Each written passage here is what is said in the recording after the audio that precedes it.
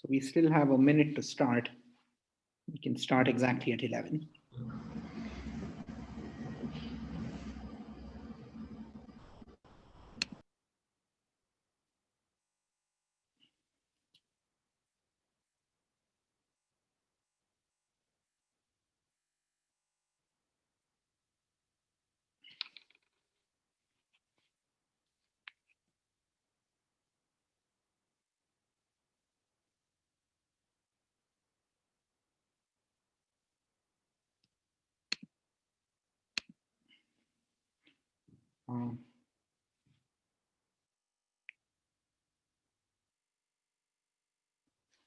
Okay, so it's exactly 11. So let's start.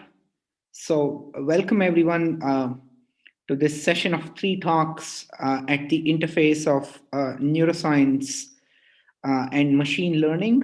My name is Shrikant Ramaswamy. I'm a group leader in the Blue Brain project at EPFL, and I'll be your host for this session. So without much ado, let me introduce the very first speaker of the session. So the first speaker is Basile Confavrou, who's a PhD student at the Institute of Science and Technology in Austria in Tim Vogel's lab. So he studies synaptic plasticity and predicts new rules or analyzes known rules using machine learning. So let's get started with Basile's talk. Hi, everyone. Thank you. Yes, I'm Basile Confavreux, a PhD student with Tim Vogels at IST Austria. And previously, we were at the University of Oxford. And the work I'm presenting was done in collaboration with Friedman Zenke, Everton Agnes, and Tim Lillicrap. So we developed an approach to discover new biologically plausible plasticity rules in silico. So to start with, synapse is a connection between two neurons, and synaptic plasticity is the phenomenon that describes how this connection changes over time. It's widely considered to be involved in high-level cognitive functions such as learning. And these changes can correspond to the number of individual synapses between two neurons, changes in receptor numbers, vesicle numbers, etc. So these processes are complex and not well understood, but usually we collapse all these effects into the evolution of a single scalar, the strength of a synapse or its weight. And what we are looking for in this work, the plasticity rules, are the function describing the evolution of synaptic strength over time, this delta W function here. And even by collapsing everything into a scalar, this still turns out to be a hard question, mainly because we don't have the tools to observe synapses through time without destroying the network. And there are at least 17 neuron types in the cortex alone, with over 140 connection types, each following a potentially unique plasticity rule. And the classical rules that we know today are the result of 70 years of study of only a few connection types. So at this pace, it will take hundreds of years to describe all the plasticity rules that operate in the brain. And also, these known rules don't give any interesting function to a neural network on their own. Actually, most of the time, the network blows up, as you can see on the left with this raster plot, which was simulated using a Hebbian rule. So we are still missing the link between plasticity and the higher level cognitive functions like memory. The analytical way of solving this is saying, okay, we want this network to have this function, which we can express with the cost function L. And now we solve this minimization problem and we get the optimal plasticity rule delta W star. The issue is that this top-down approach fails for analytically intractable systems, or when you are not quite sure what the exact function is. And also there's only so much biological realism that you can explicitly include in that cost function for analytical purposes. So that's where we come in and say, can we have a hybrid approach in which there is a cost function that says what we would like the network to be doing, but also an approach that would work no matter how intractable and how misbehaved our systems are, and include as much biological realism as needed. So here's what we want. A biologically plausible network with a target function or architecture. And we want to get to that network starting from a random network that has one or more plasticity rules and a bit of time to get there. And the network and target function can be anything you want, really. All we require is that you're able to give a score to the final network, a scalar loss that says how well this network is solving the task or having the right distribution of weights. And then we use black box optimization to minimize the loss with respect to the plasticity rules. And this question naturally rephrases itself using a meta-learning vocabulary. because what we have is an inner loop with some unsupervised learning with the plasticity rules, and an outer loop, which will learn the unsupervised learning rules using gradient descent or evolutionary strategies. And the paper we have at that point is a proof of principle that this approach seems to work. So that is to say, when used on setups for which we have an idea of the solutions, it finds them. And the rest of the talk will be showing 3 example setups for which we know the optimal learning rules.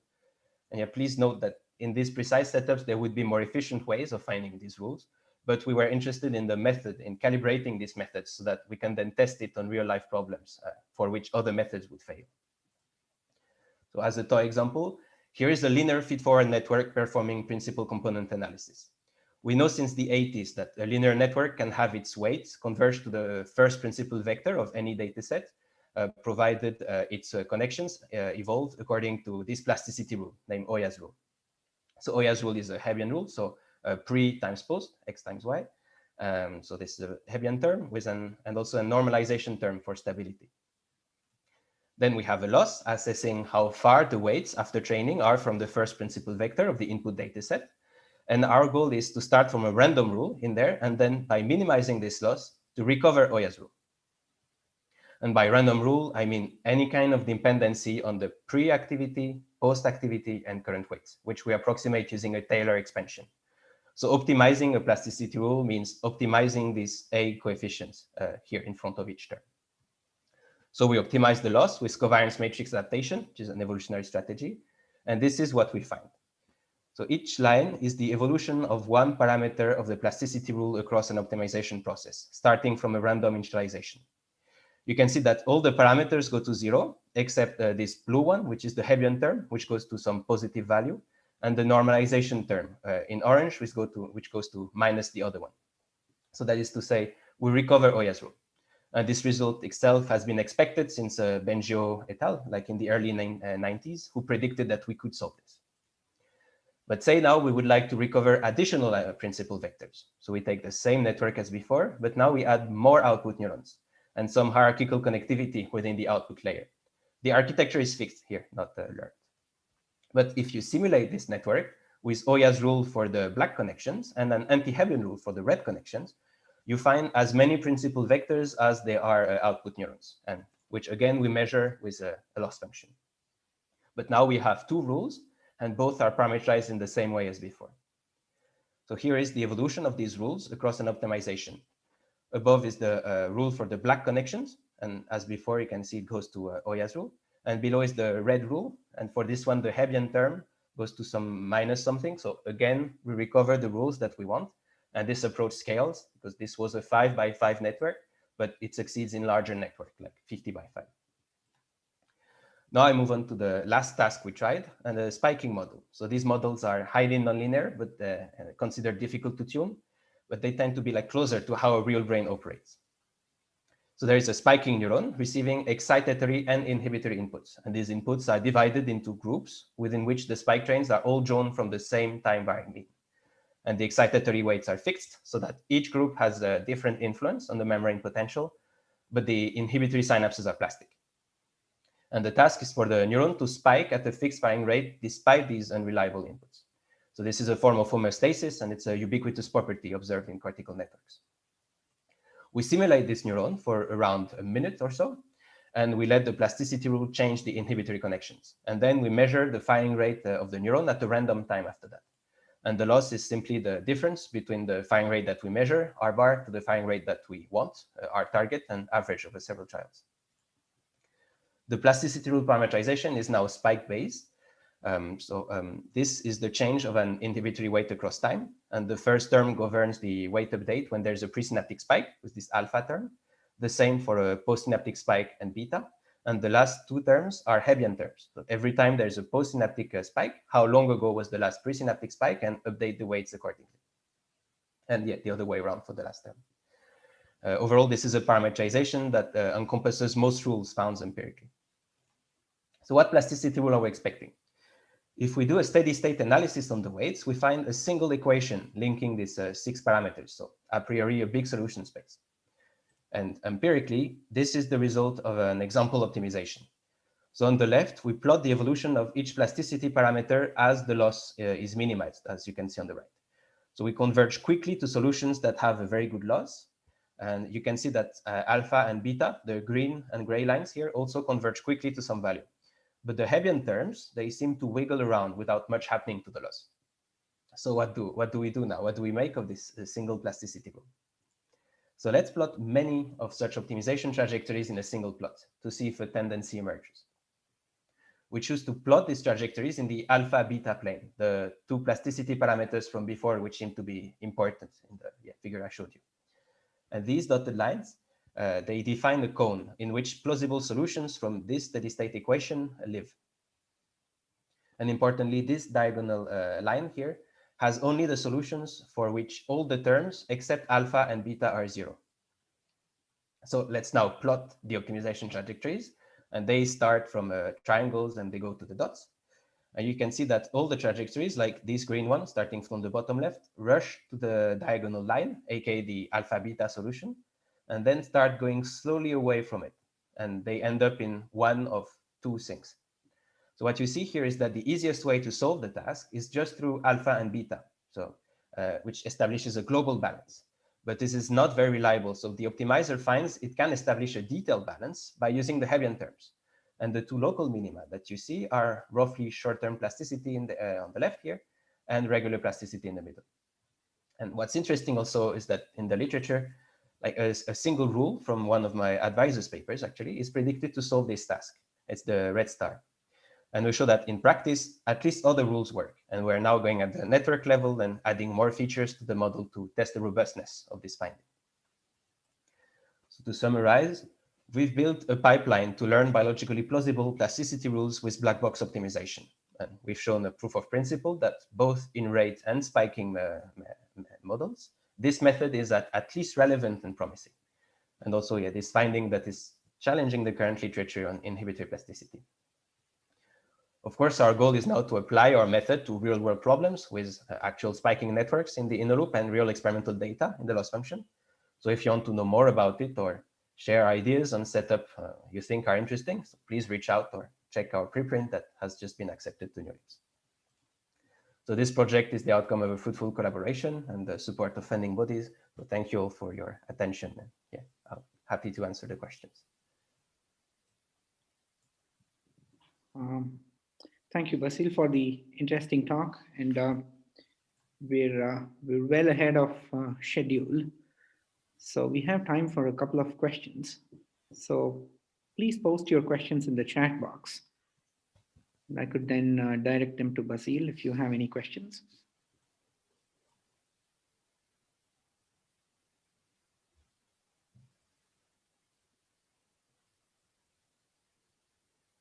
No questions? There's a question. If you have to define the model first before you optimize. What? Sorry, if I have to define the model first? So the question is, do you have to define the model first before you optimize? Oh, can I explain the question maybe? Right, so like Oja's rule is a multiplicative rule, and then you have these other rules which are like weights times the inputs or something. So do you have to like predefine what the structure of the solution is before you optimize the parameters? Yes. So so that's the parameterization I think you're talking about. So we choose within the parameterization what is the search space, so what kind of rules we could be looking for. But the idea is that you make this parameterization as like large and flexible as possible to be able to encompass like all kind of ideas you could be having. Cool. So I have another quick question if there are no more questions. So what kind of inhibitory synaptic dynamics do you model? So do you also take into account that certain inhibitory synapses could be facilitating, or all your inhibitory synapses depressing? So right now, there's none of that explicitly in the model. This is just a conductance-based leaky integrate and fire neuron. So right now, there is no, there could be some depression or facilitation, but like through the plasticity rule, but it's not explicitly modeled. But this is something indeed that we want to get to start to include in the parameterizations, of course. Oh, that's nice to know.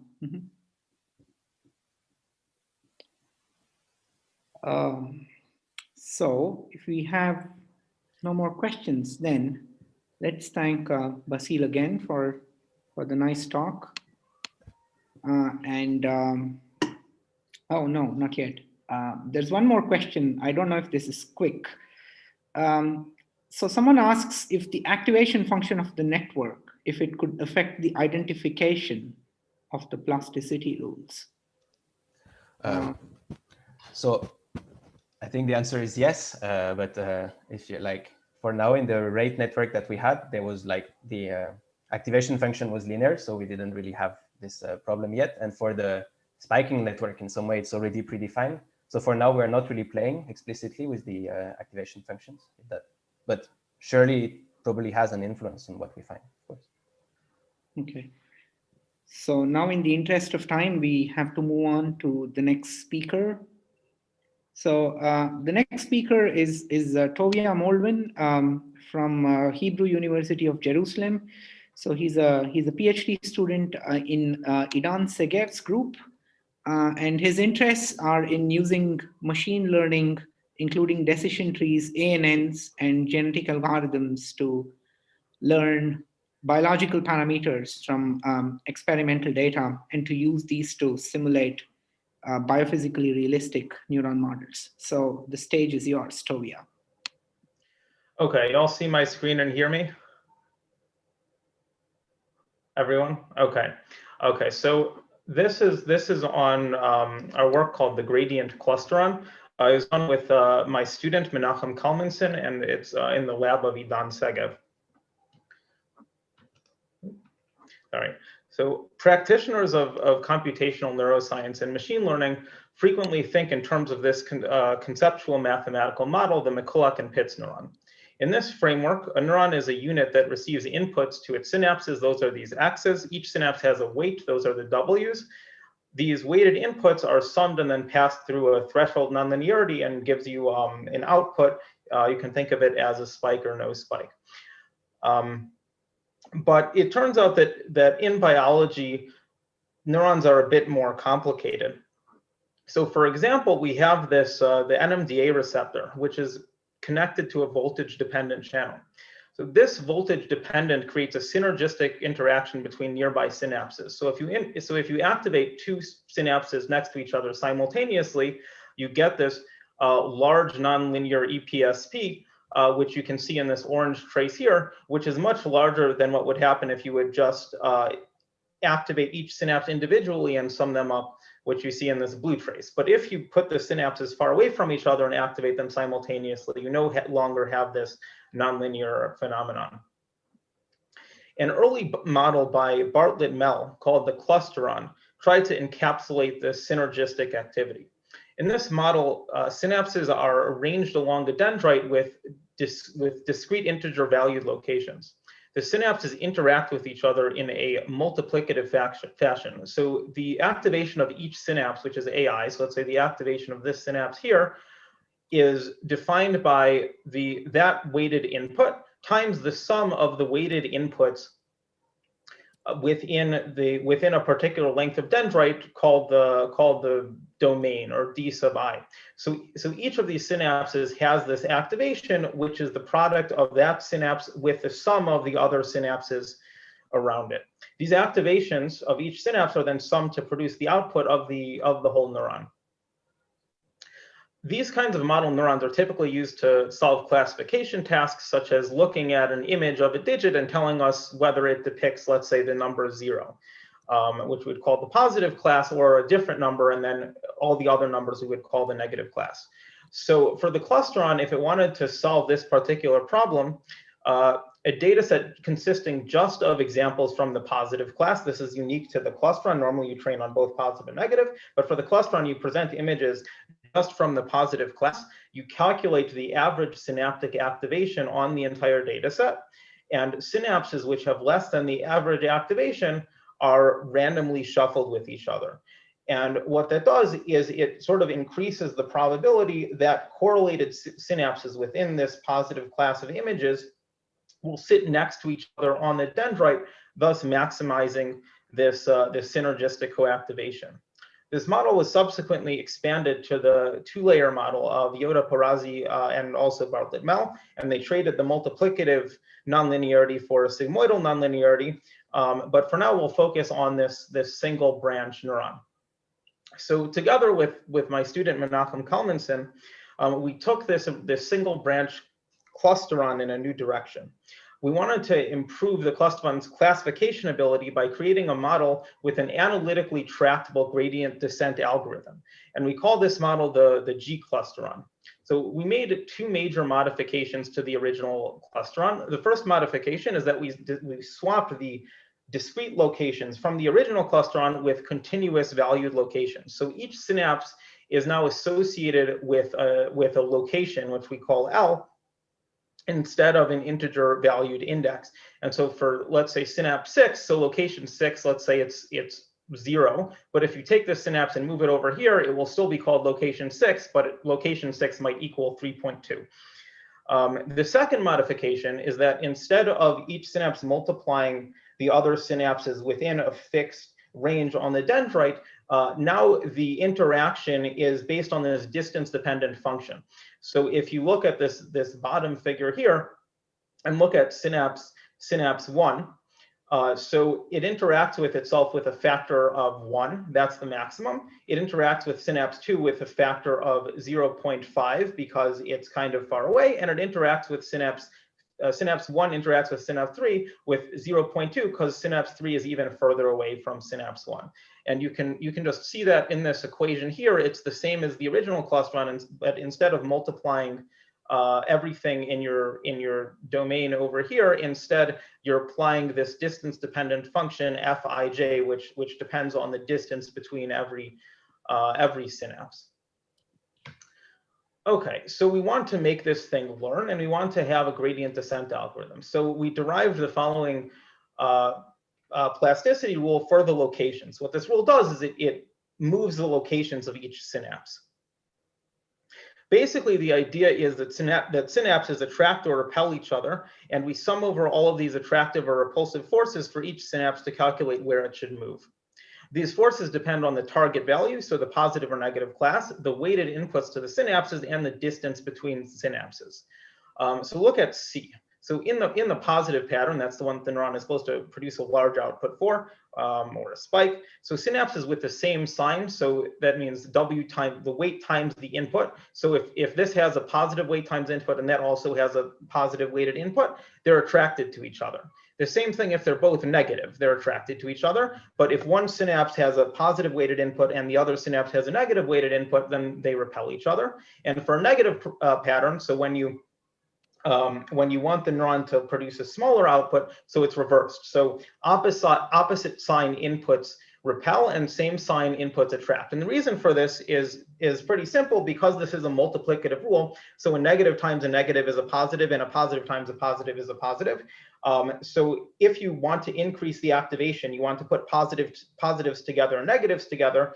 And if you want to decrease the activation, you do the opposite. So that's the weighted input dependence. There is a dependence on also the magnitude of the weighted input, which is straightforward. It's just the magnitude of the attraction repulsion depends on the magnitude of the weighted input.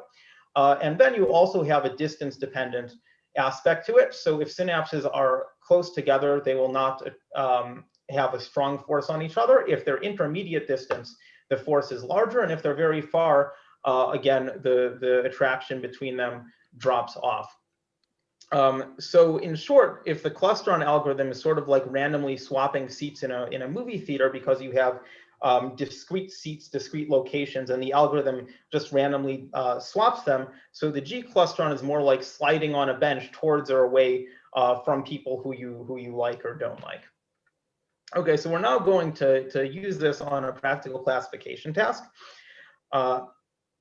The idea here is that we're going to classify MNIST, and what we want to happen is that pixels which are correlated in the positive class. So here we're interested in classifying the digit 2 versus everything else. So we want the black pixels in the 2 to appear next, or in all of we want the black pixels in the 2 to appear next to each other on the dendrite, and we want the white pixels in the 2 to appear next to each other on the dendrite. But if we look at other digits and we look at those same locations in the digits, it won't be that way, right? So here, the green and blue pixels, the green and blue circled pixels show a black input and a white input, and when they're next to each other on the dendrite, they'll interfere with each other and have a smaller activation.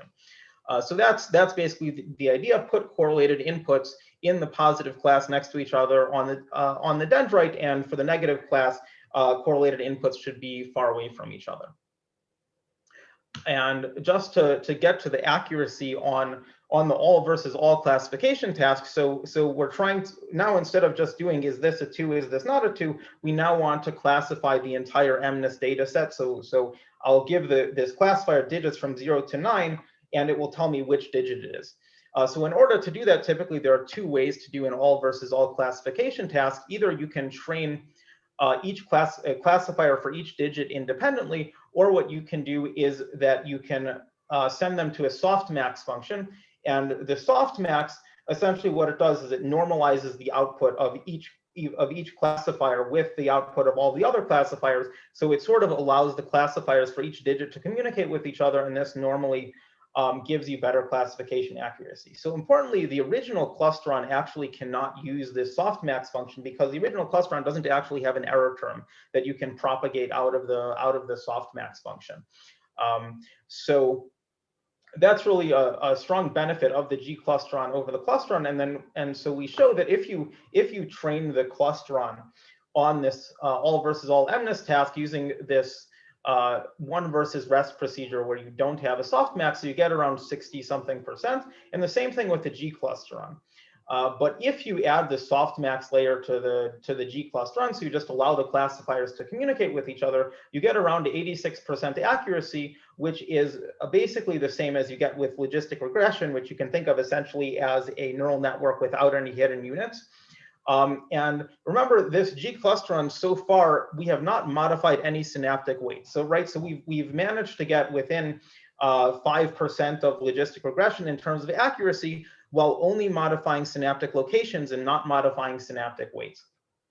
But this the model that we originally showed, if you notice, it actually did have weights in it. So what are we going to do with those weights? Before, we had just set them all to 1 and pretended that they didn't exist. But we actually derived a learning rule for the weights as well, which is much simpler. It's just the error times the activation divided by the weight. So now we can modify the weights. It turns out I didn't show it here, but on MNIST, it doesn't make such a big difference if you have just the weight rule or just the location rule or both. But we show that actually, if you have you can solve the exclusive OR problem with the G-clusteron if and only if you are able to modify both the synaptic weights and location. So I won't get into this in too much detail, but this is sort of the solution space for the G-clusteron in terms of its weights, and F12 is the distance dependent factor, but you can think of it as the location. So to solve exclusive OR, just to remind you, right, it's a binary function. You put in 2 bits. If the bits are different, right, one's a 0 and the other is a 1, it returns a 1. If they're the same, they're both 0s or both 1s, it returns a 0. So the way that you solve this on the dendrite is that you have 2 synapses, and each synapse has a weight, and the synapses also have a certain distance from each other. And we show both analytically and numerically that if you want the G-clusteron to be able to learn to solve the exclusive OR problem from arbitrary initial conditions, you basically have to set both the weights and the locations correctly. So if you have, let's say, 2 of the same sign, so 2, let's say, excitatory weights, 2 positive weights, and they're next to each other on the dendrite, that doesn't work. If they're opposite weights, +1 or -1, but they're far away, that also doesn't work. But if they're opposite weights and also next to each other, then that does work. And we show that numerically too. So we just we run the G-clusteron on the exclusive OR task for 1,000 iterations, and then we just show numerically that if you have both in the weight and the location rule, you can basically learn it from arbitrary initial conditions. But if you have just the weight rule or just the location rule, then you can only basically solve the problem if it was initialized in a sort of fortuitous manner. So to summarize, the G-clusteron is a modification of Mel's 1991 clusteron. The differences are that the locations are continuous and the interaction between the synapses are based on a smooth distance-dependent function. It learns with gradient descent. If you have softmax, then the G-clusteron is much better for multi-class classification than the original clusteron. It's about as good as logistic regression, again, if you use the softmax. And if you have both the weight and location update rules, then it can learn to solve the exclusive OR task from arbitrary initial conditions. I would like to thank my whole lab, in particular Malcolm Kalmanson, who is really, he did most of the coding for this. And also Ayal Gal from our lab, Anita Marlando from Chaim Sampolinsky's lab, and Nidan Segev, my professor. I do not have a bioarchive version of this paper out yet, but it should be out soon. So if you follow me on Twitter, if you follow the lab's Twitter, I hope to have a version of it out within the next couple of weeks. So thank you. It's great. Thank you for the wonderful talk, Chovia. And do we have any questions? We do. So Brendan Bicknell asks, are the weights sign constrained, that is explicit E&I synapses? And have you tried multiple dendrites? Okay, so the answer to that is, so first of all, the weights are not sign constrained, but initially when we learn MNIST just with the locations, the weights are all fixed at 1. The inputs are different. So actually, in order for it to learn well, you have to normalize the input. You have to basically subtract the mean. So half of the inputs will be negative. But no, the weights in this model are not sign constrained. And the second question again was, multiple dendrites. So we've thought about it. We haven't implemented that. That's one kind of interesting direction. Another interesting direction could be high dimensions, because we did this in biology. Of course, dendrites are basically one-dimensional, but the algorithm could in principle work for a high-dimensional dendrite, so to speak, as well, because there's nothing forcing it to be in one dimension. But yeah, it's an interesting direction.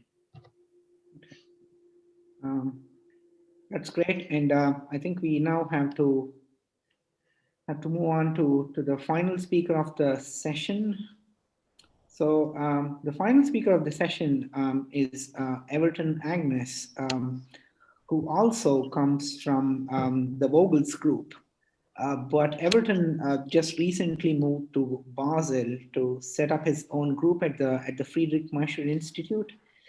And Everton's interests focus on the theoretical aspects of synaptic plasticity, their mechanisms, and with a specific interest on models that account for the interplay of different synapses in learning. So let's hear away to Everton. Hello, thank you. Can you hear me? Yes. Okay, good. So hello everyone, thank you for the introduction. And so I'd like to start by thanking the organizers and everyone. Sorry, I'm just starting my timer. So I'd like to thank the organizers and everyone involved in NeuroMatch for offering such a great opportunity for people to present and discuss their work.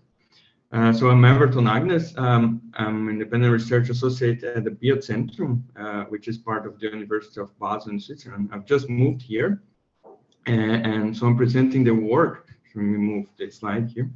So this is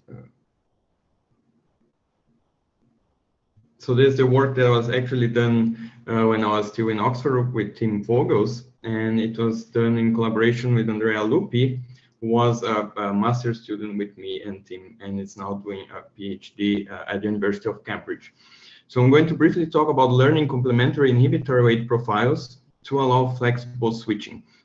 So cortical circuits are incredible at processing information, making sense of complex input structure, and we still don't know exactly how the cortex does it. I think we're moving in the right direction to figure it out, but we know even less about how it learns how to perform these complex computations. So one complication is cell diversity. Just take a look at this diagram from 2015 by Jian et al. So here the authors classified up to 15 different types of interneurons. So here is V1. and they have a specific connectivity motif, so it's up to 140 different connection types. And so the tricky questions arise now, which are all these connections plastics, and if so, how many different learning rules exist at the same time, right? So we can take a look at, for example, spike time independent plasticity of inhibitory synapses. So it's a common experimental protocol to measure changes in synaptic strengths. So normally people would force pre and postsynaptic neurons to fire spikes in a pattern. So normally pre before post or post before pre. So here with the lines. And so there is an interval between the spikes, delta t here. And normally if delta t is larger than 0, you have pre before post, and less than 0 post before pre. So if we plot on the y-axis changes in synaptic weight, inhibitory weight, and on the x-axis this difference in interval, you can see here that for inhibitory synapse we have a large diversity of learning rules. So these are plots that Guillaume Heineken, Tim Vogels, and I put together for a review a few years ago to show exactly this diversity. Then, of course, one might argue that these are recorded from different brain regions or even different animals, but nevertheless, there appear to exist a variety of inhibitory learning rules in brain. And so there is a hint that something could coexist in harmony. So if you focus on these two on the left here, we can notice that they are basically the opposite of each other. So we have a Hebbian learning rule, on the right, and anti-Hebbian rule on the left. So just a reminder of the Hebb's postulate. So neurons that fire together wire together. So in a Hebbian rule, spikes that are close in time should strengthen synapses, and anti-Hebbian does the opposite. So question is, can they coexist? So I have to go back to the cortical circuit to explore this in more details. So now we can see that it's complicated, and normally in theoretical work, what we do is to simplify this into two populations, one of excitatory, here the triangle, and one of inhibitory neurons. So recent work, people are starting to investigate the consequences of having a different inhibitory population, but as far as I know, without long-term plasticity with different synapses types. So this is what we want to do here, or what we did. So we created a really simple case with a leak integrated and fire postsynaptic neuron receiving inputs from an excitatory population and two distinct inhibitory populations. The excitatory population is static, so the synapses don't change over time, while the inhibitory ones follow different learning rules. So I'm going to show here the case in which we combine two different learning rules out of 3. So we have this in a preprint, and it's going to come out of the journal Neuroscience soon, if you want to check all the details. So one of the learning rules that use is a Hebbian one, proposed by Tim Vogels and colleagues in 2011. So here, coincident pre and postsynaptic action potential strengthens synapses, while so presynaptic action potentials weakens them. So here we have a plot with delta W on the y-axis and changing synapse strength, and delta T on the x-axis. And so if you average this over time, we have a situation in which a fixed point for the fire rate of the postsynaptic neuron arises. So this plot here on the right shows that if the fire rate of the postsynaptic neuron is high, there is an increase in inhibitory synapses, decrease in the fire rate of this neuron. If the fire rate is too low, there is a decrease in inhibitory synapses, which increase its fire rate. And this was later, so we can actually, analyze this mathematically and calculate the fixed point, which depends on the parameters of the model. And this was shown later to exist in some kind of version in the auditory cortex of rodents. So we combine this rule with the anti-Hebbian one, which is exactly opposite. So I'm just going to pass here. So it's the exact opposite, and it's unstable. So there is a fixed point, but it's unstable. And to overcome this instability, we use the learning rate that decays over time exponentially. And we base this learning rule on recordings from 2003 from the hippocampus of rodents. So now we can go back to the big question: can these rules coexist? So to test this, our setup has 16 input signals with shared fluctuations in fine rate and spikes being randomly generating from these signals. So I did the same for the excitatory population and the inhibitory populations during learning, and later we tested the correlation between input and output, and also transient responses with the pulse input. Here we can see on the right, and we can see whether there is a transient response in the first half of the pulse and a persistent if it's the same of both beginning and end of this pulse input. So, what start now with an excitatory weight profile that is tuned like this. So here I'm plotting the excitatory weights in red as a function of the signal index. So we can see that there is a preferred input, number 9. And initially we start with the Hebbian and anti-Hebbian synapses untuned. So after learning, the synapses following the Hebbian rule kind of track this preferred signal input, while the anti-Hebbian ones track the non-preferred ones, and they add up to balance the excitatory input. So now what you can do is switch the activation of these two populations after learning with some kind of disinhibition. So first, we actually see what happens without any disinhibition. So when everything is active, all the populations are active, the postnap neuron doesn't respond more or less to any of the signals inputs. We can see here in the correlation, input-output correlation versus the signal index, that is basically flat line around 0. So that means the postnap neuron is not reflecting any of the signals or the activity. And if we plot now the transient responses, so here on the bottom, so in the first 50 milliseconds of a pulse input, you can see now that the neuron fires a bit more for preferred inputs, but not at the end of the pulse time. So transient responses go through the system for the preferred input. Now what you can do is disinhibit the system, so deactivate one of the inhibitory populations. So we start by decreasing the activity of the population that follow the Hebbian rule. So here we cannot see this blue line anymore, and we increase a little bit the activity of the other population to keep a fire rate that is not too high for the postnap neuron. So I can already see that there is an untuned excitatory and inhibitory inputs, more excitation for preferred and less excitation for non-preferred.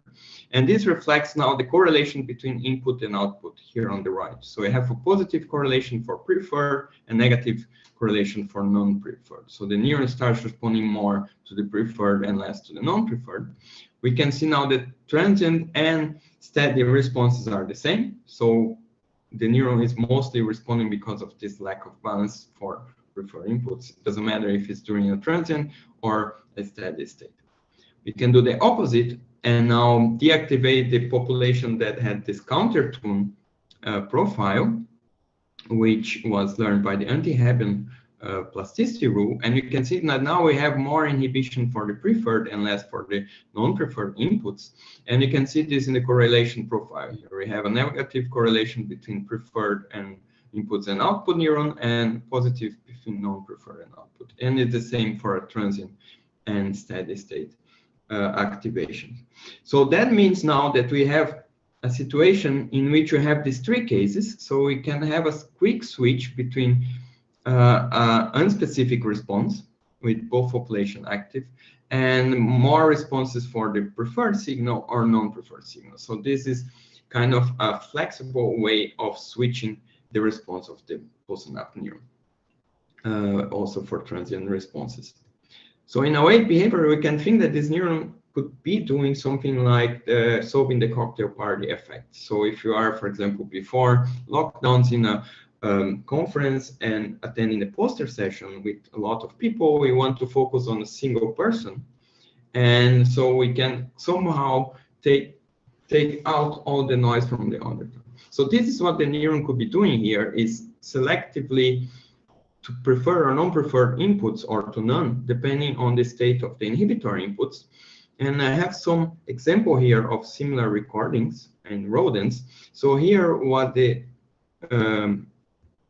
authors did was to record from V1 in rodents while they show moving bars and they play tones at the same time. So here is an example of a neuron at V1 that responds to 45 degrees bars.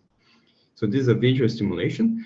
But when they play a tone at the same time, auditory cue, the neuron stops responding immediately to this orientation, and another neuron that doesn't respond to this orientation starts responding. So this is a switch that doesn't involve learning and could be explained by what I presented before. So to summarize, I presented here how different inhibitory learning rules can act together to create distinct synaptic profiles, which can be used to review facets of inputs through disinhibition, and creating a possible contextual switch. This is a starting point to uncover how synapses from different or additional interneural types might change and how they act together for more complex types of computation. So I would like to thank you for listening to this talk, and both the Leader Home Trust and the Wellcome Trust for the financial support. This work again was done in collaboration with Andrea Lupi and the supervision of Tim Vogels, both shown here in the slide. Before I take questions, I would like to say that as I said in the beginning, I just moved to Switzerland, and if you want to join me, please send me an email. And Tim, as we talked a bit before, Tim moved to Austria, so if you want to join him, please also send him an email. Thank you very much. Thanks a lot, Everton, for that nice talk. So we probably have time for maybe a couple of questions at most before the session closes automatically, I was told. So do we have any questions? No? Well, I'll ask you a question. The gating of the induction of the synaptic plasticity window can be heavily altered by neuromodulators. And given that you really have a wide spectrum of inhibitory plasticity windows, so do you have any plans of trying to include the effects of neuromodulators in gating plasticity windows in your model? Yeah, so in some sense, there is a bit of something that would resemble neuromodulation, because as I said, so the anti-Hebbian one is intrinsically unstable, right? So what we did is instead of changing the learning rule to incorporate more complicated, let's say, parameters, we just changed the learning rate to decay over time, which could be a window given by neuromodulators, right? Of course, if it's on all the time, it's going to create either a silent network or a network with runaway excitation. So this is one way of overcoming this. And in the future, yeah, it would be nice to formulate this in a more formal way, like saying the activity of neuromodulatory neuron is doing this, but now it's basically an equation by hand. But it's on that direction, I would say. Nice, thanks. Thank you. One last question.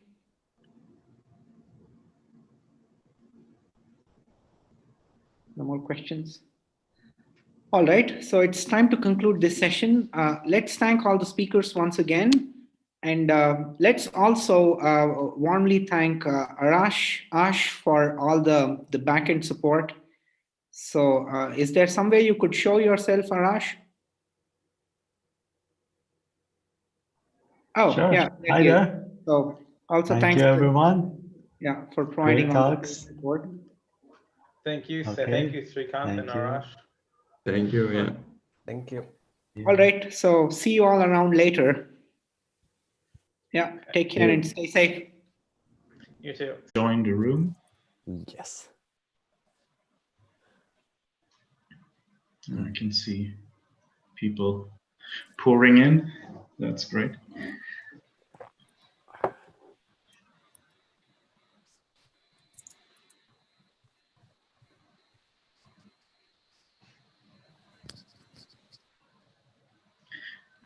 Okay, so let's start. Yeah, welcome everyone to this next session in our fantastic NeuroMatch 3 conference today. In this session, we will talk about metacognition, and we have interactive talks, which means we have very short presentations and a lot of room for discussions. So we will need your questions from the audience to get a lively discussion here. So if you have a question, just put it in the Q&A box. You can also use the chat to talk to each other. And yeah, so let's come to our first talk. Our first speaker is Sebastian Engen. He's currently a master's student at Aarhus University in the group of Anayotis Mitkidis. And Sebastian will talk about emotional metacognition, stimulus valence modulates cardiac arousal and metamemory. So, Sebastian. Yes, thank you. So I'm gonna present a study I ran last year, and we are gonna get it published, I think next month in the journal Emotion. The study set out to investigate how emotions, both valence and arousal, can modulate our memories.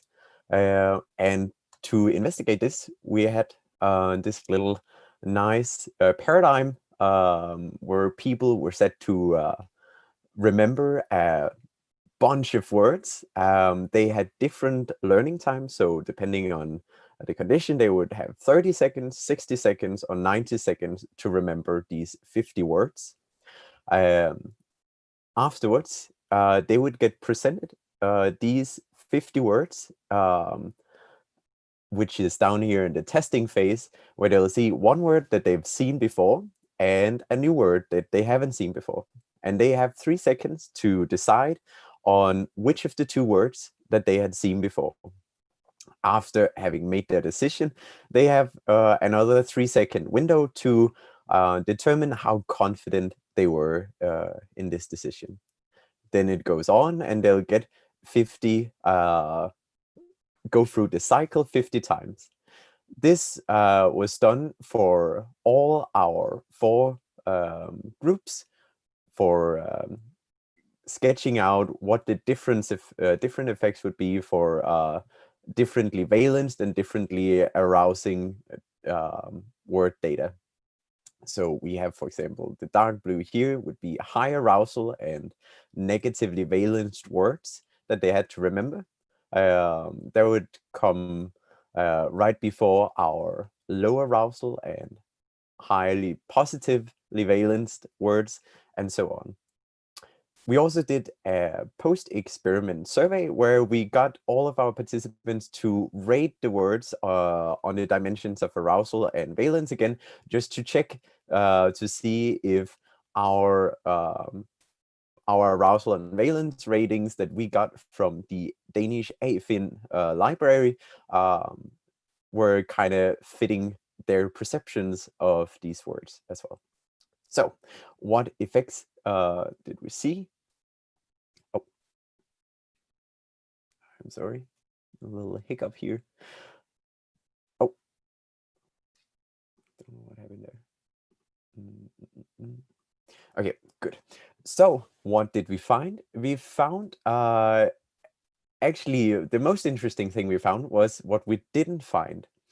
So in the literature on how emotion affect metacognition and metamemory, we usually find the effect of arousal heightening our memory or our ability for recollection.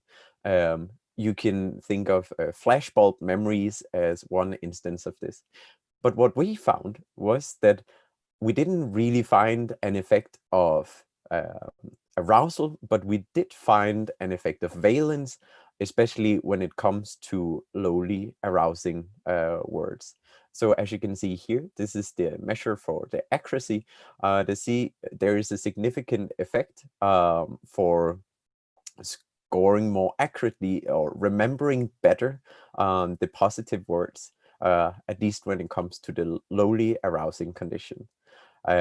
We also had other measures. So we looked at reaction time and the confidence, and then also some metacognitive aspects. We can talk about that afterwards if any of you are interested. But just for now, I'll show you that there also was a significant effect on the measure of confidence. So not only does people remember better the positive words, at least in our experimental setup, but they also are more confident in their memory. So there seem to be kind of, they go hand in hand. Yes. We also tracked people's heart rate whilst they were doing our little exercise here. And what we find is, this is maybe the most interesting, is that we again find a big effect for valence when we look at both decision-making time and the metacognitive decision window. So this is for when they should be clicking which word they remembered, and here is the confidence, and there seem to be higher ratings in their beats per minute when they are in their positively valenced confident rating part of the experiment, whilst we also see a deacceleration of the heart rate in the deciding part of our experiment. Yes, here is the data that we took out, which is the ANU lexicon, which has scored the Danish language on arousal and valence. And we tried to get the ratings made by our participants as well. And as we can see here, the patterns seem to be fitting kind of nicely. Only a small overlap when it comes to valence, a bigger overlap in the ratings for arousal, meaning that maybe the reason why we don't find a strong effect of arousal is simply because our data is not clearly enough distinguished between our two conditions. So that would have to be up for further studies to investigate if this really is talking against arousal effects on people's ability to remember. Yes. But here is a little conclusion to our study. We found that negative stimuli do exert degrading influences on recognition memory, and participants are largely able to account for this effect in their subjective confidence, perhaps by monitoring physiological states. So what we mean here is that it seems that tracking people's heart rates actually seem to capture a lot of the variance that we find between the conditions of arousal and valence. And this is interesting because it has many effects on everything from policy making to juries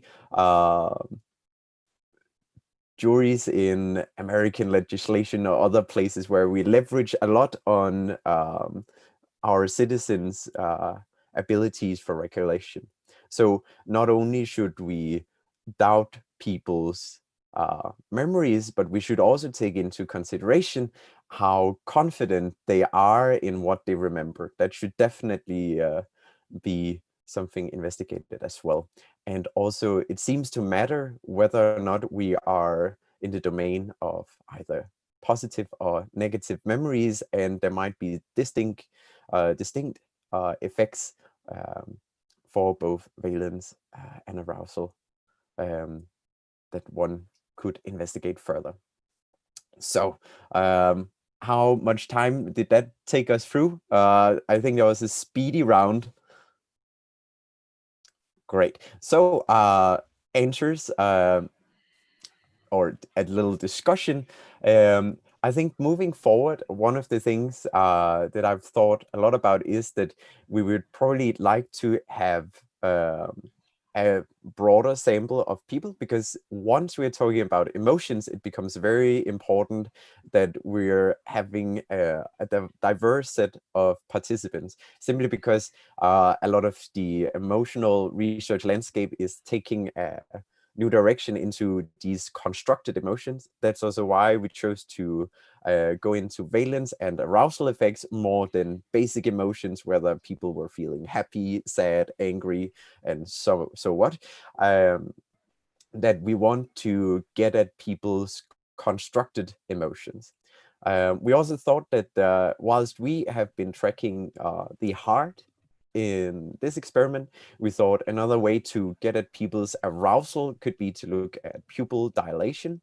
But again, if we wanted to investigate arousal further, we would have to get maybe more arousing data as well, since our emotional stimuli, as we saw on this, oh, I'm sorry, as we saw here with the overlap. Are you still in, can you still see? No, you've stopped maybe it will take a little bit of time. Oh, we are back. I think. Back. Yeah, sure. No worries. Nice. Yeah, so again, as we see that there might be a problem with our data, since people didn't seem to really be able to distinguish between our arousing conditions. Yes. So. Okay, great, Sebastian. Thank you. So yes, so we only have 2 talks in this session, so we have a lot of time for discussion and questions. And Viviana, you waved your hand. Do you want to come up on stage and ask a question? Yes, I think.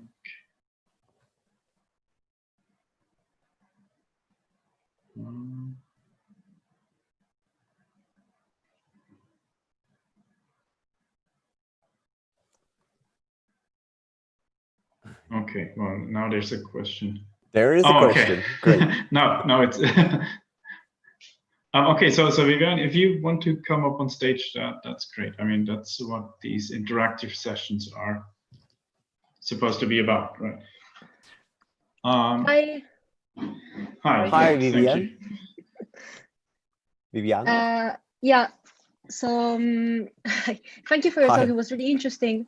I actually have a question. Maybe I didn't follow through everything, but have you checked also the heart rate variability, or also only the beat per minute, so only the heart rate basically? We actually did check the heart rate variability. I think I might I didn't include it here just because our strongest effects were for valence, and it was captured most neatly in the beats per minute. But we did look into heart rate variability, and I can see if I can just pull up the paper if you give me a second. So,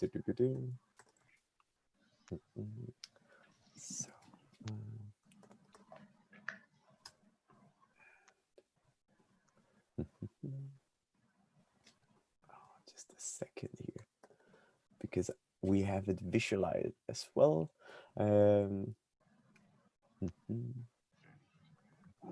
So, oh,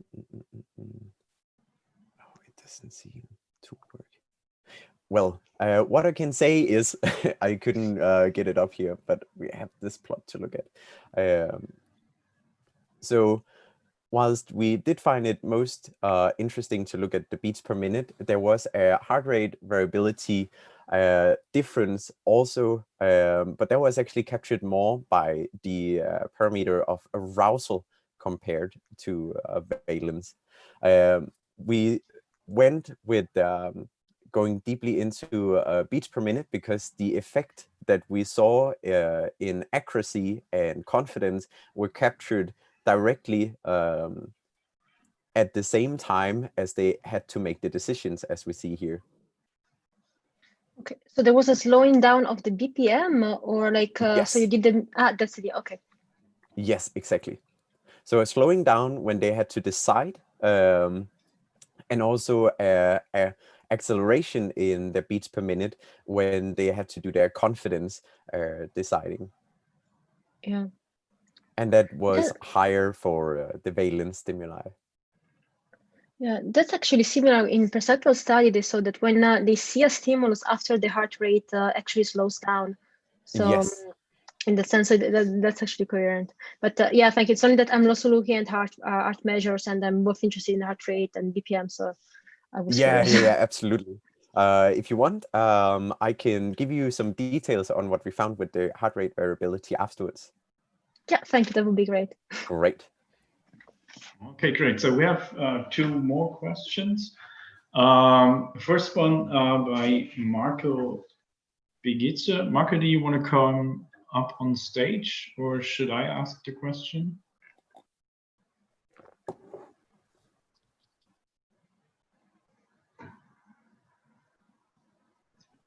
We have Matthias on stage now with the question. Oh, okay. Then we'll take Matthias' question first, and Marco, you can come up on stage after that. Hi, Matthias. So yeah, my question was related to the relation between heart rate and accuracy. Did you find the relation between the two?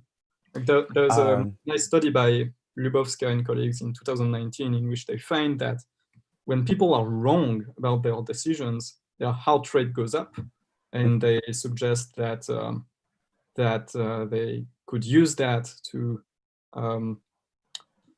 improve their metacognitive abilities. So did you find something like that?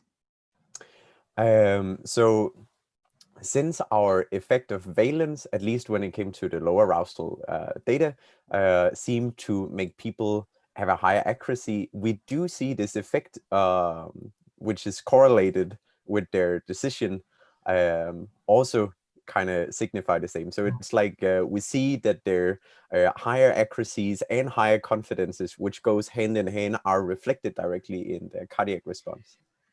So it seems like that there would have to be more research looking into the intricacies of this cardiac response, but it seems like their heart might be capturing a bit of their metacognitive efficiency, like that they are able to, by manipulating their heart, capture their certainty. So they become conscious of their own confidence in their memories. And it seems to be reflected in the heart. But then again, we were only tracking the heart in this one, so that should definitely be subtracting.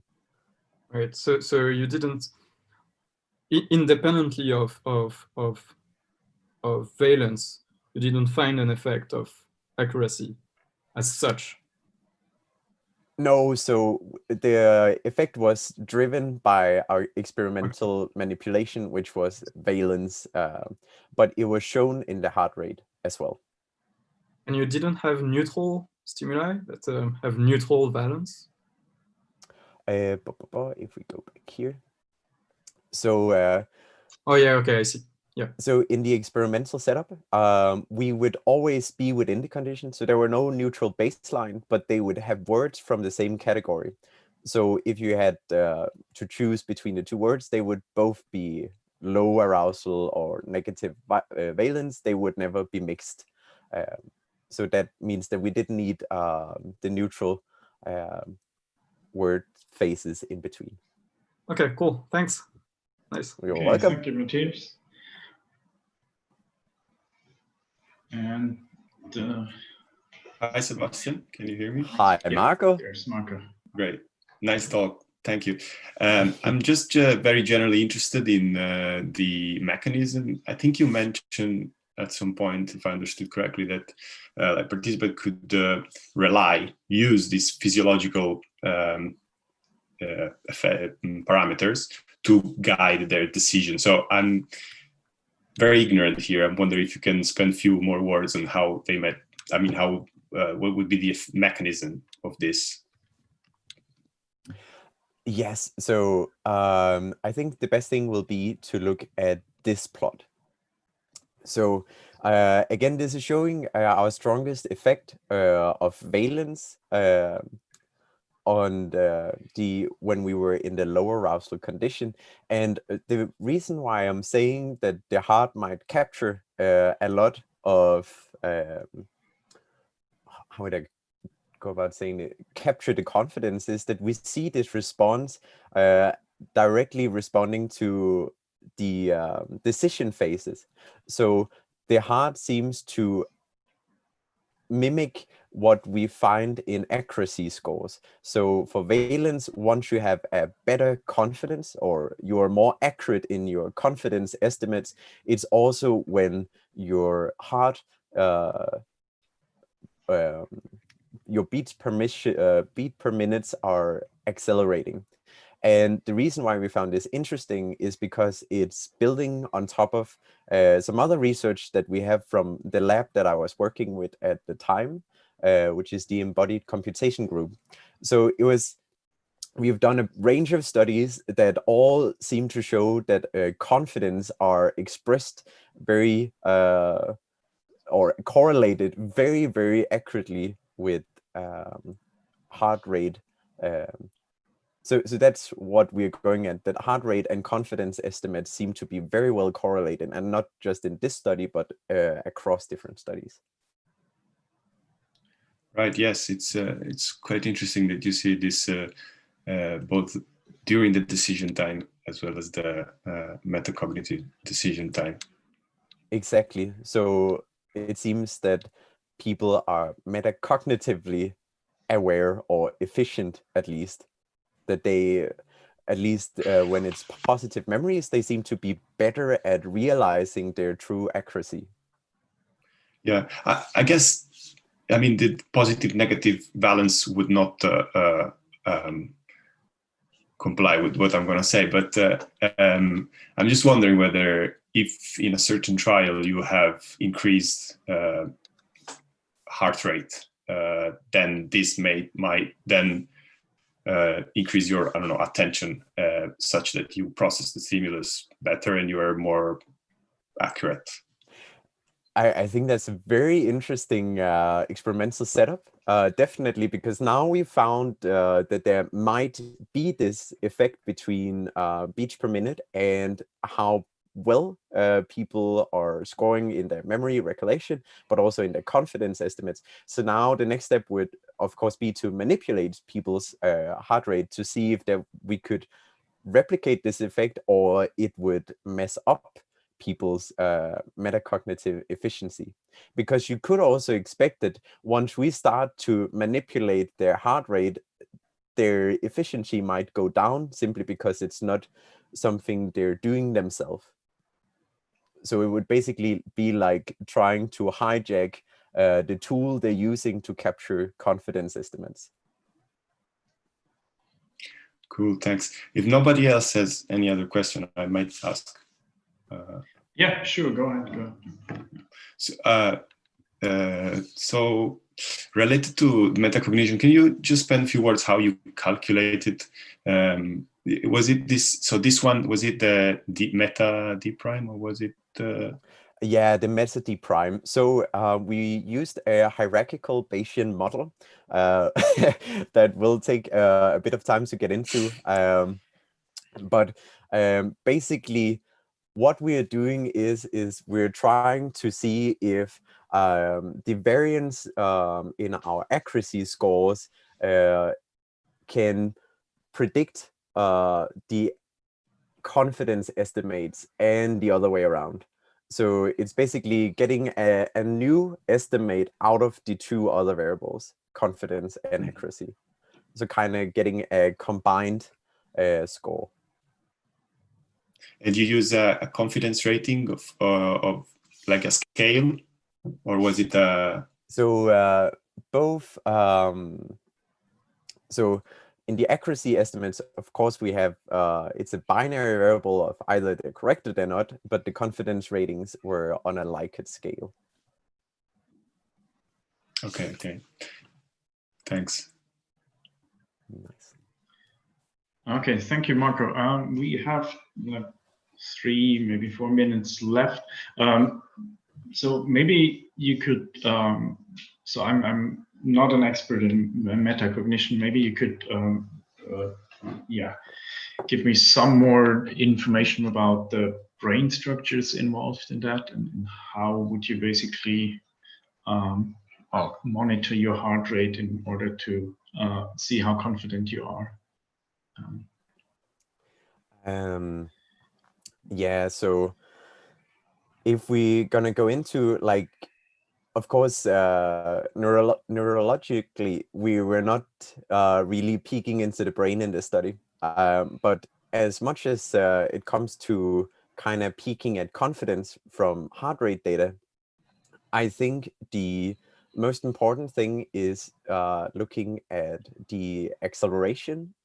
That's at least what we get here, that beats per minute acceleration and deceleration seems to hint at both the ease at which we are making decisions, but also that we seem to have a higher beat per minute, which is often also correlated with an intense focus is needed for, or is underlying greater awareness of memories. Did that make sense? I felt that was a weird sentence I put out there.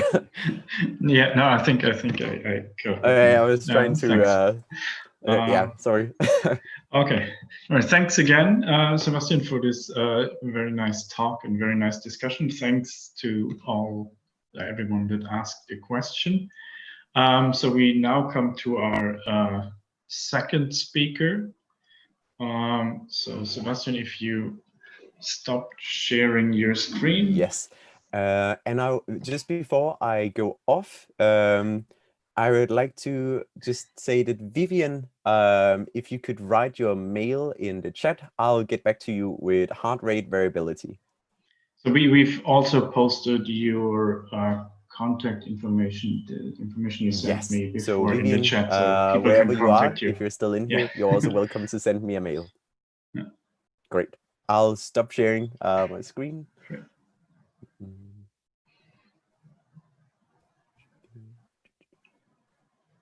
Stop sharing. Okay, so our second and last talk in this session will now be by Matan Massour. He's currently a PhD student in Steve Fleming's lab at the Wellcome Center for Human Neuroimaging at UCL London. And Matan will talk about, or the talk's titled, I Would Have Found It By Now, Metacognitive Contributions to Search Terminations. Take it away, Matan. Thanks, Christoph. Can you hear me? Yes, yes, we can hear you. We can see your slides. Perfect. Okay, so thanks. I'll present recent findings from a recent study done in collaboration with Steve Fleming about metacognitive contributions to search termination. Okay, so say we are searching for a red dot. Robust finding in cognitive science is that if all the distractors have a different color than the target, like here,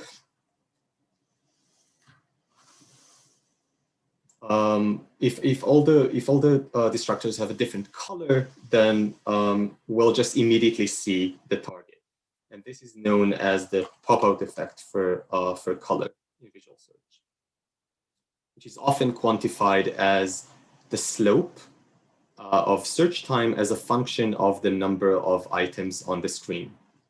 So for example, there'll be less difference between searching for a red dot. There won't be too much of a difference between searching for a red dot among 8 distractors or among 4 distractors. It's going to be relatively flat line.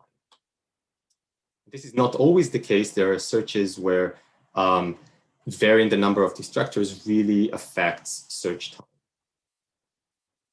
What's really interesting is that the number of distractors doesn't really affect search time, not only when you find a target, but also when no target is present on the screen. So we call this the pop-out for color absence effect. And unlike the pop-out effect for color, here there's nothing in the display to pop out. So unlike when a target is present and the red just jumps out of the screen, here nothing pops out, but we just immediately see that the target is not there. So we assume that what's going on is that participants must infer that the target is not there based on their counterfactual expectation. They think, I would have noticed it if it was there. They just have somehow know that a target would just immediately pop out, and the fact that it didn't means that it's not here. But where does this knowledge come from? So how come participants just know that a target would be immediately visible? Well, one possibility is that they know it based on previous trials in the task. So they remember that in previous trials where a red target was present, it just immediately popped out.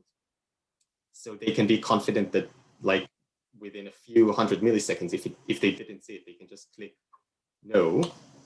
Or they just know that red pops out regardless of the task. So they knew it even before they started a task. They knew that if a red item would be presented, it'll immediately appear to their attention.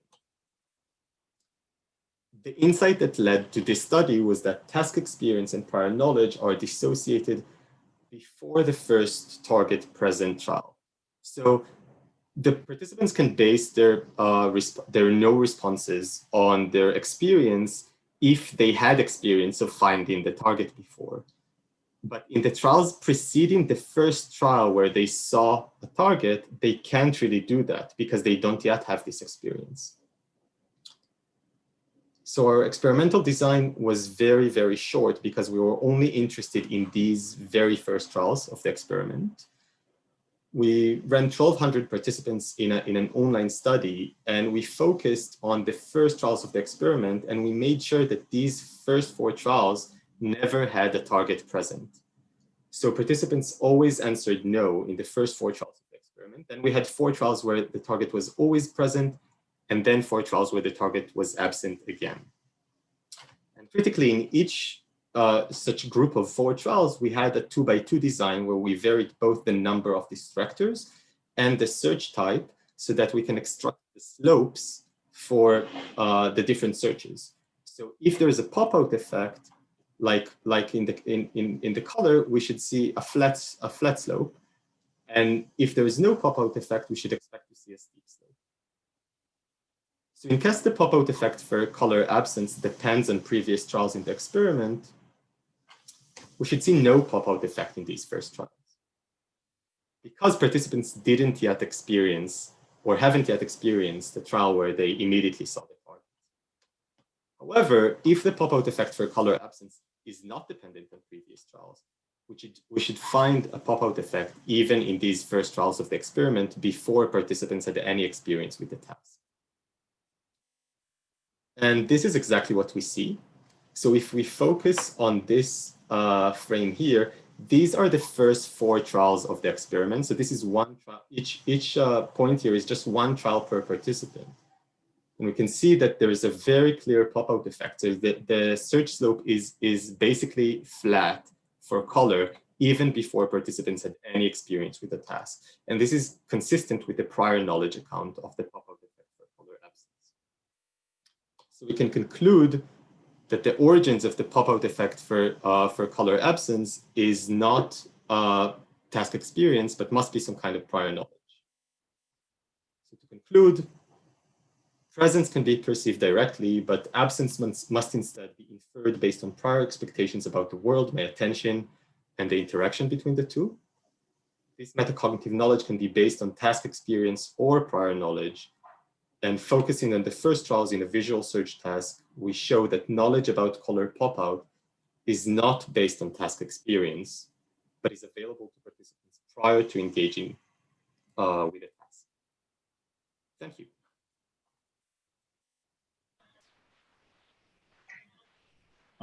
Yes, thank you very much, Musa.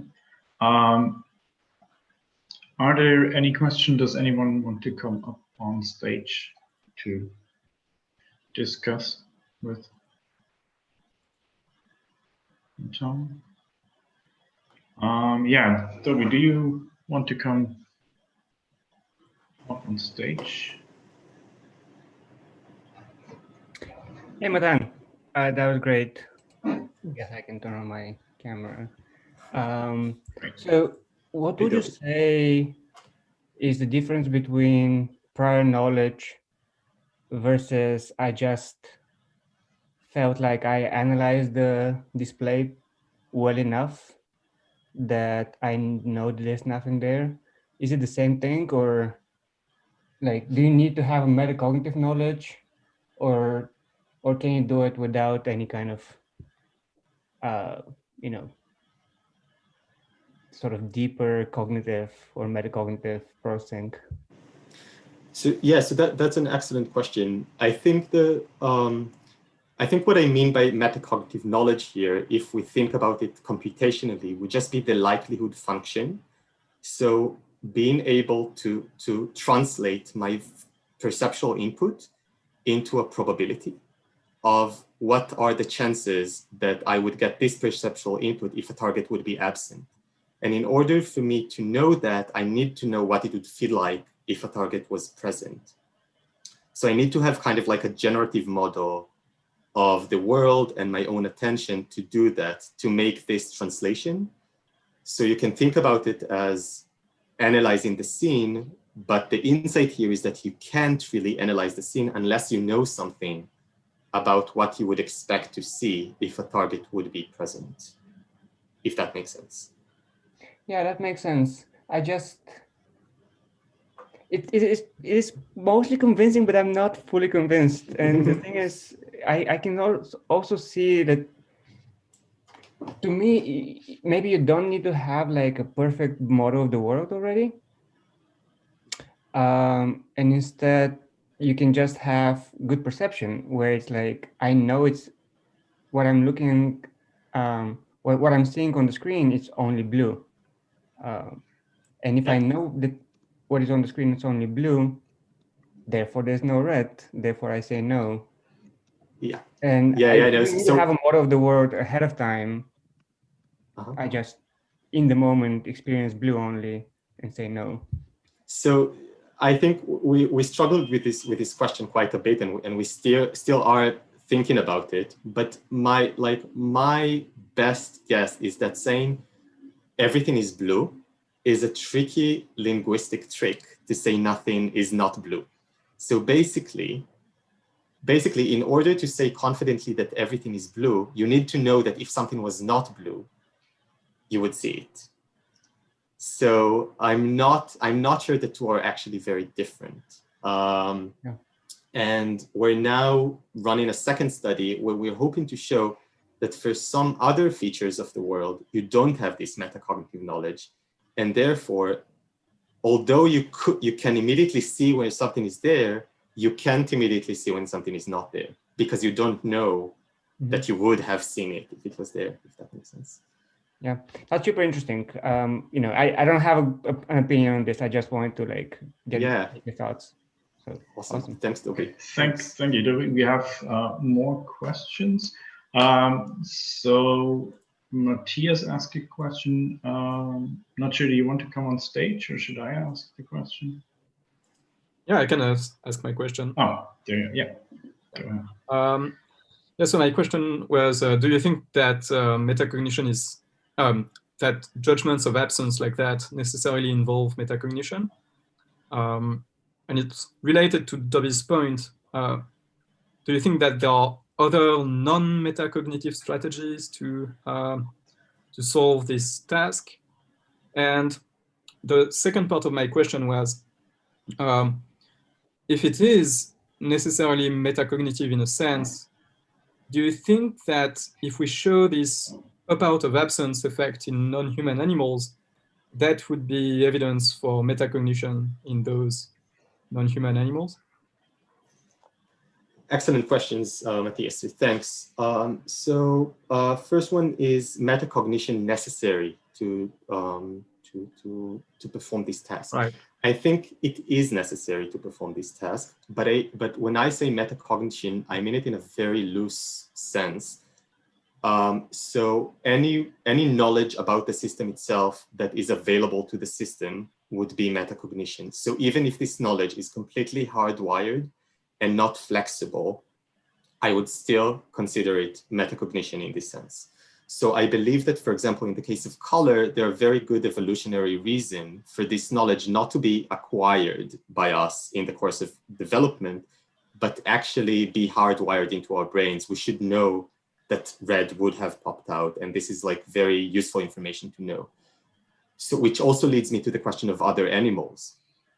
I think we should expect to see similar effects in lower or other animals, even if we don't think about these animals as having metacognition as the flexible mental capacity that we talk about as metacognition, but this would still be metacognitive knowledge in the sense that this is knowledge baked into the brain of the animal about the animal's own perception and attention. Okay, so can I ask a very quick follow-up? Yes, quick follow-up, and then we have one last question. I just have the worry that a definition of metacognition like that would involve that even basic perceptual decisions that require you to stop accumulating evidence at some point would count as metacognitive, because you need to know at what point you need to stop accumulating evidence.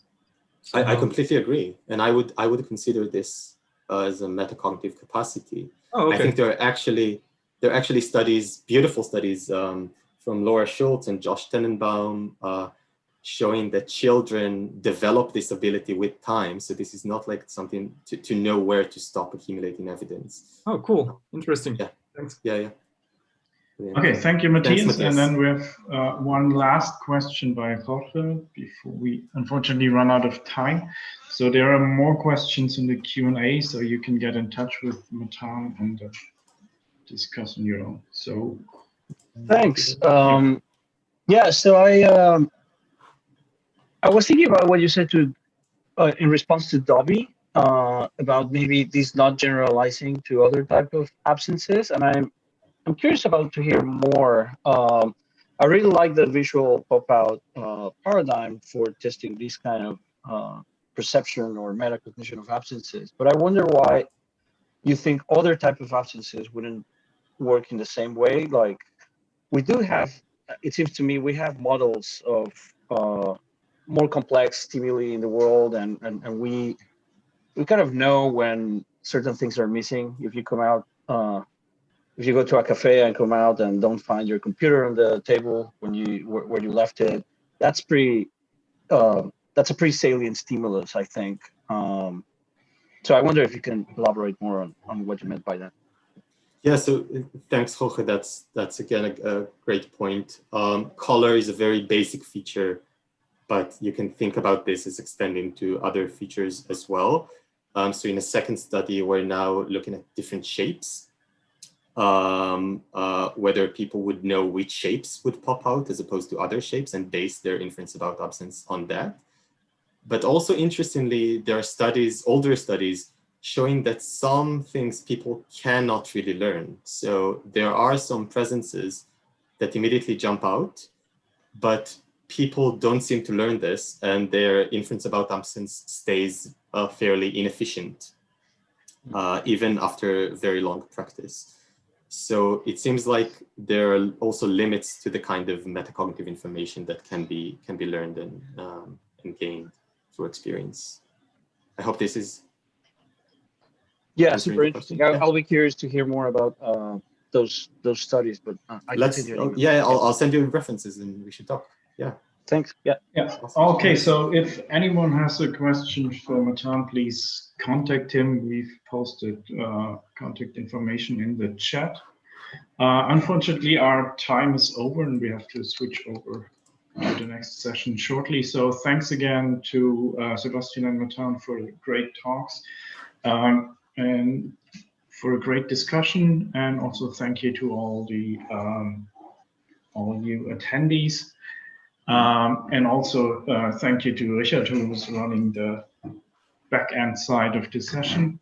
Yeah, so enjoy the rest of the conference and see you. Bye. Thank you for having us. Richard. Bye. You've probably never heard of graph culture before because it's completely new.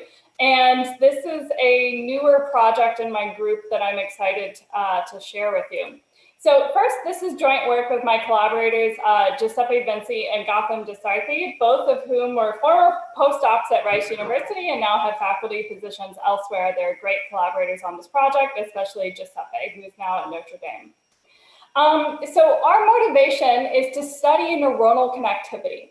And you can break this down. There's really two types of connectivity: structural connectivity, anatomical connectivity. This is the physical connections, the wiring structure. But of course, to get that type of data is in vitro. It's very intensive, very expensive to get that type of data. We'd love to kind of have more large-scale anatomical neuronal connectivity data. Hard to get. Another type of connectivity that is perhaps easier to get an estimate of is functional neuronal connectivity.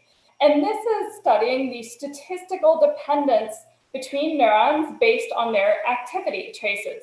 These are typically done in vivo in animals while they're performing tasks or exhibiting some type of behavior. And in this talk, we're going to specifically look at functional connectivity via graphical models, which I'll introduce in a little bit later. But graphical models are basically probabilistic distributions modeling dependencies between data. In particular, we're going to take every vertex or every node in our graph to be one of the neurons that we're recording from or imaging. And every edge between neurons will denote a conditional dependence relationship between two neurons. So this is one way of modeling the kind of statistical dependencies that denote functional connectivity data. These are typically estimated from large-scale experiments where animals are doing specific tasks. You might ask, why are we interested scientifically in functional connectivity? Well, first we might say, hey, anatomical connectivity is really hard to get. Can we use functional connectivity as a proxy for anatomical connectivity? This is largely unknown, but is potentially an intriguing possibility. We might want to understand how functional connectivity changes in response to stimuli or to produce specific behaviors in animals. We might also want to understand what are just the larger scale patterns of functional connectivity. Are these revealing certain properties of neural networks? Do those properties change in response to various stimuli and so forth?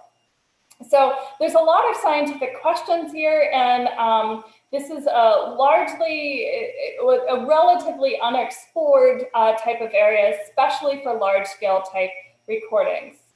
So just to briefly review first before we move on, probabilistic graphical models. These are fantastic and fun machine learning models to work with. They're probability distributions where every relationship is a conditional dependence relationship, and this is denoted by edges in a graph structure. So we can visualize this probability distribution as a graph or as a network. And we're specifically today going to study Markov networks, which are undirected graphical models. In Markov networks, an edge between two nodes denotes a conditional dependence relationship, where a lack of an edge denotes conditional independence. So for example, these are a very strong form of dependency, and these are very kind of rich class of probabilistic models, because if we're looking at mere correlation or associations, say if neuron C is really kind of connected to A and B and is really driving the activity seen in A and B, then you expect C, A, and B to all be correlated. And in fact, if you look at the correlations, you would probably see this network structure. But by conditioning on C, we really see that A and B aren't actually related. They're only related through C. So this allows us to draw much more stronger forms of inference about functional connectivity and is a really rich class of models to use. So probabilistic graphical models have been widely used in lots of areas. They're used commonly in human neuroimaging data, modeling functional connectivity. I've done some work in this area previously. They're widely used in genomics and systems biology. I've done a lot of work in this area of modeling kind of genomic networks and interactions and using these to discover potential biomarkers and pathways in genomics. So these are very widely used models in a lot of different fields. They're maybe less widely used to model functional neuronal connectivity. But they're very closely related, and I'm not going to go into all the details, to commonly used methods to describe functional connections, such as partial correlations, Ising models, or GLMs. So these are kind of used, but maybe not the full kind of the full machinery that we have in machine learning for probabilistic graphical models. But there are certainly some challenges when it comes to applying these types of models to large-scale neuronal recording data. And specifically, I'm listing some of the challenges here. My group has been working on various aspects of these. We've got non-Gaussian, we've got very spiky data, we need to somehow account for stimuli and behavior. We, of course, are only recording from a subset of neurons in the brain. There's probably latent effects from other neurons and so forth. It's very large data. There's all sorts of challenges here but I'm not going to address most of these today. I really want to focus on one specific challenge, and that is non-simultaneous recordings. So specifically, and this is in collaboration with Andreas Tolias's lab at Baylor College of Medicine, he's trying to record from 100,000 neurons in a 1 millimeter cubed portion of the brain. So there's this kind of brain cube that's happening here, and in the visual cortex. And the goal is to image all of these neurons and estimate the functional connectivity between 100,000 neurons in the visual cortex, okay, using 2-photon calcium imaging. So this is our brain cube, but there's a slight challenge with this. There's a trade-off kind of with these technologies between the temporal resolution you can get and the number of neurons that you can record from simultaneously. And so traditionally, because of this, you need enough temporal resolution to actually see spiking and activity patterns that most people actually record in horizontal layers within the brain. So you might have a recording like this. You can't record from all 100,000 neurons at once, but maybe you can record from, say, 6,000 to 10,000 at a time in these horizontal slices. Okay, but that leads to a slight challenge, okay? So for every slice, we're actually getting kind of, for the samples we've recorded from, say these are the time series from the recording that we get, we actually are recording from different neurons. Now, there might be some overlap between these, between the neurons recorded in each layer, but there's clearly some pairs of neurons that were never recorded simultaneously ever, and that we can't, just because of physically where they're located in the brain, we can't record from altogether. So the question so basically here we have a chunk of the pairs of neurons that we have joint data on, and we're going to call this O, our observed set of neurons that we've recorded from jointly. And we're going to call everything in gray here O complement. So this is specifically where we've got no joint data at all. We basically have no observations, no measurements jointly of these neurons whatsoever. And the question we're going to ask, and we call this the graph quilting problem, is can we estimate a probabilistic graphical model from this partially observed data, where we don't observe all interactions between neurons, we only observe a subset of them. Another way of putting this, to make this kind of, to even kind of bring this home at the fact that this is really challenging, is if you look at this, we can't even estimate a marginal dependence. We can't estimate a correlation between pairs of neurons that we've never observed together at all, right? So if you can't even estimate a correlation or a marginal dependence, how on earth can you estimate a conditional dependence where we need to condition on all the observed neurons in order to estimate this? So, why do we call this quilting? Well, a couple of reasons. It sort of looks like a quilt, and there's different ways of different observation patterns that sort of look like plaid or quilt, but it's also related to covariant stitching, which is kind of completing a covariance. It's reminiscent of that. But so you might say, well, the graph quilting problem, can we estimate these probabilistic graphical models when we only have partial data? The answer, with no additional assumptions, the answer is an absolute no. And in fact, when we first started studying this problem, we spent a long time and trying to find a way to prove that it was possible to do, and we kept running into roadblocks, and we thought the answer was no for about 6 months before we discovered that you can do something. But this is a completely new problem. Nobody studied this before at all, and it seems impossible to do. It seems completely impossible to estimate conditional dependencies when you don't even have marginal dependencies. But we're going to actually show something rather cool. We're going to show that if this is the true edge structure from a graph, so here I'm basically plotting the P neurons by the P neurons. These dark points here are denoting an edge in the network structure between, say, neuron 1 and neuron J here, okay? So this is the true graph structure. And here I'm showing the kind of observation patterns that we have, the type of kind of observation sets we have. And we actually are going to show something kind of striking. For all pairs of neurons that we've observed jointly, we can actually perfectly, under certain conditions, perfectly estimate the graph structure if we've observed them jointly. If we haven't observed those pairs jointly, we can find a minimal, so first of all, the graph is not identifiable in these gray areas here in O complement, but we show that we find the minimal superset of edges that outline all possible graphs consistent with the O complement part. So we basically find the graph that is the best you can possibly do on this part. So this sounds crazy that you can estimate graph structures when you don't even have marginal dependence. So let's just really briefly, I'm not going to go into any of the math here. Oh my goodness, there's a lot of math. But I just want to kind of highlight the intuition for like how we do this and go about this. So first, just some brief setup. We're going to assume a Gaussian graphical model. So our first work on this is solely assuming Gaussian graphical models. We can probably extend this a little bit later. So there's a quick question in the chat. So recording neurons, so this is typically motivated by fluorescence imaging, not electrophysiology. But it could certainly be used in other settings as well. But we're typically motivated by 2-photon calcium imaging.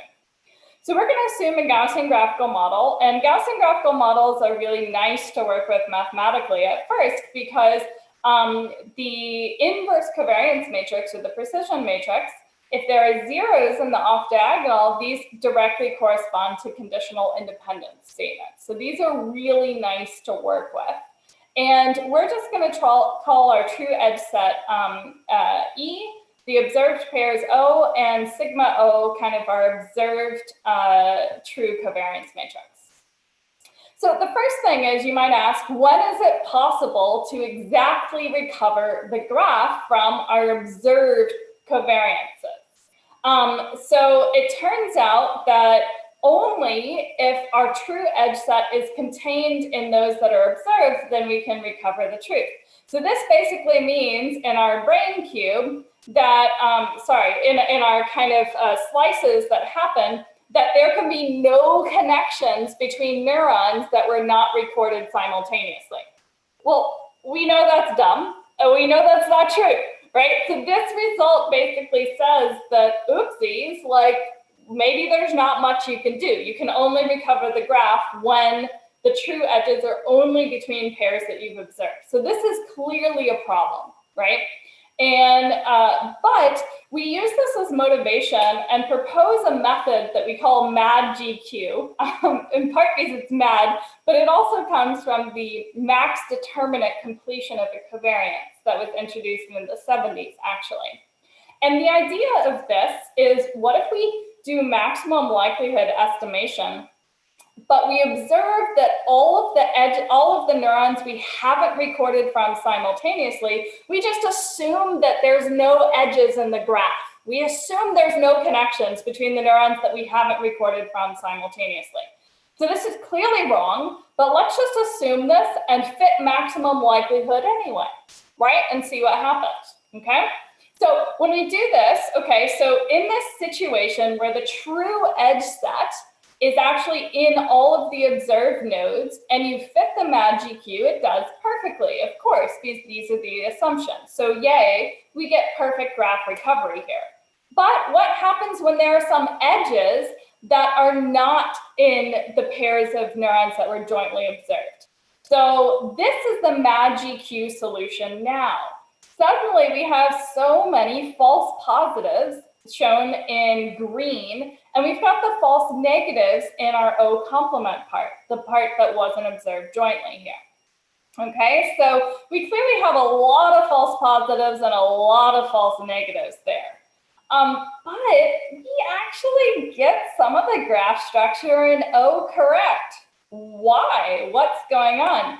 So it's actually really cool. We can prove that there are no false negatives with high probability in O using our MAGIQ method. This is actually a really cool result. So we only get false positives, we don't get false negatives, meaning we don't miss any connections, okay? But can we go a step further here? And the answer is yes, we can actually do a lot better. So it turns out, and under some assumptions, and the assumptions are basically that our edges in our unobserved part connected to the observed part cannot be too strong, meaning the edges between our unobserved and our pairs of neurons that aren't observed and those that are observed can't be too strong. And the overall edges in the graph structure have to be bounded away from zero, meaning the edges have to have enough signal. They can't be weak. And under these conditions, we can take all of these false positives that are in green, and we're just gonna hard threshold them to zero. So it turns out we proved that all of the false positives that happen in green are really small in magnitude. So this is actually really cool. So all of the green stuff under these conditions are very small in magnitude, and you can easily pick a threshold, and the threshold, it's fairly robust. We have explicit bounds in the paper for different graph structures, but you can very easily find a threshold that will give you, threshold all those false positives away and give you perfect graph recovery for all pairs of neurons that were jointly observed. So this is really cool. Suddenly we've got a perfect graph in the observed part. This sounds crazy. This sounds even hard to do, but we have this. So this is really cool. But you're gonna ask, okay, well, what do we do about all the false positives in the unobserved pairs of neurons? Like, if we don't jointly observe pairs of neurons, is there a way to estimate a graph structure? And again, the answer is yes, we can actually do something even though we don't even have a correlation between these. So what we're going to do is we're going to actually use some of the information in the observed part to do this. And I'm going to just illustrate this with a quick picture. This is a simple graph structure here. I'm showing you the MAGIQ solution where, again, false positives are in green and false negatives are in red. And what happens here is that every time we have a false positive for a particular neuron on the off diagonal of that particular neuron, we know that that false positive can only occur if there is an edge in O complement somewhere between pairs of neurons we haven't observed. From conditional dependence relationships and other assumptions, this is the only way in which we get an edge there. And so what happens is all of these green dots show us where, all of these greens right here show us exactly where there are potential edges in O complement. And we can take the intersection of these and suddenly we get these, okay? So the graph is not identifiable between this edge and this edge or this edge and this edge right here, meaning that there's no way from the data that you're given to identify which edge is it, kind of this pattern, this diagonal pattern, or this diagonal pattern of edges. But we can get this minimal superset, and we show that this superset is minimal and that you can't reduce this further and still have a graph consistent with the observed pairs of neurons, okay? So this is a minimal superset, and at least we've eliminated lots of edges and O complements from possibilities. And we can certainly use this. Oh, and further, we actually know we have some results about the number of edges and O complements, bounds in the number of edges.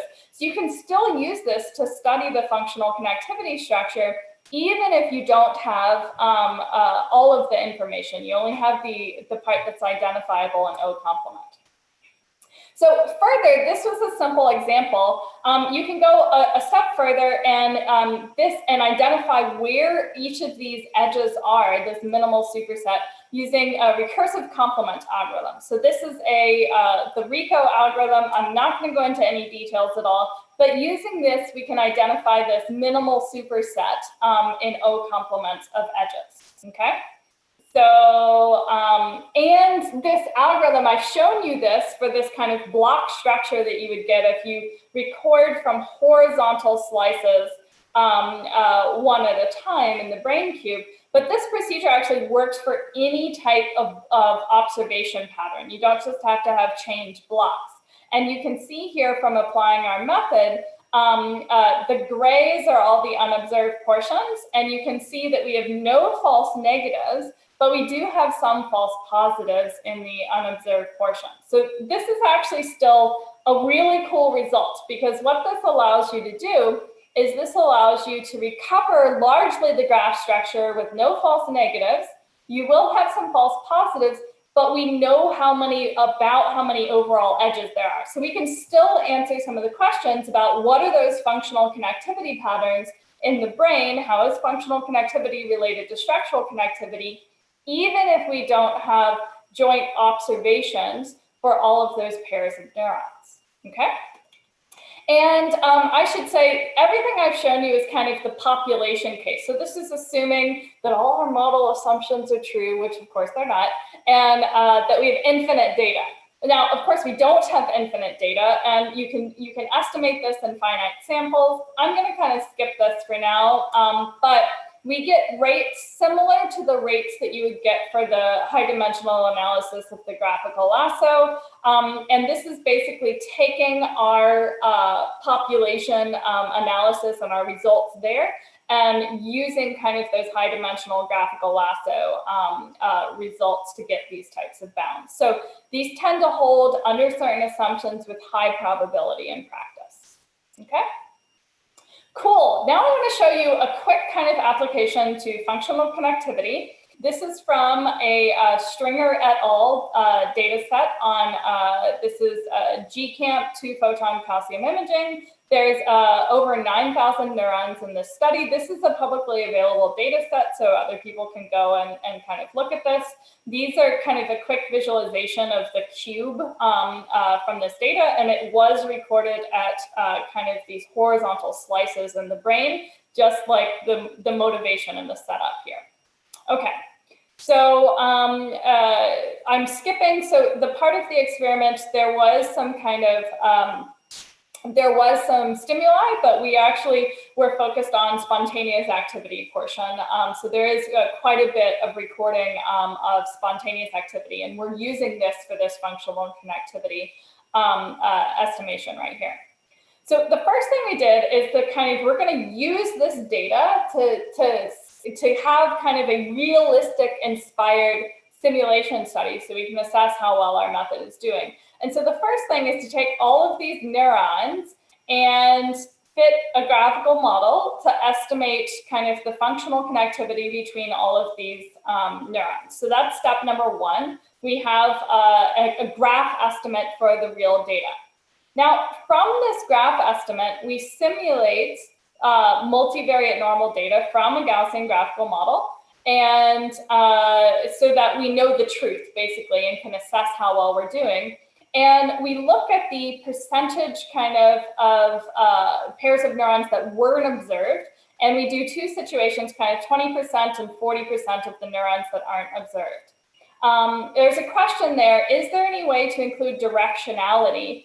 So in Gaussian graphical models, these are undirected graphical models. There are ways to estimate directed graphical models, and that's possibly an extension of our work. We have not looked at that yet, but so far we're really focusing on undirected connectivity.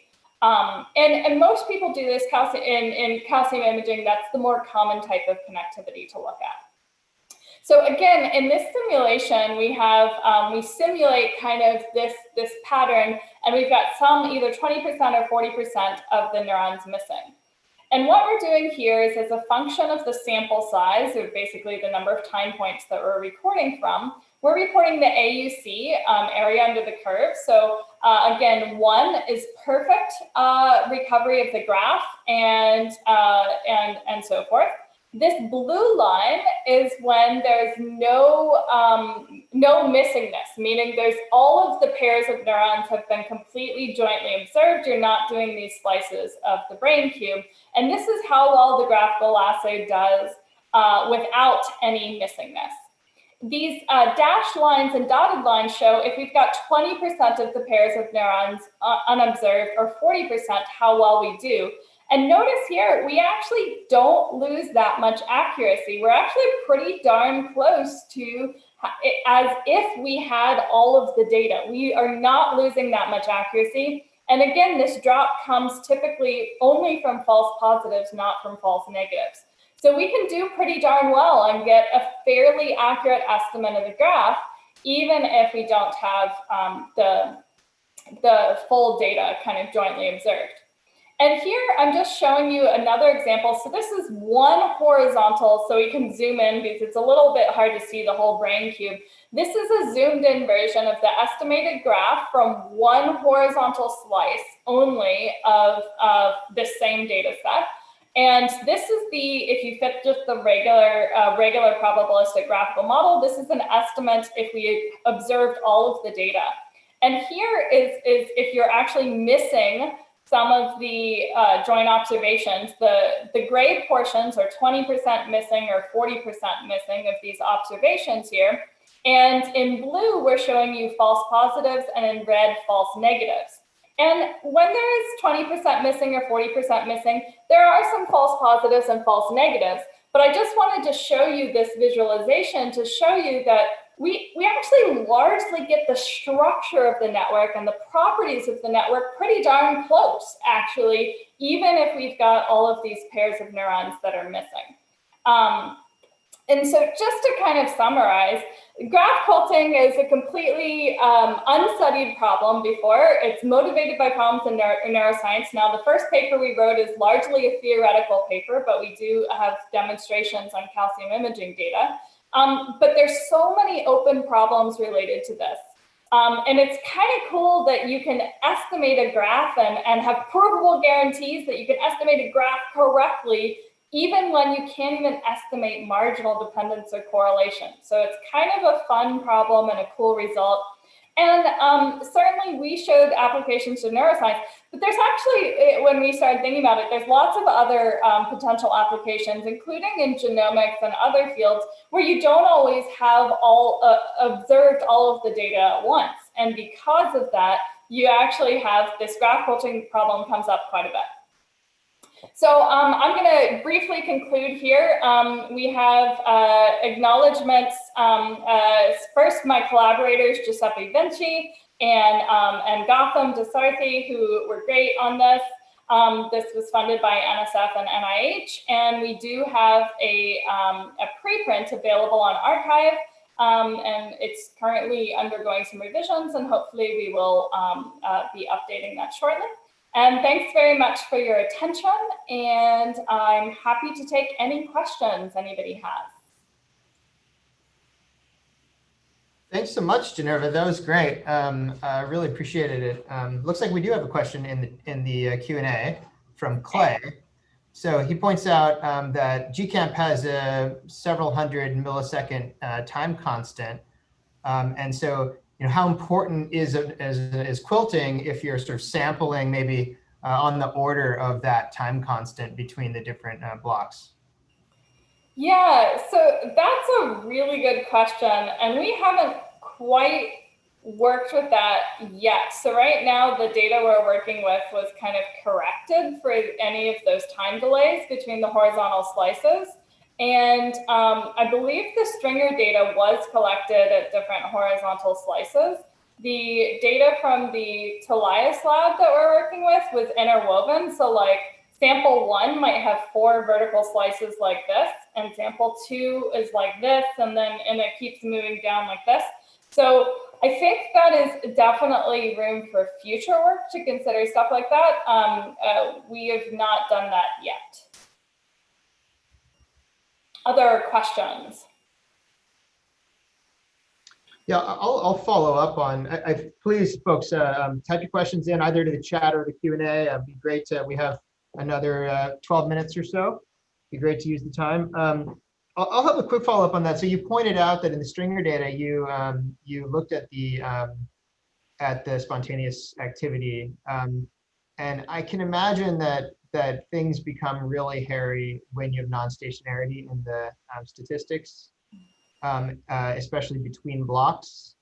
And I wondered if you've even started to think about the way to handle that problem. And obviously that comes up in the context of stimulus, but in other contexts as well.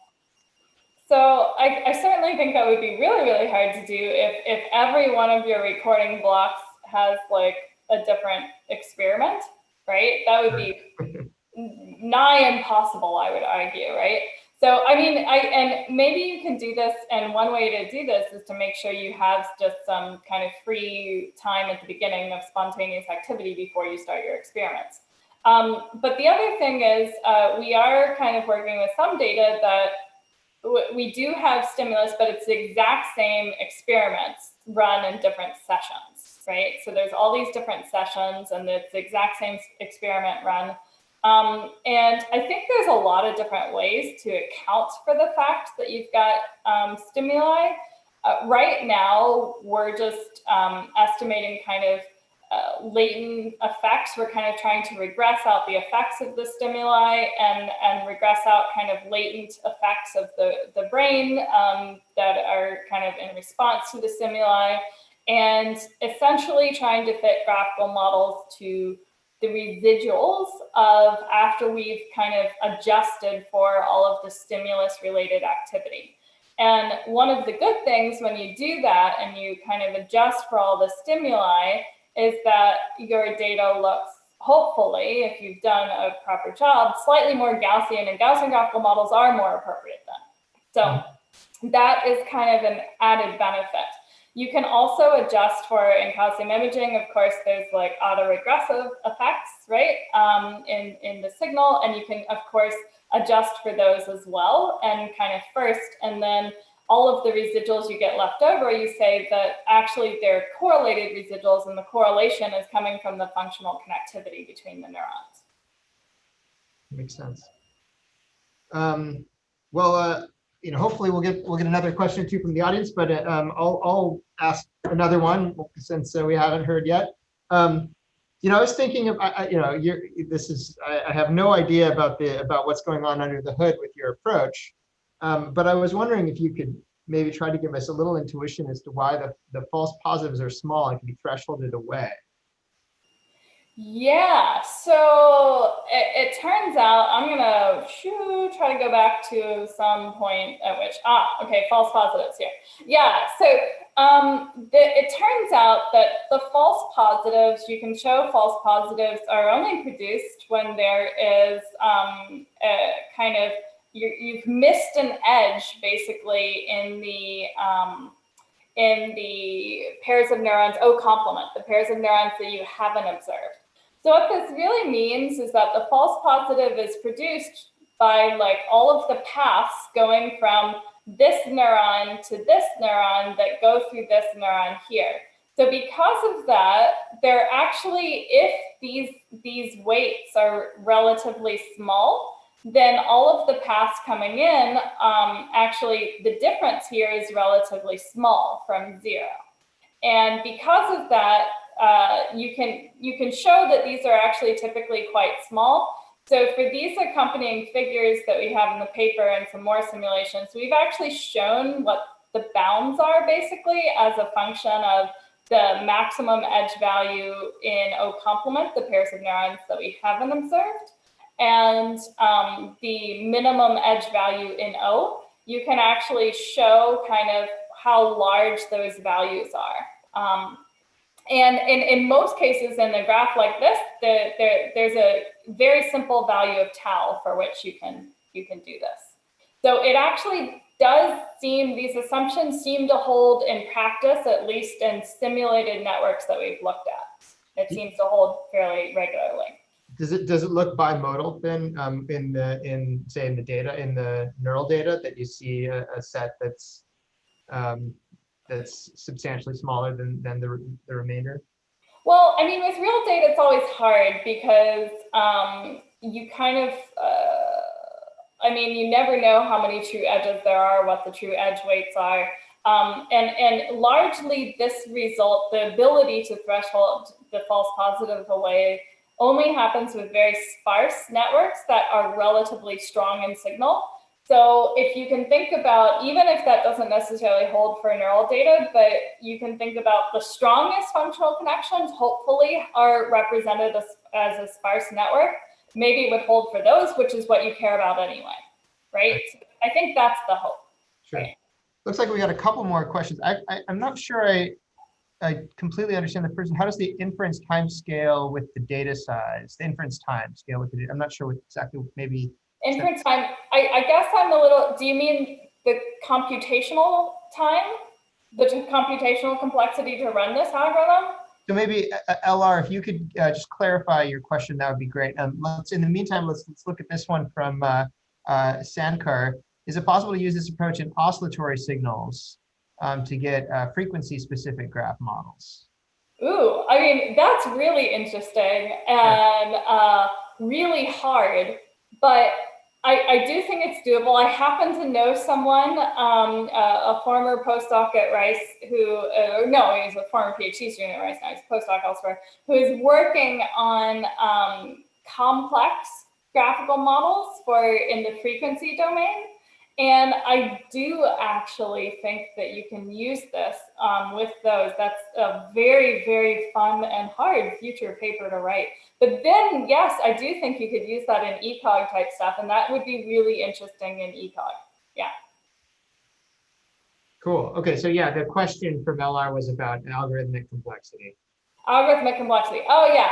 So is this algorithm fast? The answer is, to be honest, not really. But when you've spent that much money to image 100,000 neurons anyway, what's another GPU would do at that point? Does it matter that much that we're taking several hours to several days to run when you've already spent millions and millions of dollars gathering the data? I would say no, and it's okay. This is not going to be a fast algorithm, right? But it does come with really good theoretical guarantees when we can get this to run. And we got one in the chat. Does an edge imply dependence at 0 time lag or in general dependence? Yeah, so these edges are all basically 0 time lag or kind of contemporaneous connectivity, right? So not lagged connectivity, not directional connectivity, contemporaneous connectivity. Which in calcium imaging, because it's at a slower time scale and you can't resolve individual spikes anyway, I would argue is probably the best you're going to do as far as functional connectivity. I think there are potential other ways to extend these type of results if you do want to look at lag dependence or kind of Granger causal dependence and directed graphical models. But that is not something we've looked at yet. Maybe I'll throw another question in. I'm sure you get this with some regularity. What does functional connectivity tell us about synaptic connectivity? So I don't know the answer to that yet. I am hoping, in part because it is very hard to get data on synaptic connectivity and functional. There is some, and I'm hoping to work with it and hopefully be able to answer that question in the near future.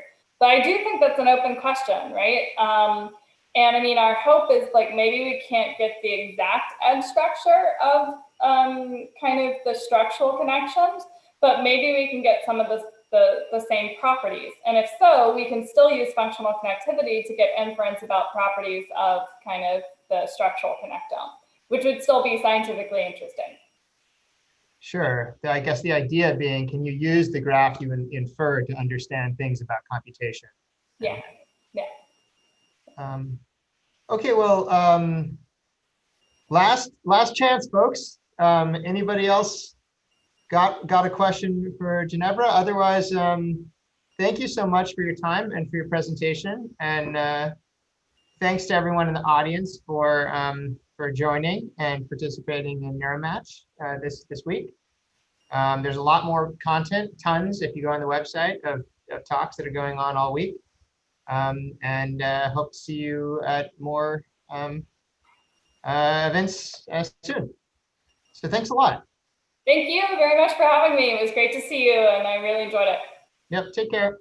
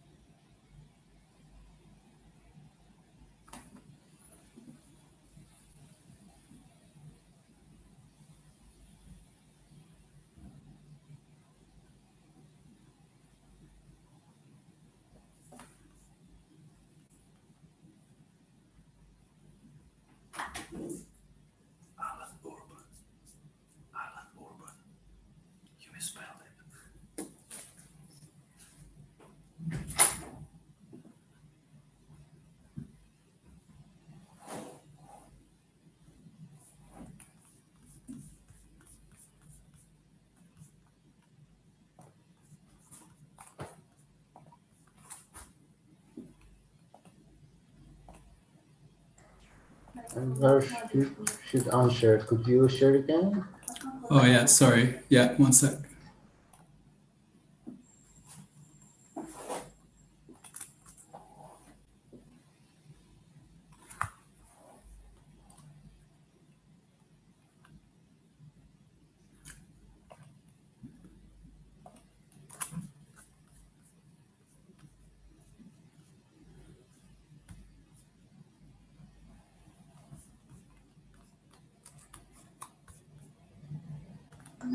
Okay, let's start at time.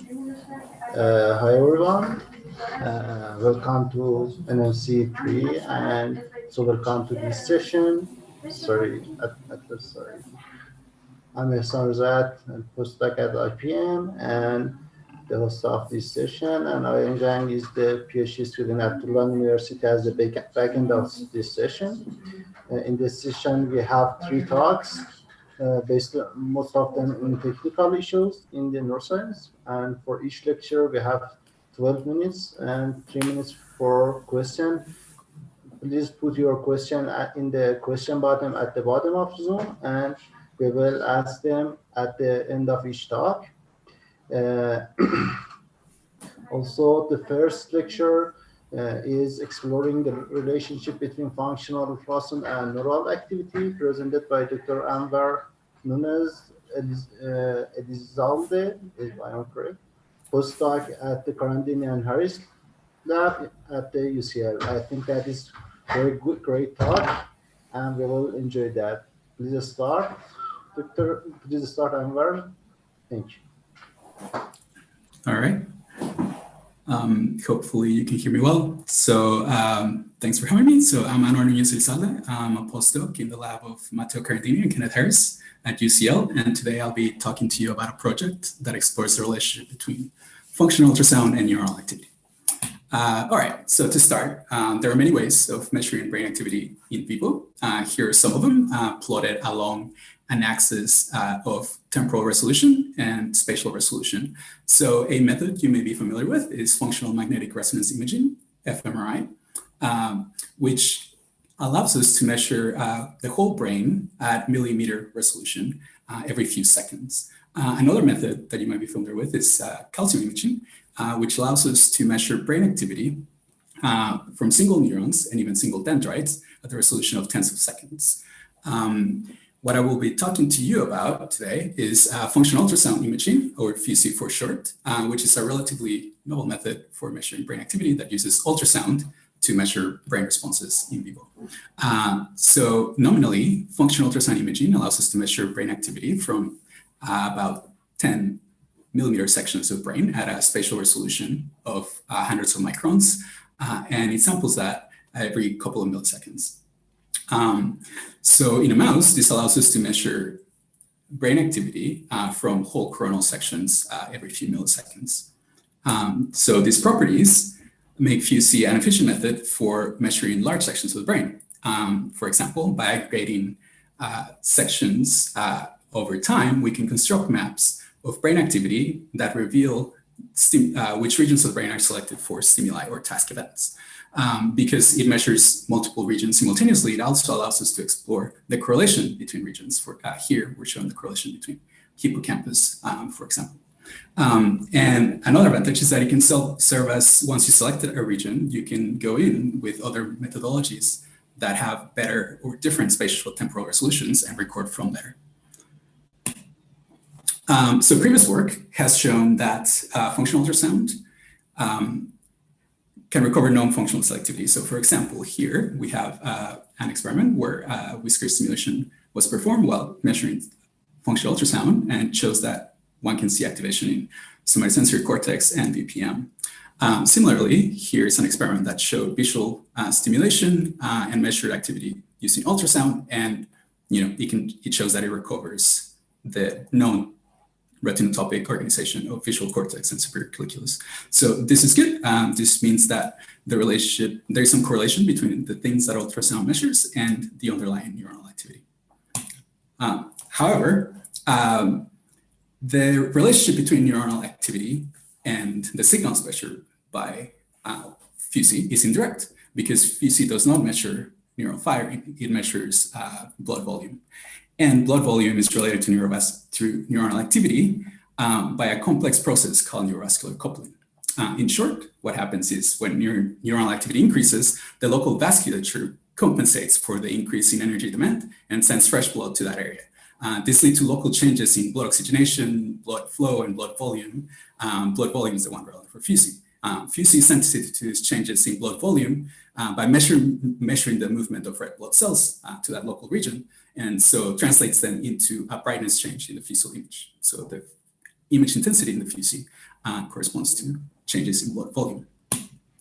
But this is a complex process, right? So there's a chain of events mediated by astrocytes and all these things that relates these two signals. And so there are things that we don't know about them that we wanted to get a better handle on.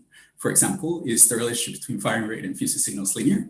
Is it similar across mice? And how closely, in a spatial sense, do FUSI signals reflect the local firing rate? To address this question, we conducted a series of experiments where we measured simultaneous functional ultrasound and neuropixels recordings. So we have both measurements of neuronal activity and ultrasound. So here's a schematic of our recording. So basically we have the FUSI probe on top, and we inserted a neuropixels probes at that slant. And here we show what it looks like on the FUSI slice. So the experiments were conducted in awake mice while we showed a series of visual stimuli and also recorded spontaneous activity. So the first thing we looked at is just the correlation of the signals. So looking at the firing rate and the FUSI signal, here we have the traces. You can see already that there is some relationship, it goes up, goes down, there's some correlation between them. But because the blood volume changes associated with FUSI are as slow relative to the firing rate, we need to take into account that temporal shift. So to explore that, we looked at the correlation at different delays by shifting the FUSI signal.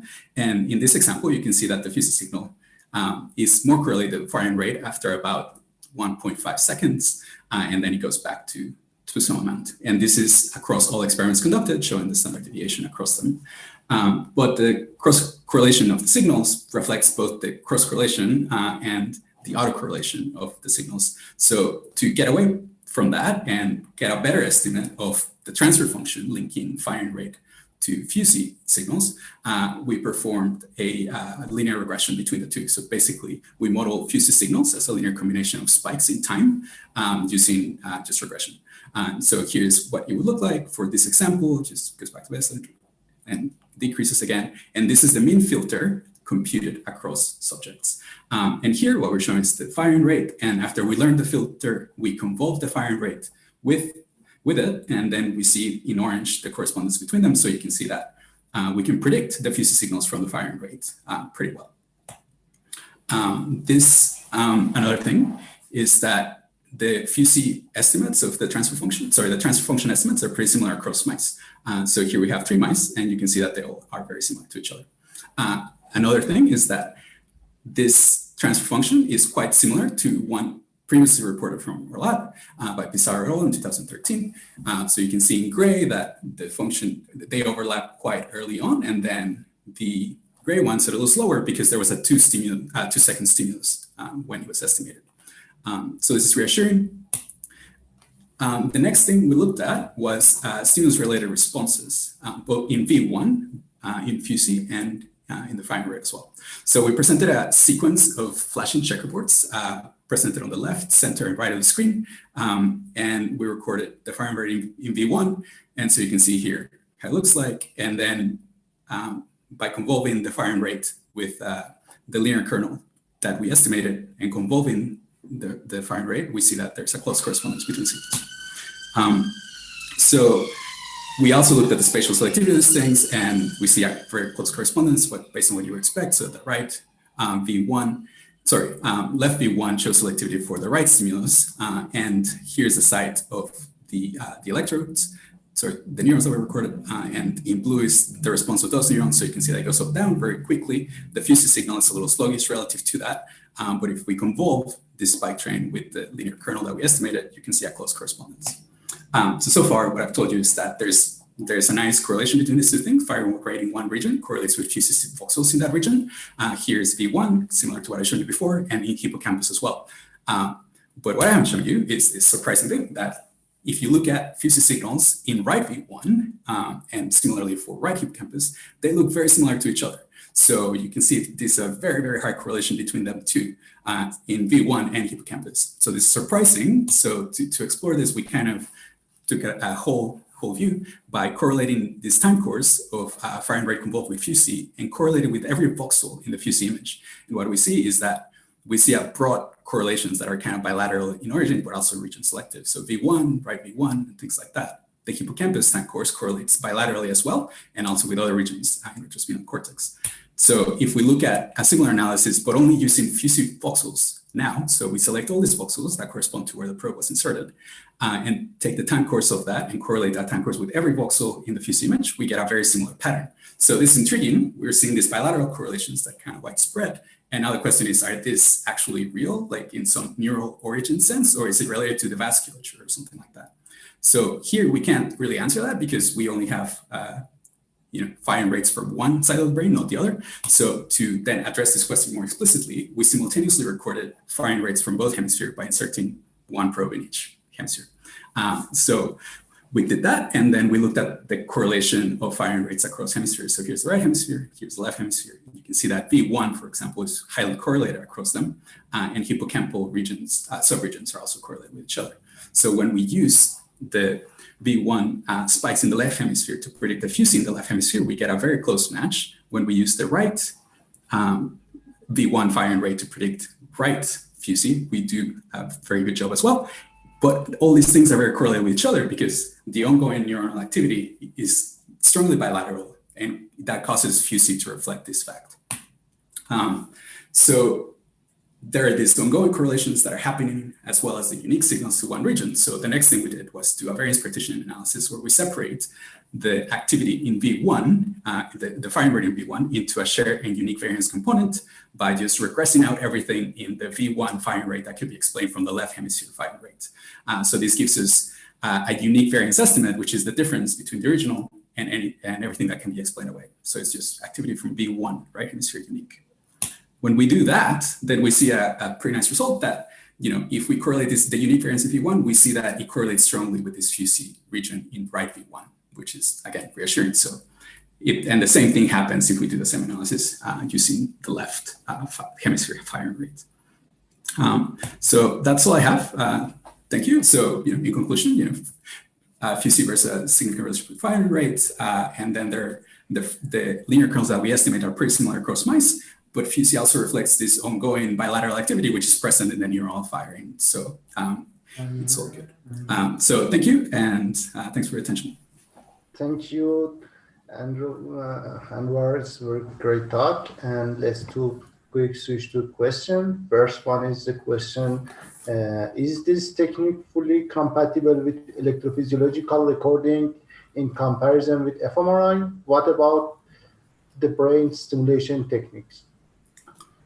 Yeah, so it's compatible with electrophysiological recordings. That was what this was, right?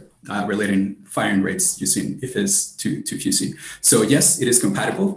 They can be done simultaneously. With fMRI, it's very tricky because it's all, you have a magnet, you have like all this electronics. It's really hard to make that work. I mean, that was done by Levitidis in the early 2000s. With other techniques as well, it's an issue of space. The ultrasound probe can be big. There are smaller ones depending on which size. But yeah, it's compatible, and you don't have the problem of a magnet, which is a big issue in fMRI. Okay, and another question that Mohammed Amin Samipu, how deep we can go within the brain to measure neural activity via this technique, as this is my question also. Yeah, so for a mouse, you can go, basically cover the whole depth. So for in terms of millimeters, I don't know the precise details. Sorry about that. I mean, like in the order of 10 millimeters, a little less for the depth actually. Okay, and what's the frequency of this method for ultrasound? Is it the order of below 1 megahertz or more than that? The frequency range of ultrasound that you use for this method? Yeah, I think this one is in the megahertz. Yeah. More than 1? Oh yeah, no, it's I believe in the 15. I don't know, sort of 60 in that broad range. But again, those are all nominal speeds. Once you reconstruct the blood volume signals, then you're constrained by the hemodynamics, right? So even if you stick to the reconstructed Doppler image, which are 500 hertz, the functional signals are going to be much slower than that. Like as shown here, they're going to be in the order of 2 seconds. They indicate after 5 seconds. So you're still measuring, even though you can sample fast in order to reconstruct images, and then you have to do some post-processing to extract blood volume signals.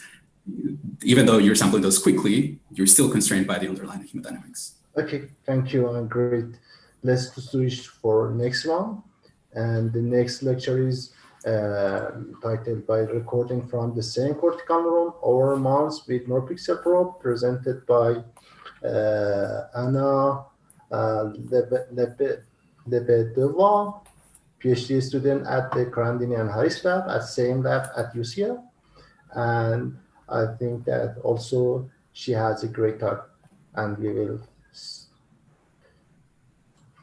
Can you Hello, start? everyone.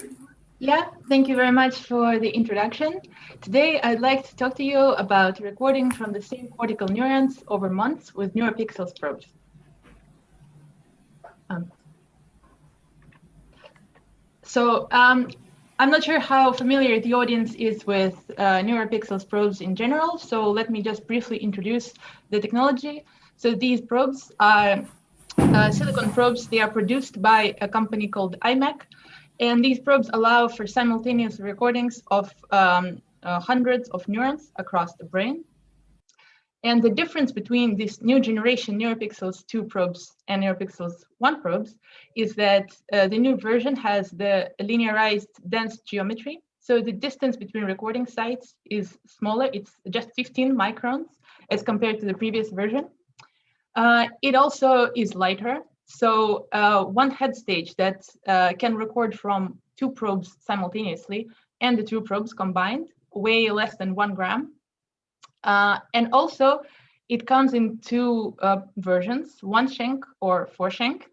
In a 4 shank configuration, you can select which electrodes you're going to be recording from. And for example, you can select stripe of channels that are located across all 4 shanks, which is helpful if you would like to record from a region that is wide and shallow, such as, for example, visual cortex. We, in our study, wanted to have robust chronic recordings. So we wanted to have stability for as long as we can. For this reason, we decided to cement the probe to the skull. to allow for recording which is as stable as possible. We then also designed this 3D printed piece to protect the electronics of the probe, because when mouse is in a home cage, you can bump into walls and such. So we wanted to make sure that the probe doesn't get damaged. We implanted the probes in the left visual cortex of a mouse. And we continued to record the neurons for many, many months.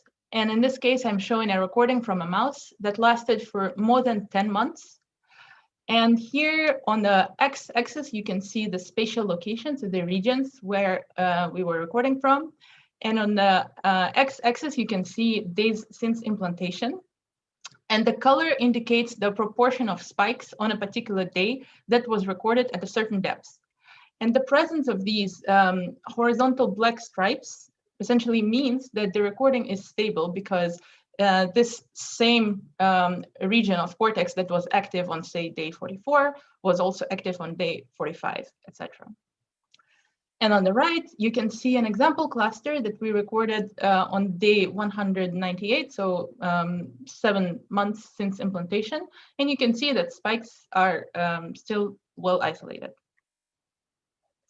To further quantify the stability of these recordings, we are plotting here total firing rates on the left versus days since implantation. And we are fitting linear regression line. And as you can see, it's quite stable over time. On the right, we are also plotting cluster count as returned by a kilosort algorithm. So if we take a closer look into 2 recordings on 2 days that are 10 days apart from each other, here I'm plotting on the x-axis time and on the y-axis depth, and each black dot is a spike. And you can see that pattern of activity on day 26 is quite similar to that on day 36. However, it seems like they are shifted a bit in depth. In order to tackle this problem, Marius Pahitariu developed a new version of kilosort algorithm that allows to detect and correct for such movement in order to make recordings more similar to each other across time. And now let me explain the logic behind the following experiment. So let's say that we want to check that the algorithm that Marius developed returns really the same neurons. How can we do that? So first, we want to record the visual responses in 2 different sessions, because we know from previous research that neurons in mouse V1 have really distinct responses from their neighbors. Then we want to splice these 2 recordings together. Then we want to correct the shift, like I said in a previous slide, using this modified kilosort algorithm. Then we want to use this kilosort to match the neurons, but we're not going to use any kind of functional characteristics of these neurons, such as responses to images. We're only going to use the waveforms on these 2 days. And after this step, we are going to check if what algorithm returns is really the same neurons, or is it a mistake? For that, we have this ground truth, right? We have the responses of the neurons on the first day and on the second day, and we can correlate these visual responses with each other. So let me now go into more depth in this last step. In order to do this, we had fixed our implanted mice in front of the 3 screens, and we showed a battery of natural images that consisted of 112 images, and we did 5 repetitions during each session. We showed them on the right and center screen. And then we wanted to characterize responses of the neurons using so-called visual fingerprint. And let me describe what I mean by this fingerprint. So let's say that neuron had on day 14 high response to image 80, as you can see here on the left. Then it had medium response to image 85, and it had no response to image 99. And it's similar pattern on day 15. Then we can color code these responses. So red will correspond to high response and blue will correspond to no response. And then this colored stripe will constitute a fingerprint of a neuron. By combining these responses from multiple neurons on day 14 and day 15, we are getting these response matrices that you can see on the right. And hopefully you can notice that matrix on day 14 is somewhat similar on day 15. But how similar are they really? In order to quantify that, we are comparing a neural response to a response of neighboring unit. And if the response of a unit is more similar to itself, then the dot is going to be on a diagonal.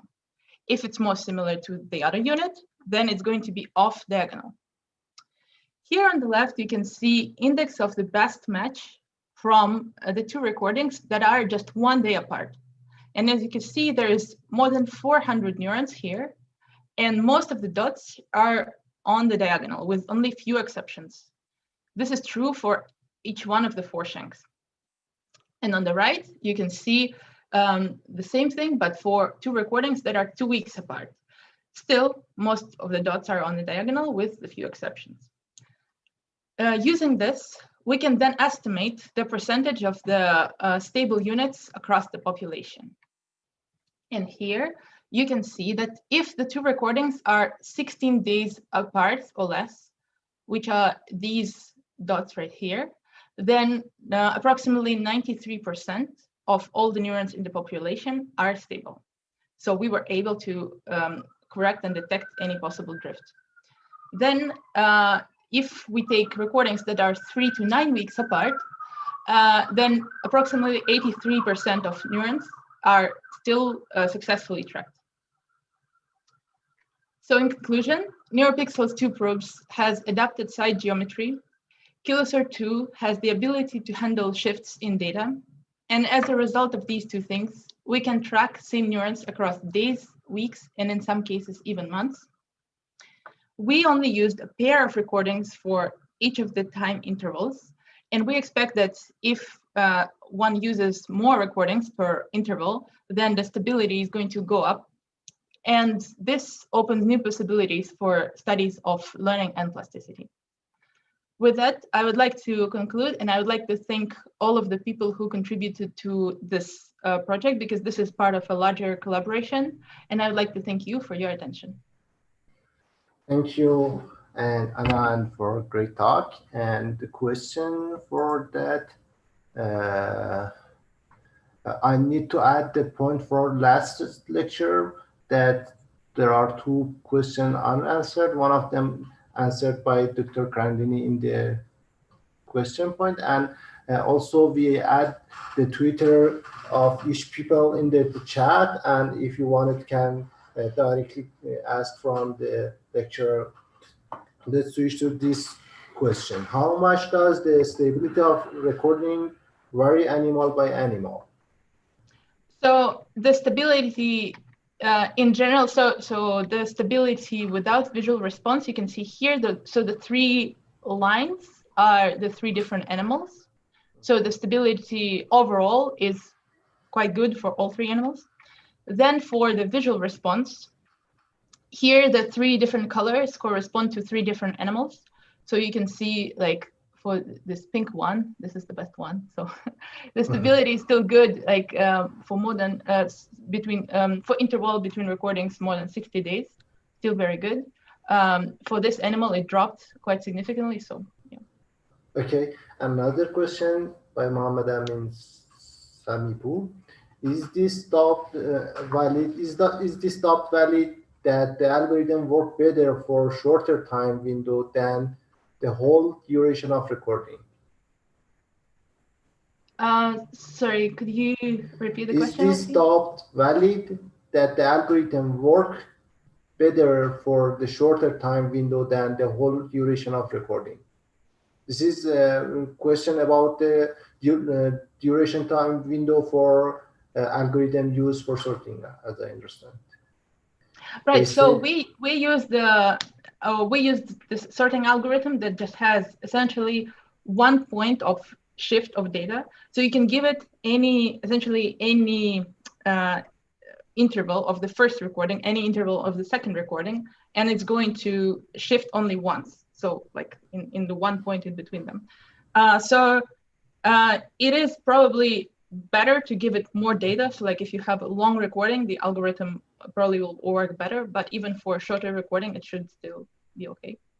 Okay, and another question by after a neuron number n numbers is correlated best with the different neurons number 2 of the previous day, does this cross correlation persist in time from then 1? Can we hypothesize that we are tracking the same neuron on the different channel? Yeah, exactly. So the hypothesis is basically that the same neurons are going to be picked up by different channels, and that's because of this modified geometry, right? So if you used NeuroPixels, the previous version of NeuroPixels, then you might have lost the neuron in between recording sites. And now because the sites are so close together, then even if there is drift of shift between the brain and the probe over time, then it's possible that the same neuron is going to still be picked up just on a different channel. Okay, and another question that I have, that is there any sign of infection around the probe or losing the semen that you put it on the skull? Is there happen for animals that you have? So is there damage to the probe? Yes, any infection around the probe that make the impedance of electrode change or any loss of neuron during that? No, so we didn't notice any infection. So we put actually quick cast around the probe, so it's to cover the craniotomy, and then we cover that with quite a lot of cement. So no, our animals were quite happy for the whole duration of the experiment, which in some cases was like 10 months. And then, yeah, we also did histology to see if there was damage to the brain, and it was not more than what we usually see after we do histology. Okay, thank you, and very great talk. Let's switch to another and last one that we have. The title of that lecture is Improving Brain-Machine Interface Robustness Through Deep Learning-Based Manifold Algorithm Alignment, and presented by Brina Karpovitz, PhD student and Georgia Tech University, and I think that it would be a very great talk also from same to the last two ones we have. Let us start here. Okay, hi everyone. My name is Brianna Karpowitz, and I'm a PhD student in the Systems Neural Engineering Lab at Georgia Tech and Emory University.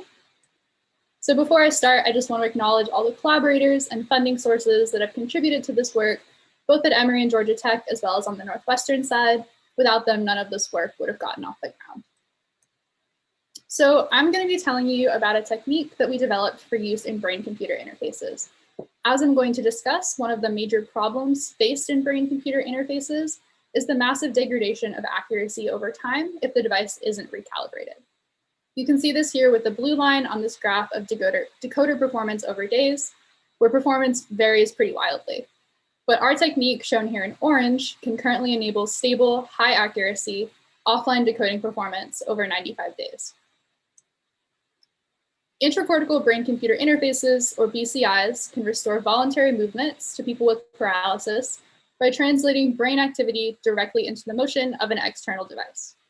They do this by using the recorded neural activity to generate a control signal that represents intended movement. The algorithm that performs this mapping is often referred to as a neural decoder.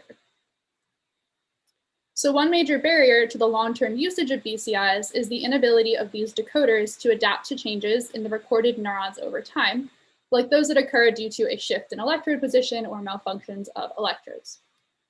As you can see on the right in this graph of decoding accuracy over days, with a fixed decoder, these changes can lead to a massive degradation in decoding accuracy and usually require some sort of supervised decoder recalibration.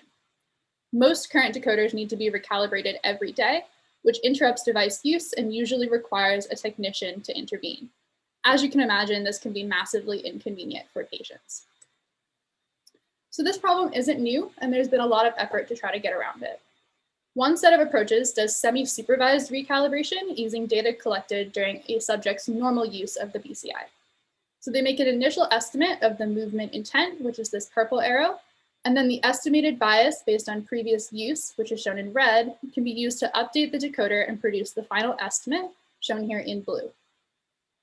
This update occurs in ways that are very similar to normal, fully supervised recalibration. They were able to use this to achieve high performance for these 6 sessions, spanning 42 days in a cursor control task, with a radial keyboard shown here on the left. Each of these plots shows a single session, plotting the number of correct selections on that keyboard per minute over time in minutes. And you can see that it's relatively stable. But these semi-supervised approaches work well only for these relatively simple cases, like this 2-dimensional control example with fixed targets, where the movement intent can be easily interpreted. Other methods, like that in Cecilia 2016, use neural network decoders that are trained with long datasets. The idea is that the decoder will be exposed to a wide variety of neurons, and this will help to limit the amount of recalibration that needs to occur. This method achieves stability over nearly 2 years. This plot here is showing decoding accuracy over days, with the red points indicating the accuracy of their neural network approach.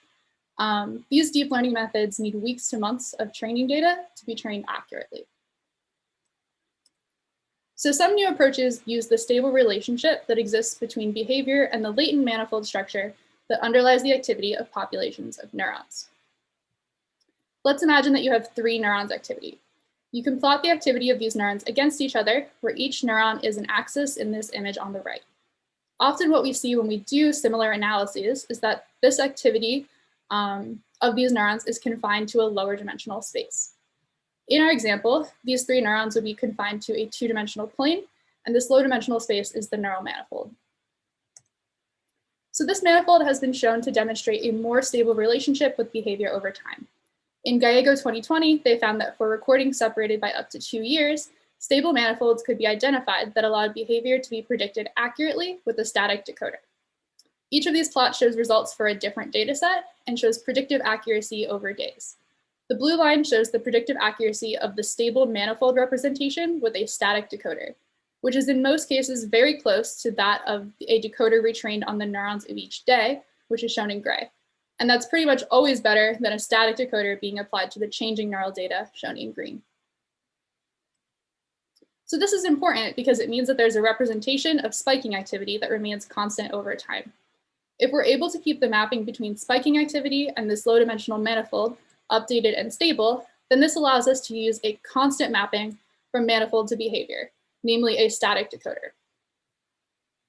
Many techniques propose manifold alignment as a method to find this stable manifold. The latent manifold is estimated on each of the days where neural activity is available. So here we see an estimate on day 1 and a separate estimate on some later day k. Then alignment is performed that attempts to make these 2 representations more similar, enabling a single decoder to describe both. Recently, Degenhardt and colleagues used an approach based on linear manifold alignment with factor analysis. So here you can see on the left the reach trajectories of a monkey prior to any instability being present. They then imposed instabilities on the recorded data, and you can see the ability to reach the targets pretty rapidly declines. Their method was able to stabilize a model, as you can see on the right, to achieve closed loop BCI control online over 5 days without recalibration. However, linear manifold techniques can be limiting. Using nonlinear manifold discovery methods instead allows us to produce estimates of manifold structure that are more informative about movement intent. So we aim to develop a platform for nonlinear manifold alignment decoding, or NOMAD, that would allow us to achieve higher performing and more stable BCIs. NOMAD incorporates a method called latent factor analysis via dynamical systems, or LFADS, which is a deep learning approach that uncovers manifold structure by modeling the shared dynamics underlying population activity. We first use LFADS to model the dynamics of an initial dataset, and then we train a fixed decoder to map the learned trajectory onto the intended movement. This system is only trained once on this first day. If we assume that the data is unchanged from day 0, then we would use that trained LFADS model and decoder on a later day's dataset. But it turns out that this assumption is not true, and evaluating that LFADS model on day k yields what we call the unaligned manifold, which usually gives pretty poor decoding results. Instead, we combine that LFADS model with unsupervised distribution alignment via a feed-forward alignment network. This allows us to produce consistent aligned manifold estimates.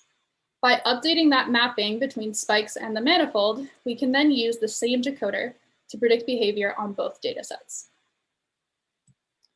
Our alignment network is able to do this by minimizing a loss function consisting of the KL divergence between the distributions of the 2 days manifolds. We treat each manifold as a multivariate normal distribution, with day 0 represented as P sub 0 and day k represented as P sub k, where x is the vector representing the estimated neural manifold at each time point. So we applied this technique to data from the Miller lab at Northwestern, where a monkey is applying force isometrically to control a cursor in 2 dimensions on a screen. His goal on each trial is to reach a target in 1 of 8 positions. We applied this first to a data set that was taken over the course of 16 days. We visualized our manifolds in 3 dimensions using DPCA. So here on the left, you can see the true manifold extracted by LFADS on day 16. And in the middle, you can see the unaligned manifold. In all of these, the thicker lines show the trial average trajectories and the thinner lines show single trials. On the far right, you can see the manifold throughout the alignment process. For the purpose of these visualizations, we train the alignment network iteratively. So on each iteration, the measured KL divergence should get smaller and smaller, and the end result is a manifold on day 16 that is much closer to the true manifold on the left. We then wanted to evaluate the effect on decoding for that same data set. Here on the left, you can see the true kinematics from day 16. We just plotted the force in the x direction versus the force in the y direction. And in the middle, you can see the predicted kinematics if we use that unaligned manifold to predict results. Again, the thicker lines show trial average kinematics and the thinner lines show individual trials. On the far right, you can see the decoded kinematics update throughout the alignment process, as that underlying manifold is being improved over iterations. Eventually, we get something that much more closely resembles these true kinematics on the left. We then evaluated offline decoding performance on a larger data set recorded in sessions spanning 95 days. Here, I'm again showing our decoder performance across days, where the decoder was only trained on day 0. In a preliminary offline analysis using the method from Degenhardt, we saw relatively variable decoding accuracy on this data set. Applying Nomad, however, results in higher accuracy, more stable decoding over this time span. So by combining accurate nonlinear manifold discovery with the stability conferred by manifold alignment, Nomad enables higher performing and more stable BCIs. We believe this technique applies insights from both systems neuroscience and machine learning to help improve available medical technologies. One key limitation is that these results are all currently offline, and there are potential challenges to adapting this model for real-time use, like moving to an efficient online implementation. Additionally, our results, as well as many other results in the field, have also only looked at a single task that has been repeated across many days. A lot of methods, including ours, use some form of distribution alignment. And in the case of varied behavior, where we wouldn't necessarily expect the distributions to match, we don't know how well these methods will necessarily scale. As such, the generalizability and potential to expand Nomad, as well as similar techniques to accommodate more tasks, is currently unclear and is something that we plan to study further. Thank you. Thank you. Very quick part. There is one question.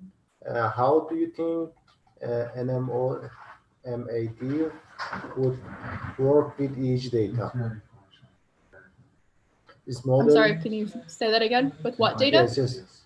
For EEG data. Using this model for EEG data recording. For EEG data? That's a great question. So we are currently using microelectrode array data. This version of LFADS currently is not designed to be used with EEG data.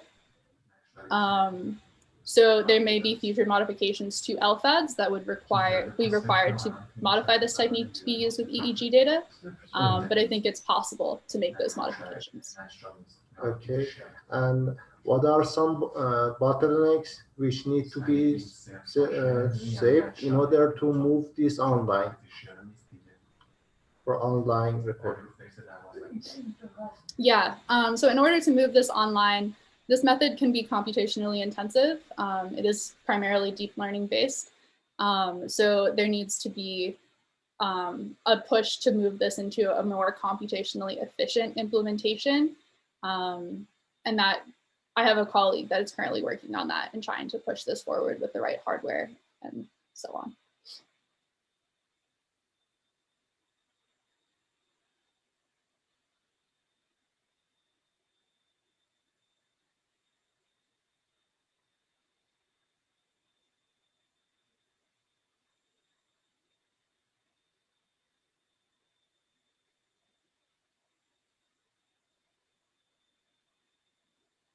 Sorry, so I was mute.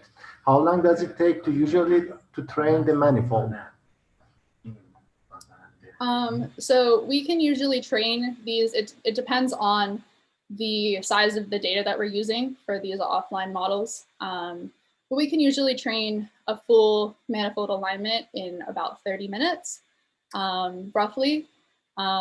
We also have preliminary evidence that would show that we only need on the order of minutes of recorded data in order to do the manifold alignment. And thank you. And any other question that would be from other people? Is nonlinear manifold analysis, if ADS or any other method you can suggest, useful for CA data such as optogenetic data?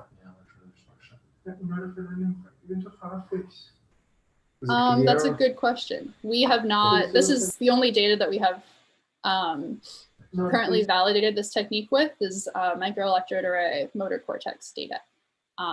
So we plan to try this with many other data sets in the future, and that is not one that we have currently looked at. And any other question that could be asked?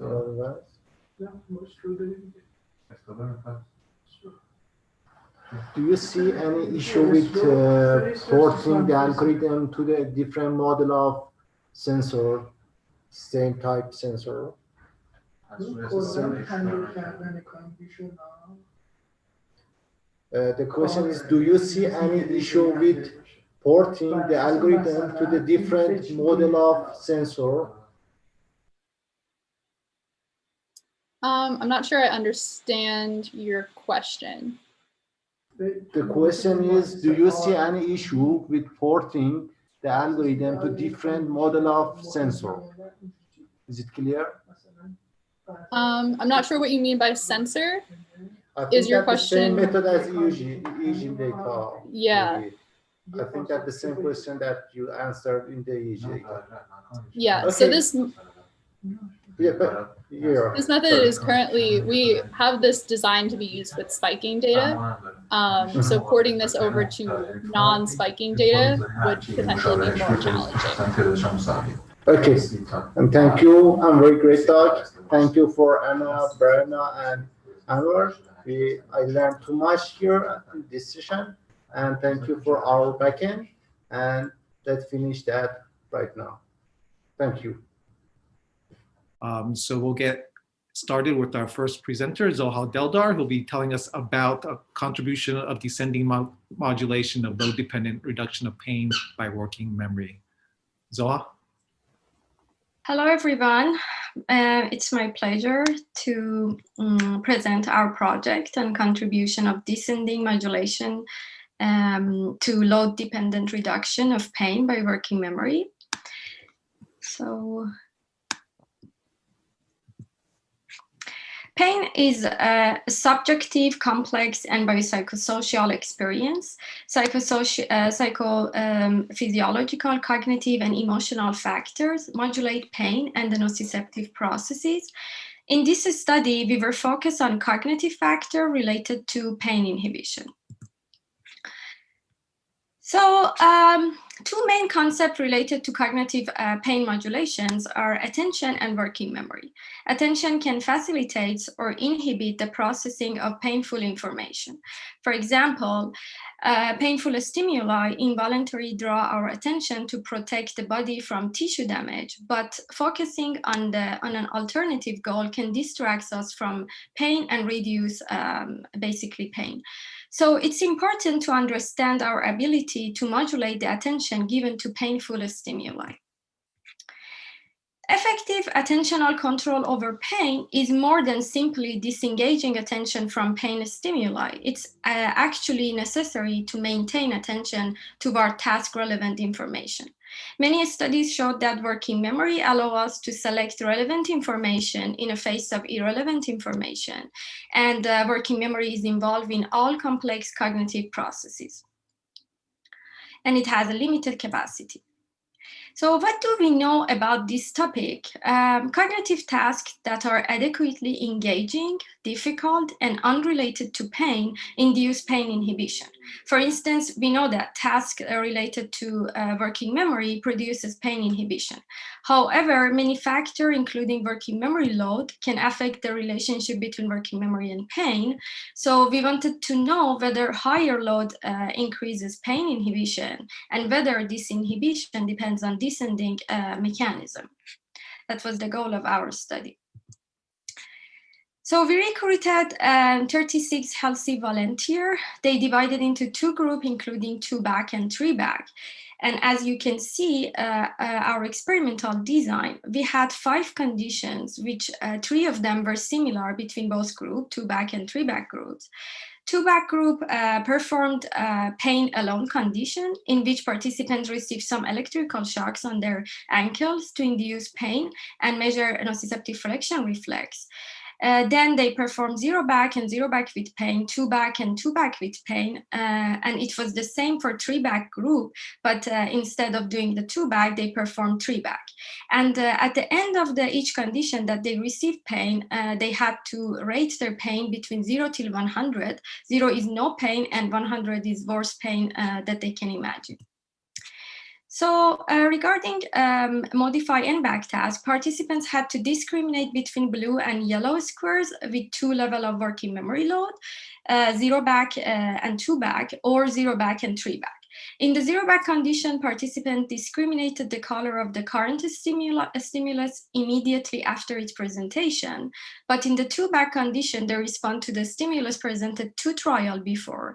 And while in the 3 back condition, they respond to the stimulus presented 3 trials before. As you can see, we measure NFR, also known as the artery reflex, on the sural nerve. And here is the example of the raw individual data that we picked a signal between 900 to 180 milliseconds. Regarding the results, the left graph is showing result of pain rating.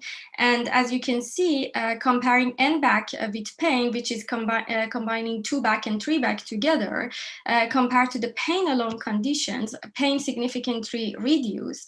Also during 0 back with pain compared to the pain alone conditions, pain significantly reduced. However, the reduction during N back task was stronger than the 0 back with pain. There was no significant difference between group, means 2 back and 3 back. For the nociceptive flexion reflex, the result was similar to the pain rating. As you can see, during the N back with pain compared to the pain alone condition, the NFR decreased. Also during the 0 back with pain compared to the pain alone conditions, NFR decreased. There was no significant difference between group. And regarding response time, there was no significantly different between condition and also neither between group. But regarding accuracy, as you can see, there was both significantly different between group and between conditions. So 3 back compared to the 0 back with pain, accuracy significantly decreased. To summarize our result, we aim to investigate the interaction between working memory load and pain perceptions and to determine the contribution of the descending inhibitory pathway. Our results indicate that pain was reduced by working memory engagement and more so for high working memory load. This effect partly depends on descending pathway. Increasing working memory load increased this effect, but only to the certain point. And we suggest that working memory load effects are not linear and other factors, including cognitive effort, should be considered for the future study. Also, overall, a working memory task can be useful for non-pharmacological pain management interventions, but we need to consider the effect of other factors on working memory engagement, including working memory capacity, cognitive effort, and working memory content. So I would like to thank you to my supervisor, Dr. Mathieu Pichet, and my co-supervisor, Dr. Isabelle Blanchette, and our lab member and funding agency, and Neuromatch for this opportunity. Thank you, Zoha. That was great, nice and clear, and right on time. So now we can open it up to questions. Again, we encourage you to turn on your camera so we can make this as interactive as possible. But again, if you're shy, you can go ahead and go into the Q&A box and enter your question. So as people are getting ready to answer the questions, turn on the cameras, I'll start. So is this is not my area. So is this effect specific to working memory load or sort of any sort of cognitive load, whether it be attention or whatnot, also has a similar effect on pain perception? Mm-hmm.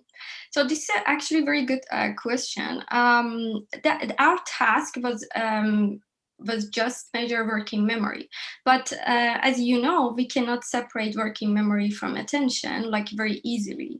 So that's kind of our future direction, to make sure that we will be able to dissociate basically attention from working memory. But also, as you know, according to the lots of models like Baddeley's model, attention is a kind of the central executive of working memory. So basically it's controlling working memory. So this dissociation is not easy, but we can say these tasks, which are NBAC tasks, are related to measuring working memory performance. And it's separate from cognitive load.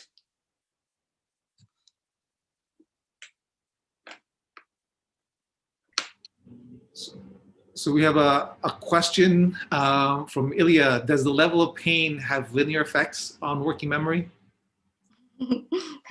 Very good question. No, that is also not linear. Also, we need to consider individual differences to the factor of, considering people individually are different to perceive pain, and it's like very subjective. So you mentioned individual differences. Among the population, people differ in their working memory capacity or their executive function ability. Is there also a correlation with, levels of just baseline pain perception or things like that? Mm-hmm. That's very interesting. This is our future direction. Actually, we are in our lab, we are starting to do some project related to that. We don't know yet. We don't know yet if people who have like different kind of working memory capacity as like high or low, or different kind of span capacity can be like different and in terms of perceiving pain. So yeah. Don't be shy, everyone. All right, so I have another question then as people get up the courage to ask more questions. So you looked at sort of the perception of the pain, sort of the magnitude of pain, right? Has been any work on like sort of the timing of pain in terms of, perceiving it sooner or later, depending on cognitive load? I didn't get this question. Yeah, so, let's say in terms of when do you feel the pain, right? So, yeah. Yes, actually, this is kind of the limitation related to rating pain, because once you get, like, for example, the shock, and immediately after that you're rating, it might be different from when after end of the condition I will ask you to rate your pain, because that might be related to memory of pain that you have. So yeah, it's actually, it's a very good question, but that's also the question that we don't know. It needs really lots of future study related to this issue, but they should be different, I guess. Any other questions for Zoha? Ilya, you have one? You can turn on your mic and ask it in person. So, okay, I see that you used a pain stimulation, and the stimulation was done on leg. And pain pathways are different, for example, from my face and from my hand, and they include and involve different cortex areas, actually. This may also influence the cortex system of how pain processed and how working memory involved. So why do you select leg stimulation, and whether the effects will be different if you use a pain stimulation of face, skin, or hand, for example? Is it clear?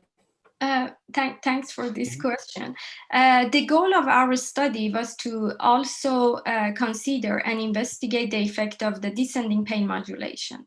So that's why we basically placed the electrode on the ankle, on the sural nerve, because there are lots of studies to show that that can induce arterial reflex, which is index of the spinal activity. And it's like the ascending pathway of pain.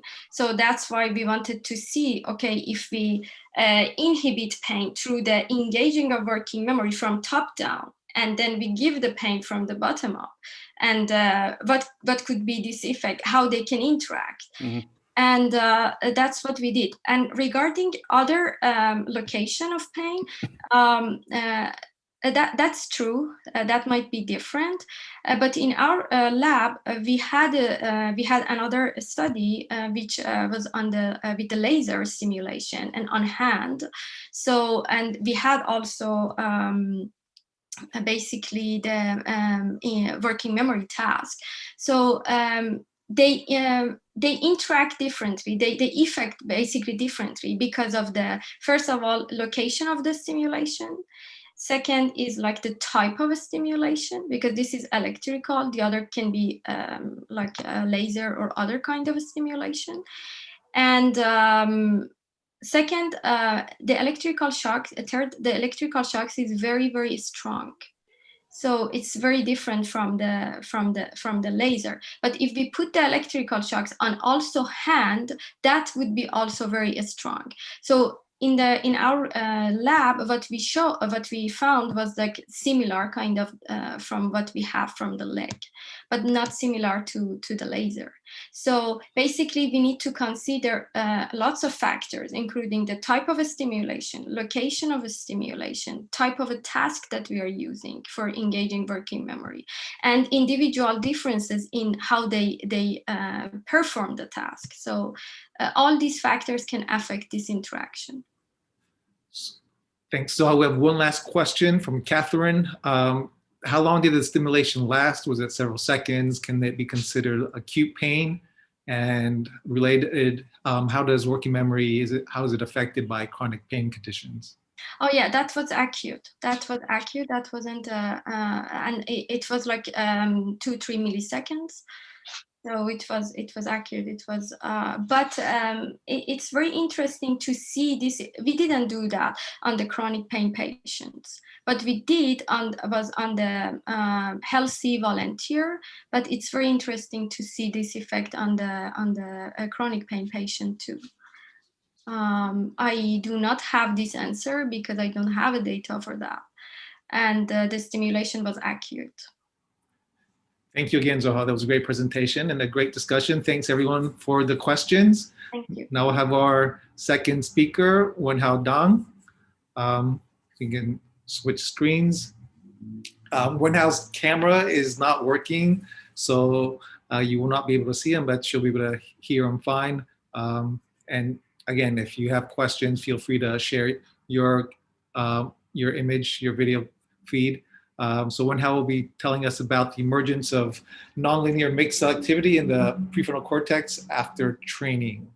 Go ahead, Wenhao.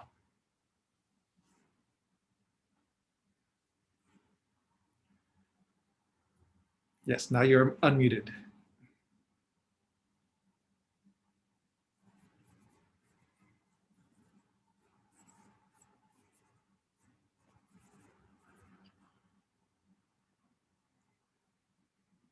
Just need it. Okay. So There you working go. memory, or WM, is broadly defined as working memory as the ability to encode, maintain, and manipulate information in the conscious mind over a period of seconds without the presence of any sensory input. It is considered as a core component for complex cognitive abilities such as planning and reasoning, but the true importance of working memory ultimately depend on whether it can maintain and manipulate task-relevant information in a task-relevant manner. Thus, it's required that cells responsible for working memory can encode both external sensory input and internal task requirements in order to achieve the level of adaptability necessary for complex tasks. The prefrontal cortex is known to play a leading role in working memory, and it has been shown that some cells in the prefrontal cortex do encode multiple aspects of the task. For those cells, when neural responses cannot be explained by a linear sum of aspect-related response, it is commonly referred to as nonlinear mixed selectivity, or NMS. NMS has been linked to high dimensionality and flexible linear readouts by downstream cells for complex tasks. And the implicit prediction of all these theoretical studies that mixed selectivity should be the result of training to perform complex tasks, which have not been confirmed experimentally. And also, despite the proposed importance of NMS on theoretical ground, some experiments study have failed to detect neurons with NMS. So it is therefore possible that NMS may manifest exclusively in a limited set of PFC subdivisions, or alternatively, that NMS emerge exclusively after training to perform a specific type of cognitive task. So we want to test this hypothesis directly by comparing neural data before and after training for several demanding cognitive tasks.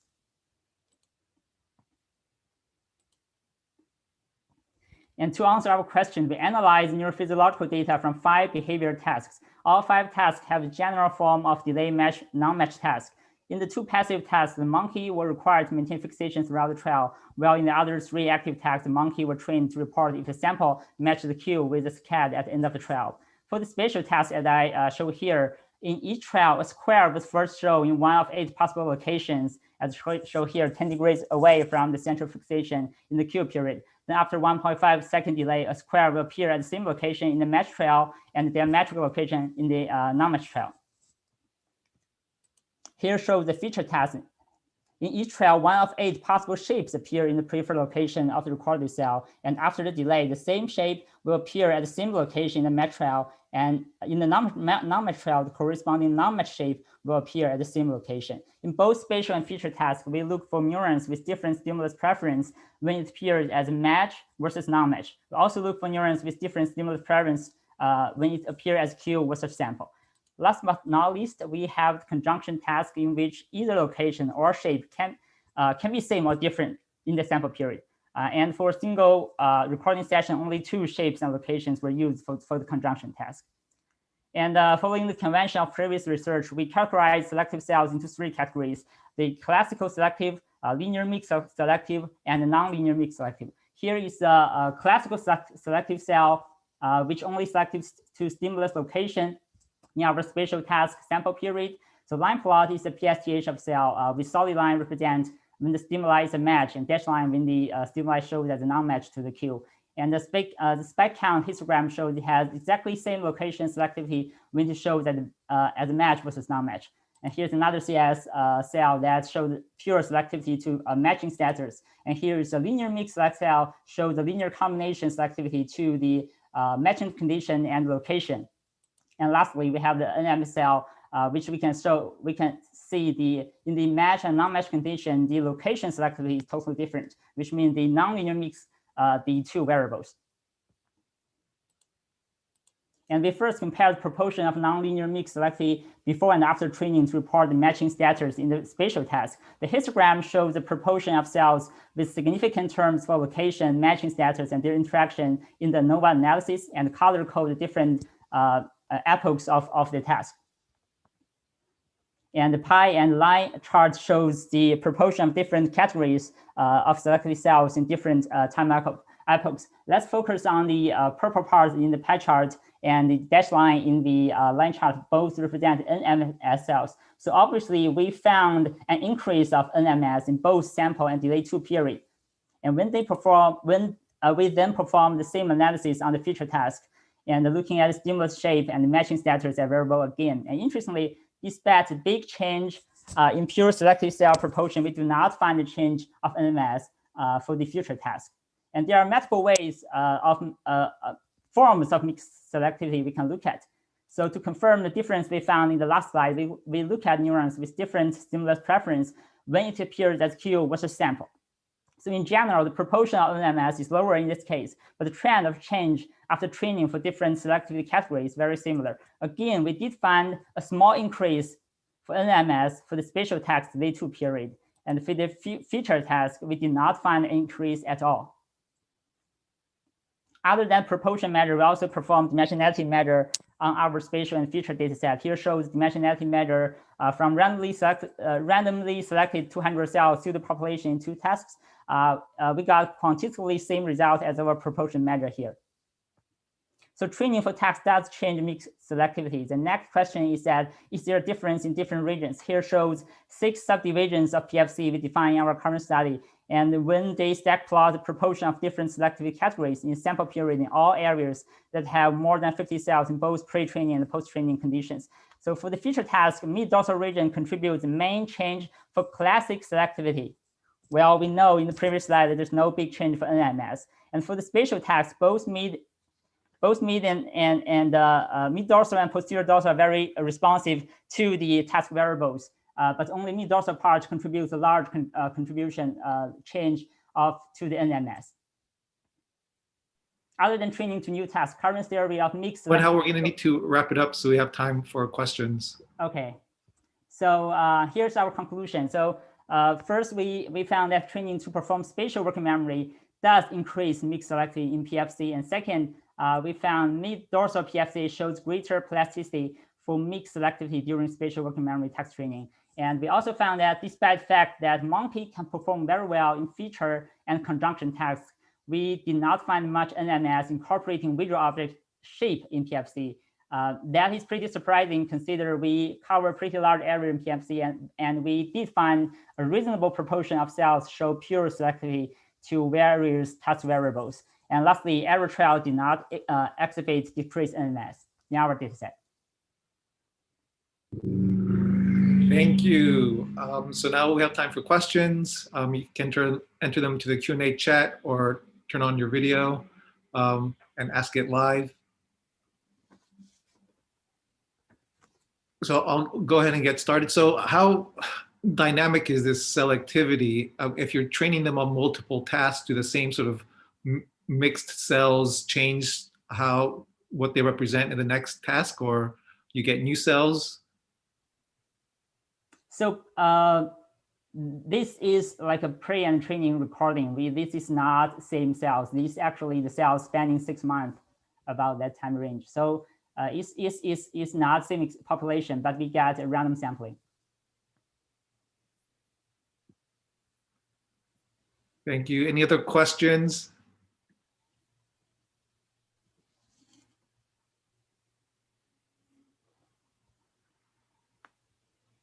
So I don't know if you've seen this preprint from Jonathan Pillow, was looking at data from mice and how they changed their strategy during a task session, right? So for a long time, people thought either the animal was engaged or disengaged, and this disengagement was just lapse of attention. Now they have sort of this model showing that they switch to different sort of strategies while they're performing the task. I mean, has anyone seen something similar in sort of primates in terms of when they're doing a long training session with multiple trials, if they change sort of the strategy and what they're performing, and if you can sort of see that in the dynamics of the neurons you're recording from? In general, I think so, but I cannot, like out of top of my hand, find the paper.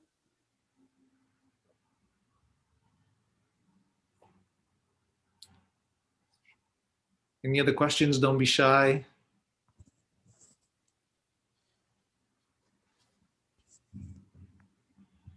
So what are the next experiments you're planning on doing? Are you planning on doing any sort of manipulations?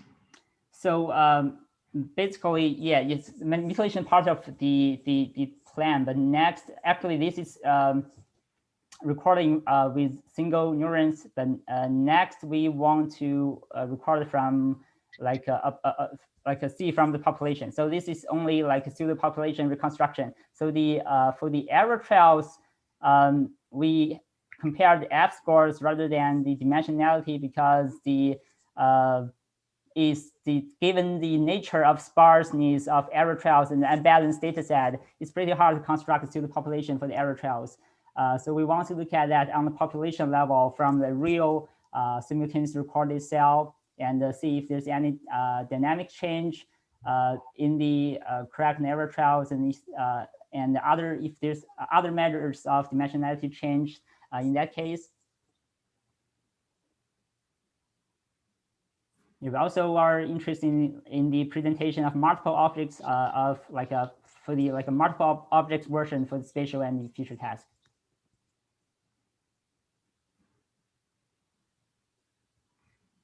All right, thank you. Any other? I have 1 minute left for last question from anyone. Zoha, Ilya, no?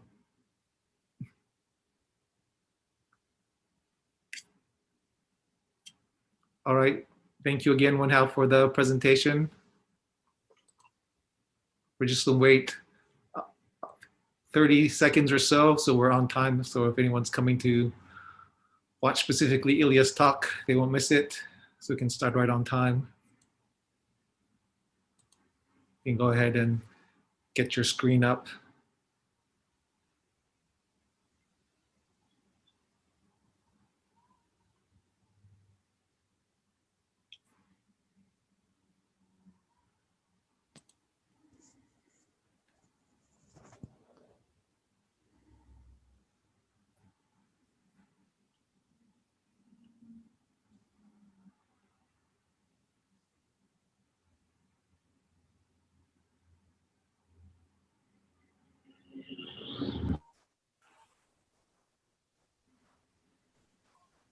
So you can get your presentation up, Ilya.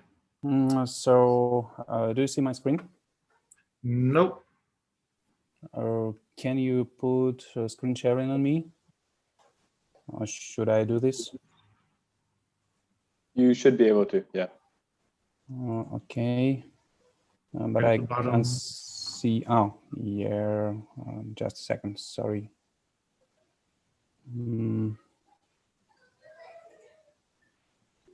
I can't see an option for sharing. Should be right at the bottom. There should be a green arrow. Yeah, and it works. No, it wasn't working. Sorry. So, okay. Do you see my screen now? Yep. I apologize. Just online meetings is a new experience for me, so I prepared this as kind of poster. However, I think we may go with this. So by definition, procrastination is a kind of perpetual postponing of important tasks and doing less important tasks. This also means that postponing task is the postponing task is always kept somewhere on the background of memory and usually actualizes and then assessed and then again shifted from these important tasks to less important. So thus we suppose that subjects with high procrastination level will have a kind of facilitation of mechanisms which are responsible for task shifting and also mechanisms which are responsible for remembering of future activities, of planned future activities. So this feature of remembering future planned activities is called prospective memory. In our study, we have run 3 conditions, experimental conditions. The first one was task shifting, and second one was perceptual prospective memory task, where subject has to decide that he planned something based on some perceptual features, actually on words which are represented in capitalized manner, like as a stimuli. And the third task was a conceptual prospective memory condition, when subject has to return to some conditions which were encoded as kind of semantic condition, like memorizing animals. So what we have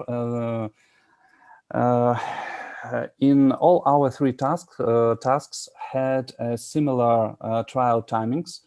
So they consisted of fixation stage, of task during which subject had to press a button, and empty screen, and a feedback screen.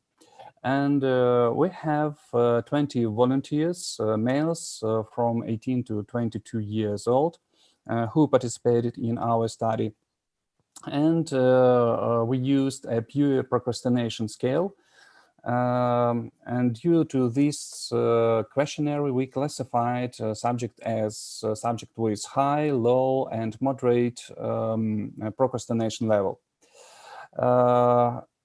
Regarding to our tasks and to behavioral results, we didn't have some differences between low-level procrastination subjects and high-level procrastination subjects in task shifting condition and in perceptual prospective memory condition. So this means that these tasks didn't actualize or activate some specific mechanisms of behavior and specific neural mechanisms. However, for conceptual prospective memory condition, subjects show differences, and first, those subjects with high procrastination level, they made less wrong answers. It was like 10% difference between subject with low procrastination level and subject with high procrastination level. So they were actually ready to answer, to respond. As for reaction times, the subject with high procrastination levels, they also had a lower reaction times. And this was especially significant for wrong answers. So when there was a condition when a subject was hesitating whether the answer is wrong or was doing an error, so he or she responded quickly if he was a procrastinator or had a high procrastination level. And regarding our ERP responses, we found that during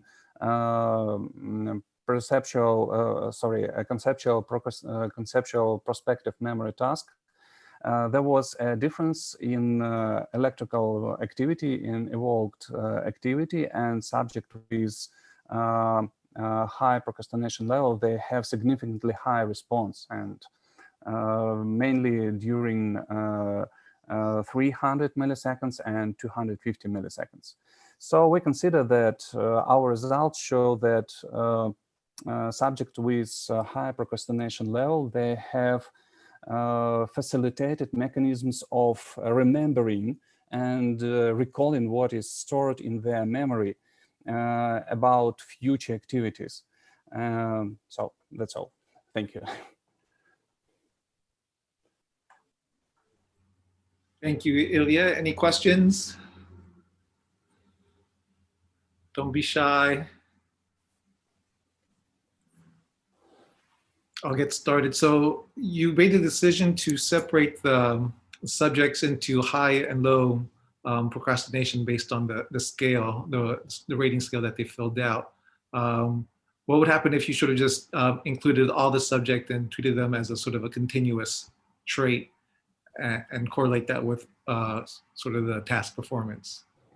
So we can just may only speculate on this because we just it's a fresh study and we have a very fresh results.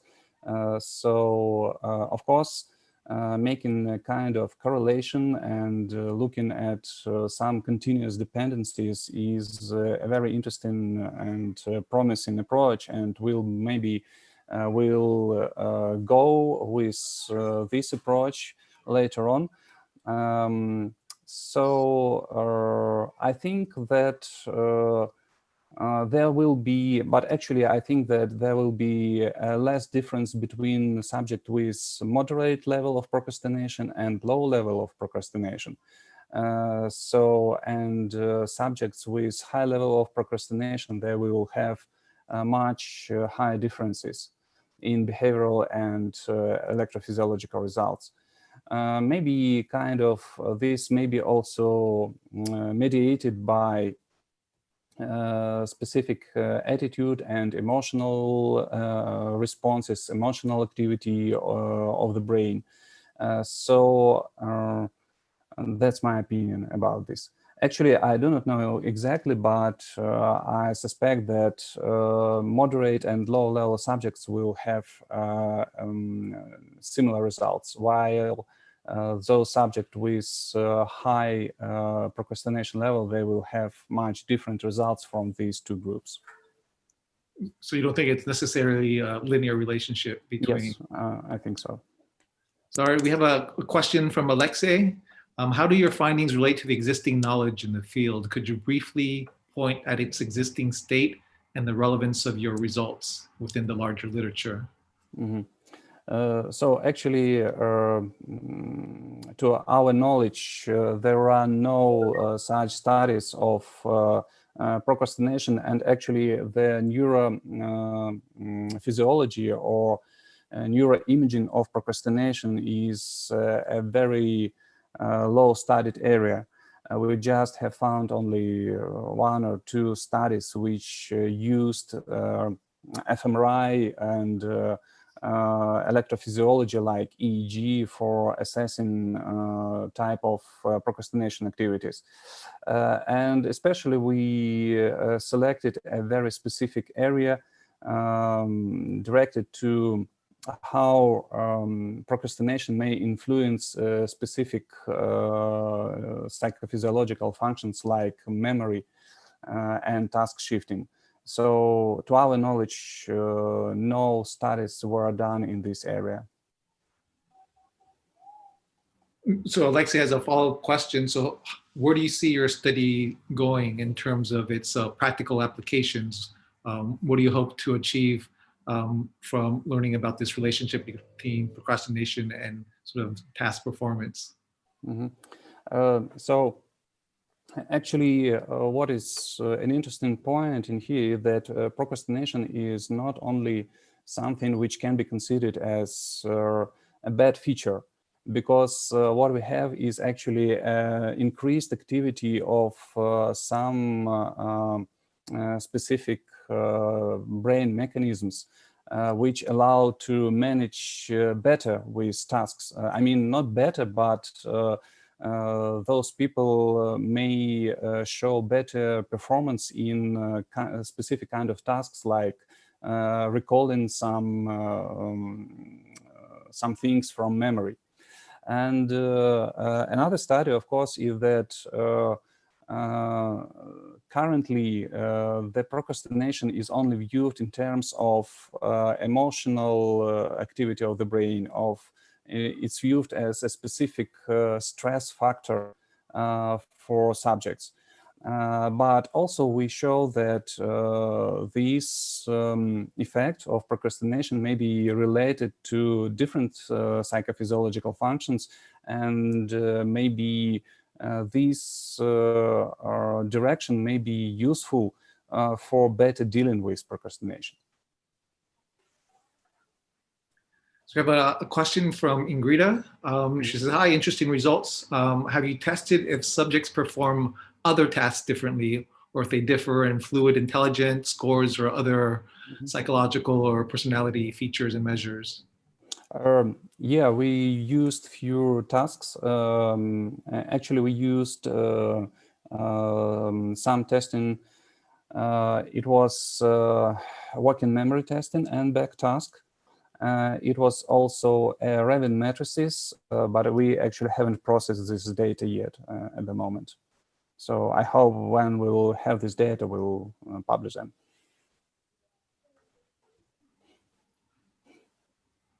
Thank you. Any other questions? So where did this procrastination scale come from? Who developed this? Is it something that's commonly used in the field, or is this a relatively new?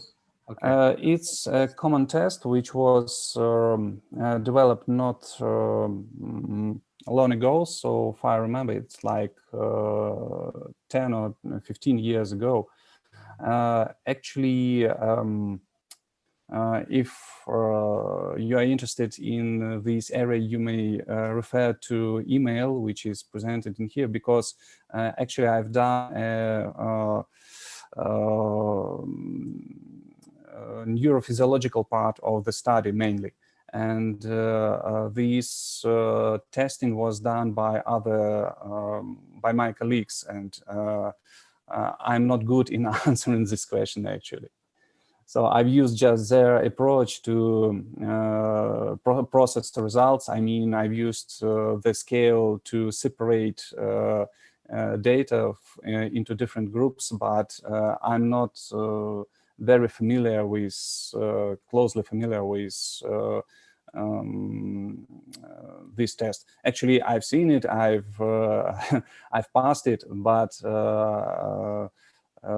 so answering more detailed questions about this scale is somewhat hard for me. Actually, it's present in the internet. You may easily find it. It's open, and it includes like 15 or 20 questions, so far I remember. It's kind of pretty easy to take. It's not a long test. Exactly. So you've taken it. What was your score? High or low? Oh, it was moderate, but closer to high, actually. I wonder if you survey graduate students and postdocs, if they score higher than average. Exactly. All right, we just have a minute left. Any other questions for Ilya or any of the other speakers? Feel free, speak up. I'm disappointed not many of you chose to turn on your cameras, but I understand.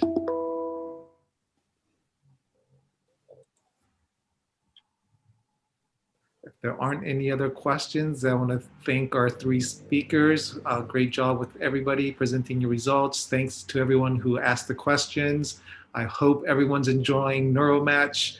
I know it's a lot of talks going on all day for many days, and things are being added daily. And so I think this is a great experiment in terms of the grassroots neuroscience conference. And hopefully we'll see everyone again soon.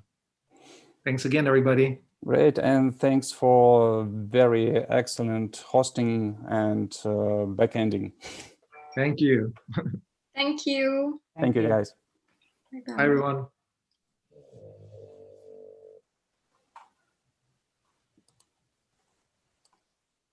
To the tech session from the Brain Initiative Alliance, Tools, Text, Theory, and Trainee Series. I'm Jacob Robinson. I'm an associate professor of electrical and computer engineering at Rice University. It's my pleasure to moderate today's session. Today we have a fantastic lineup of speakers.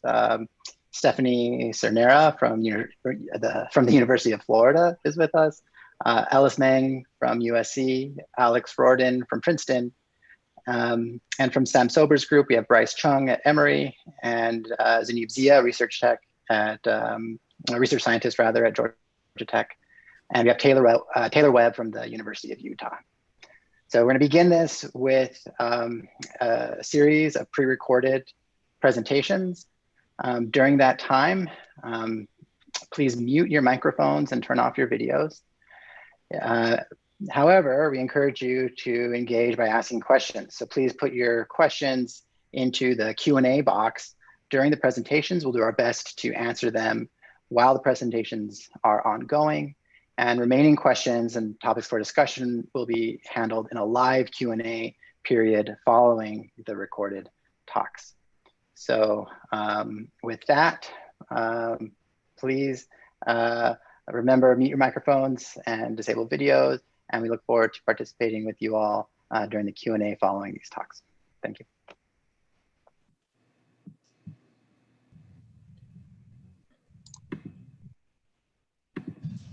Good afternoon, everyone. I'm Stephanie Sonera. I'm a PhD candidate at the University of Florida in Dr. Aisha Bukunduz's lab. And today I'm going to share with you some of our closed loop deep brain stimulation approaches using wearable sensors. Deep brain stimulation is a surgical therapy for patients affected by essential tremor, and these patients mainly tremor during voluntary movement. Their DBS lead is implanted into the motor nucleus of the thalamus and is connected via an extension wire to an implantable neurostimulator in the patient's chest cavity. And even though DBS has been successful for essential tremor, it is a continuous paradigm. So this does have some limitations associated with it. The first being that changes to therapy require manual intervention. So there's no real-time input of the patient's disease state or their environment. And continuous stimulation can cause adverse side effects such as slurred speech and unnecessary battery depletion of this INS, meaning more surgical interventions to replace this device. So to mitigate these limitations and to not only increase the therapeutic window of DBS, but also the quality of life for essential tremor patients, there's been an emergence of responsive DBS studies.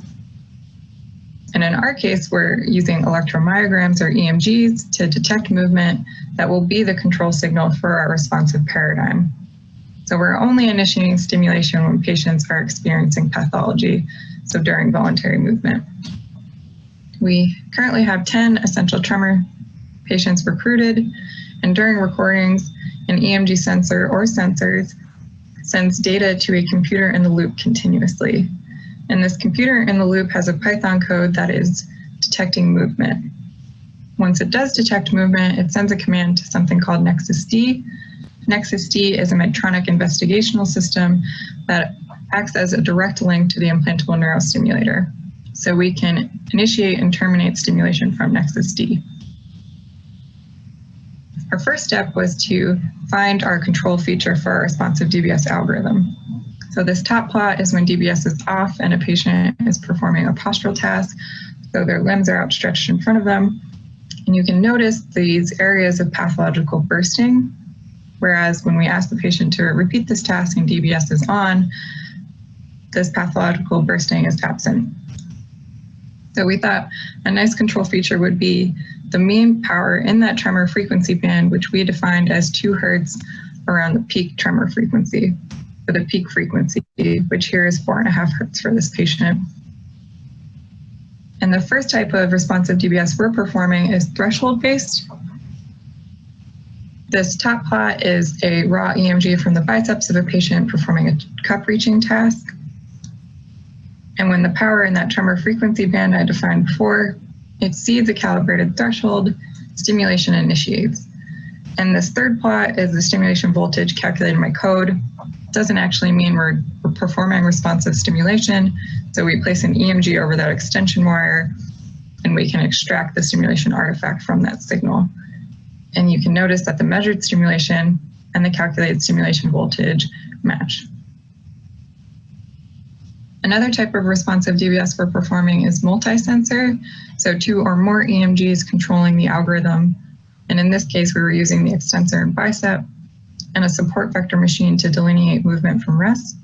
And when the SVM outputs a 1, it means it has detected movement and stimulation initiates. And again, the measured stimulation matches the calculated stimulation voltage.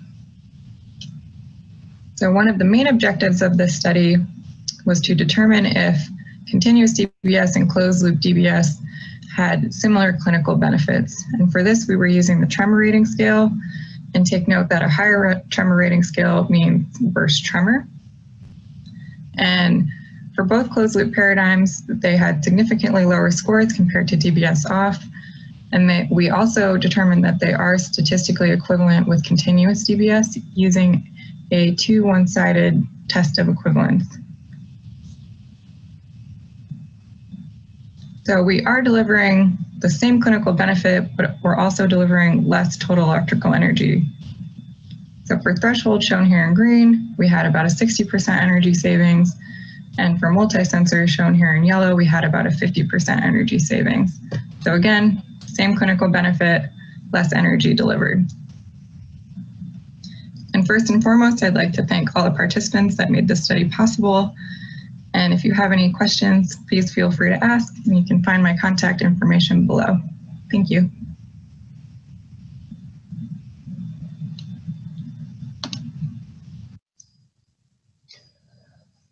Hi, my name is Ellis Mang. I'm a professor of biomedical engineering at the University of Southern California. I'm going to share with you some of our work on polymer implantable microfabricated electrode arrays. I'll present the first part and then turn it over to Keith Schulten, who's the director of our polymer implantable electrode array foundry. My research group produces polymer-based microelectrode arrays. We build these in a variety of shapes and sizes so that you can use them either as surface or penetrating arrays. We prefer polymers over other materials because they are softer, which allows devices to have high quality recordings for long periods of time. And we use Parylene because it has a long history of use in FDA-approved implants. In collaboration with others, my group has developed arrays that target different parts of the nervous system. Many of these are now available to you through our Polymer Implantable Electrode Foundry, or PI Foundry. Let me share some examples with you. All the devices we make have the same basic structure shown in the bottom left-hand corner, platinum metal supported by 2 layers of Parylene. The device on the right contains 64 electrodes that are positioned to match the anatomical layout of 2 regions of the rat hippocampus. We've developed techniques to allow these implants to be implanted about 5 millimeters deep into the brain and are working on going deeper to access other regions. We can also integrate circuits to these devices that contain stimulators or amplifiers so that more sophistication is available if needed. In addition to the brain, we can interface with other parts of the nervous system, such as peripheral nerves, or as in this case, the retina. Using a specific property of the polymer, we can add permanent bends and curvature. This array has both, so that the electrodes can be positioned close to the retina for stimulation. In the bottom right-hand corner, you see electrodes that have been coated so that their electrochemical properties are more favorable for stimulation. We've also demonstrated long-term recordings for up to a year using 2 different types of penetrating arrays in rat brain. On the left is a cortical design that has perforations, a unique shape, and the ability to be loaded with drug. On the right is hippocampal electrodes that I showed earlier. Below these devices, you see data of recordings out to a year. I'm going to turn it over now to Key, who can tell you how to get some of these devices or how to design ones of your own and have us make them for you. Thank you, Alice. Hello, everyone. My name is Keith Schulten, and I am the director of the PI Foundry. We are a microfabrication foundry operating out of USC that specializes in polymer-based microelectrodes. Our goal is to help build and distribute polymer-based microelectrodes to brain researchers like yourselves. To that end, we offer a range of services, all of which are free to academic users. This includes development of custom-built microelectrode arrays and quick-turn fabrication of user-submitted designs.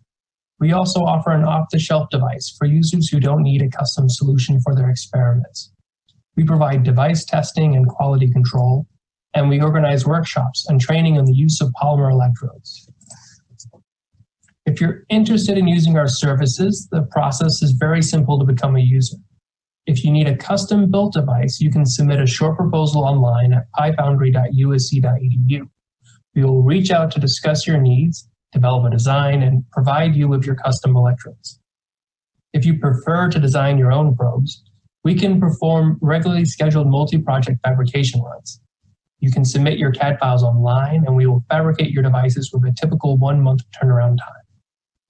Our capabilities include patterning metal down to a 2 micrometer resolution and micromachining polymer down to a 5 micrometer resolution. We have experience developing penetrating probes, surface arrays, peripheral nerve electrodes, and can develop electrodes in a variety of metals. We also offer, as I mentioned, a microelectrode array off the shelf, which we call our standard probe. The device features 4 Parylene Z shanks, each with 16 platinum electrodes for 64 total. These are 30 micron in diameter circular electrodes with typical impedances of a few hundred kiloohms at 1 kilohertz. And we also have a 15 micron diameter variant. The array comes installed in a custom developed electrode interface board with 2 back-to-back 32-channel Magnetics brand connectors with a built-in reference and ground. The device is ideal for cortical or subcortical implantation in rats and other small rodent models. We're always looking for new users, so if you are interested in polymer electrode technology, please reach out to us. You can find us online or by email, or reach out to us during this session. Thank you for listening, and we look forward to working with you. Hi, I'm Alex Reardon, and I'm a PhD candidate at Princeton with David Tank, and also an NIH D-SPAN fellow.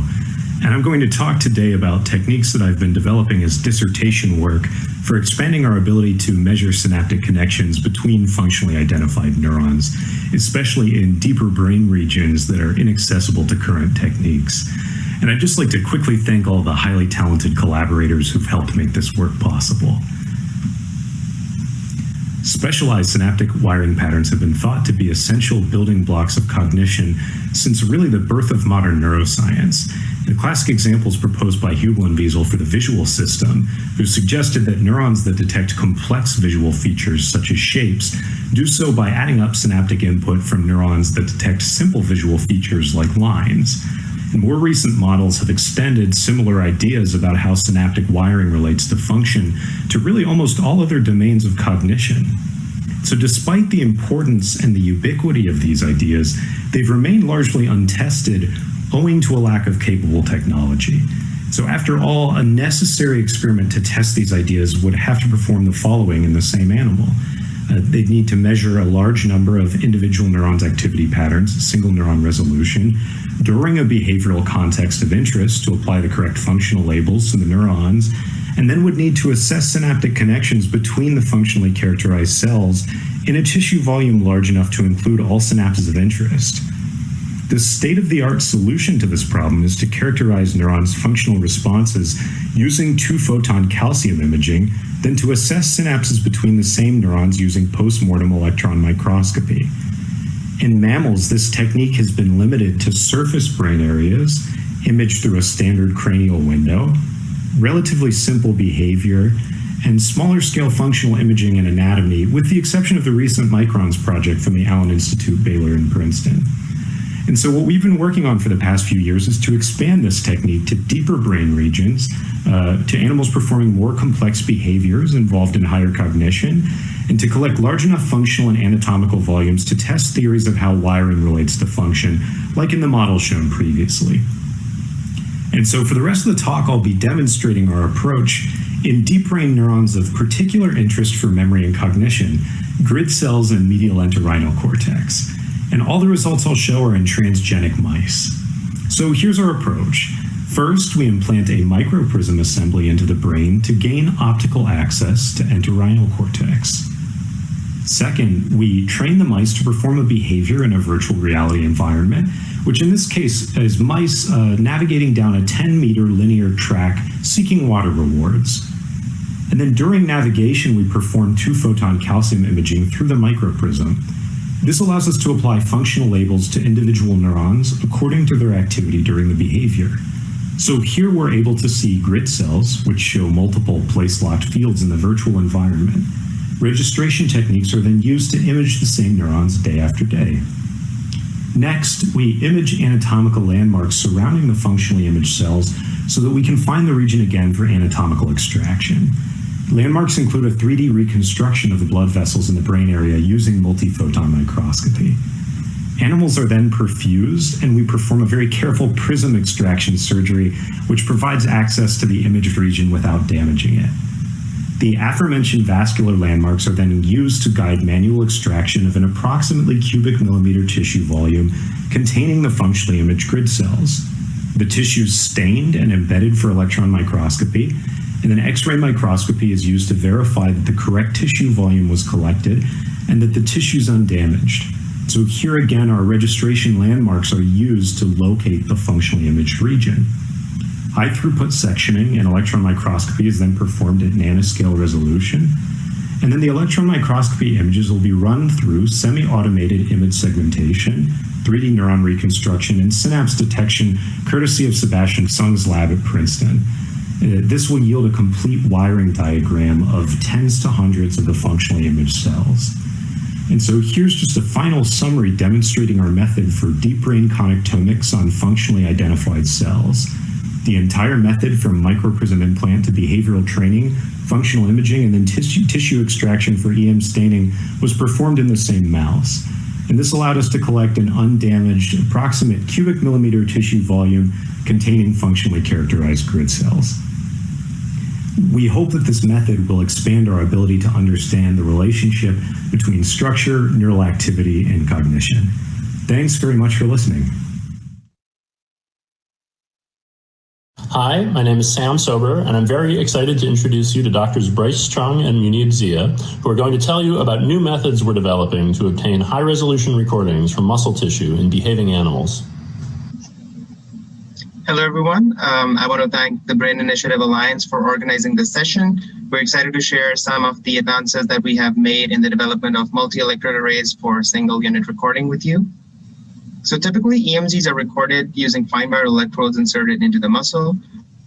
They're quick and easy to implement. However, they typically record bulk EMG activity. Similarly, for some of the surface mount electrodes, the recordings are predominantly bulk EMG as well.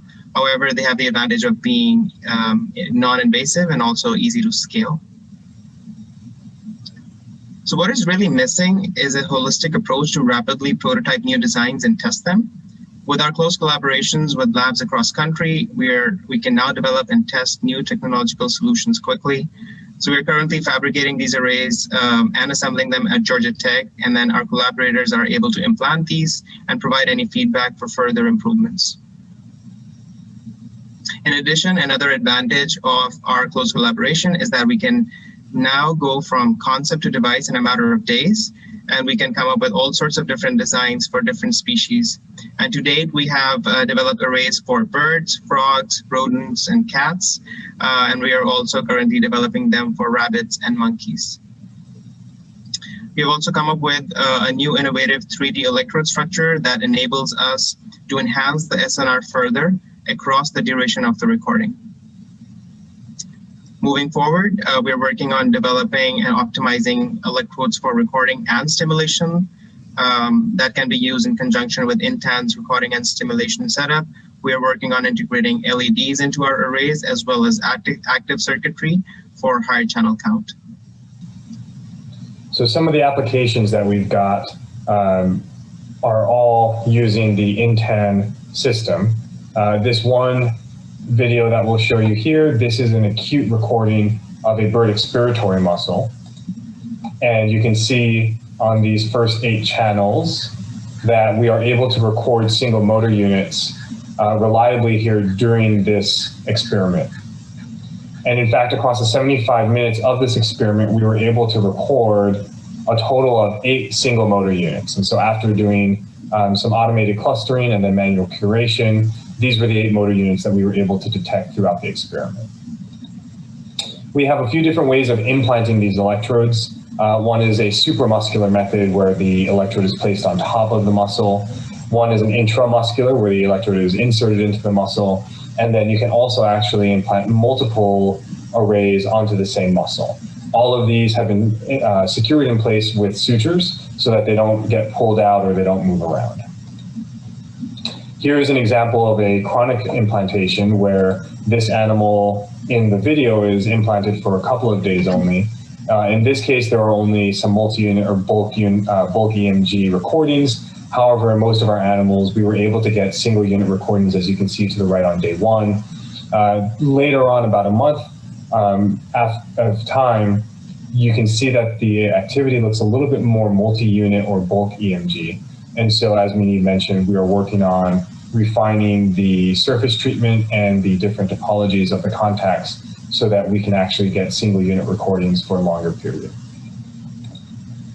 Finally, one of the fun experiments and prototypes that we've been working on was a collaboration with another faculty at Emory, and he works with patients who have facial paralysis. And what we did was we put together a prototype where we used our arrays to record activity from one side of the face that was functional, and then that was the activity that was then used to stimulate the muscle on the other side of the face. And so in this video, what you'll see is we are actually stimulating the muscle on the other side, picking up that activity, and then that activity is being used to trigger stimulation of the muscle here on this side. And you can see with the yellow arrow, the array is moving here. We're using that array to record the result of our stimulation. So all of this work is a very large collaboration between Georgia Tech and Emory, Dr. Bakir and Dr. Sober. We are also working with numerous labs across the country, including other labs at Georgia Tech and Emory, as well as labs at Columbia and SALT. So thank you for your time. I'm excited to join you for this digital conference today. I'm going to be talking about our lab's efforts to use a flexible model of non-invasive, deep brain, and focal ultrasound neuromodulation in behaving primates to accelerate the clinical translation of ultrasound technologies. To get started, I want to talk a little bit about what makes ultrasound so exciting.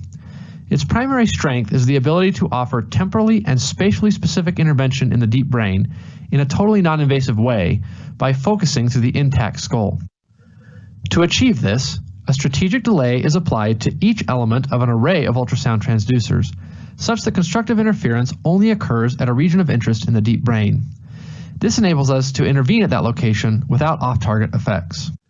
Because ultrasound interacts with tissue in a variety of ways, there are a lot of potential exciting applications for this technology. For example, several groups have shown that short ultrasound stimulus introduces immediate and short-lived changes in the firing pattern of neurons. We could use this to better understand how specific brain regions are involved in a particular patient's symptoms by introducing a short ultrasound pulse to that region and then measuring immediate changes in the patient's behavior. Other groups have shown that long or chronic ultrasound stimulus can be used to cause durable changes in the brain. In this example, fMRI showed changes in connectivity that remained hours to days after the ultrasound stimulus. Obviously, the ability to change the way circuits work in the brain would be an exciting addition to the tools that we have to combat neurological disorders. Temporally and spatially specific pharmacological interventions are also possible using transcranial ultrasound. Ultrasound-sensitive nanoparticles can be loaded with a drug and released only at the focal spot of the ultrasound, and microbubbles can be used to allow ultrasound to open the blood-brain barrier. Similar to fMRI, ultrasound can be used to study neural activity by measuring changes in blood flow in the brain, but it can do it at much higher temporal resolution. Clinical translation of these exciting technologies requires the development of safe and effective protocols for use in humans. To understand the safety and efficacy of these technologies, we really need to be able to measure how each of these different kinds of ultrasound stimulus affect behavior, which means we need a model that is awake and behaving. We have developed such a model in non-human primates. The model consists of 4 titanium head posts that have been successfully implanted on 2 macaques, a 3D printed head frame that is custom designed to match the pins on each macaque, and to mount a 256 element array such that the position is always the same relative to the skull. We have also implemented software that uses ultrasound imaging to validate this positioning. Finally, a port in the frame enables us to fix the macaque's head in place, allowing us to measure eye movements and giving us a direct readout of behavior. MR thermometry enables us to validate our experimental setup. Using much higher durations and intensities than we will use in our neuromodulation sonications, we can raise the temperature at the focal spot by a couple of degrees and visualize that temperature change using MR thermometry. This gives us knowledge of the location and size of our focal spot within the brain. In this example, we see the temperature change resulting from a 10-second sonication to the right lateral geniculate nucleus. As we noted before, we can steer the beam without any mechanical motion of the array or the head, allowing us to also target the left LGN without having to move anything around. We can even interleave these two targets, allowing us to show lateralization in behavioral effects, thus eliminating any potential confounds. We are currently training the two macaques on whom we have implemented this setup to perform a simple visual task. The task asks the subject to select between two visual stimuli that appear with variable delay, and then measures how often they select the stimulus on either side. We can then measure how ultrasound changes the frequency with which they select each target. In this example, we've imagined that the ultrasound introduces an ipsilateral bias. We expect brief ultrasound stimulus of the lateral geniculate nucleus to introduce immediate but short-lasting changes in their behavior. We expect longer and chronic stimulus to introduce long-lasting changes in their behavior, and we can measure how long those changes last using the same setup. We will deliver propofol and other neuromodulatory drugs to the LGN and measure how this impacts their behavior in the task. Finally, we can measure blood flow changes in the LGN during this visual task. What's great about this setup is it enables us to test a variety of different protocols for each of these technologies to determine the protocol that will be most safe and effective for translation into humans. With that, I want to acknowledge my fellow lab mates and my collaborators and our funding sources, particularly the F32 through the NINDS that makes this project possible, and also to thank you for your time.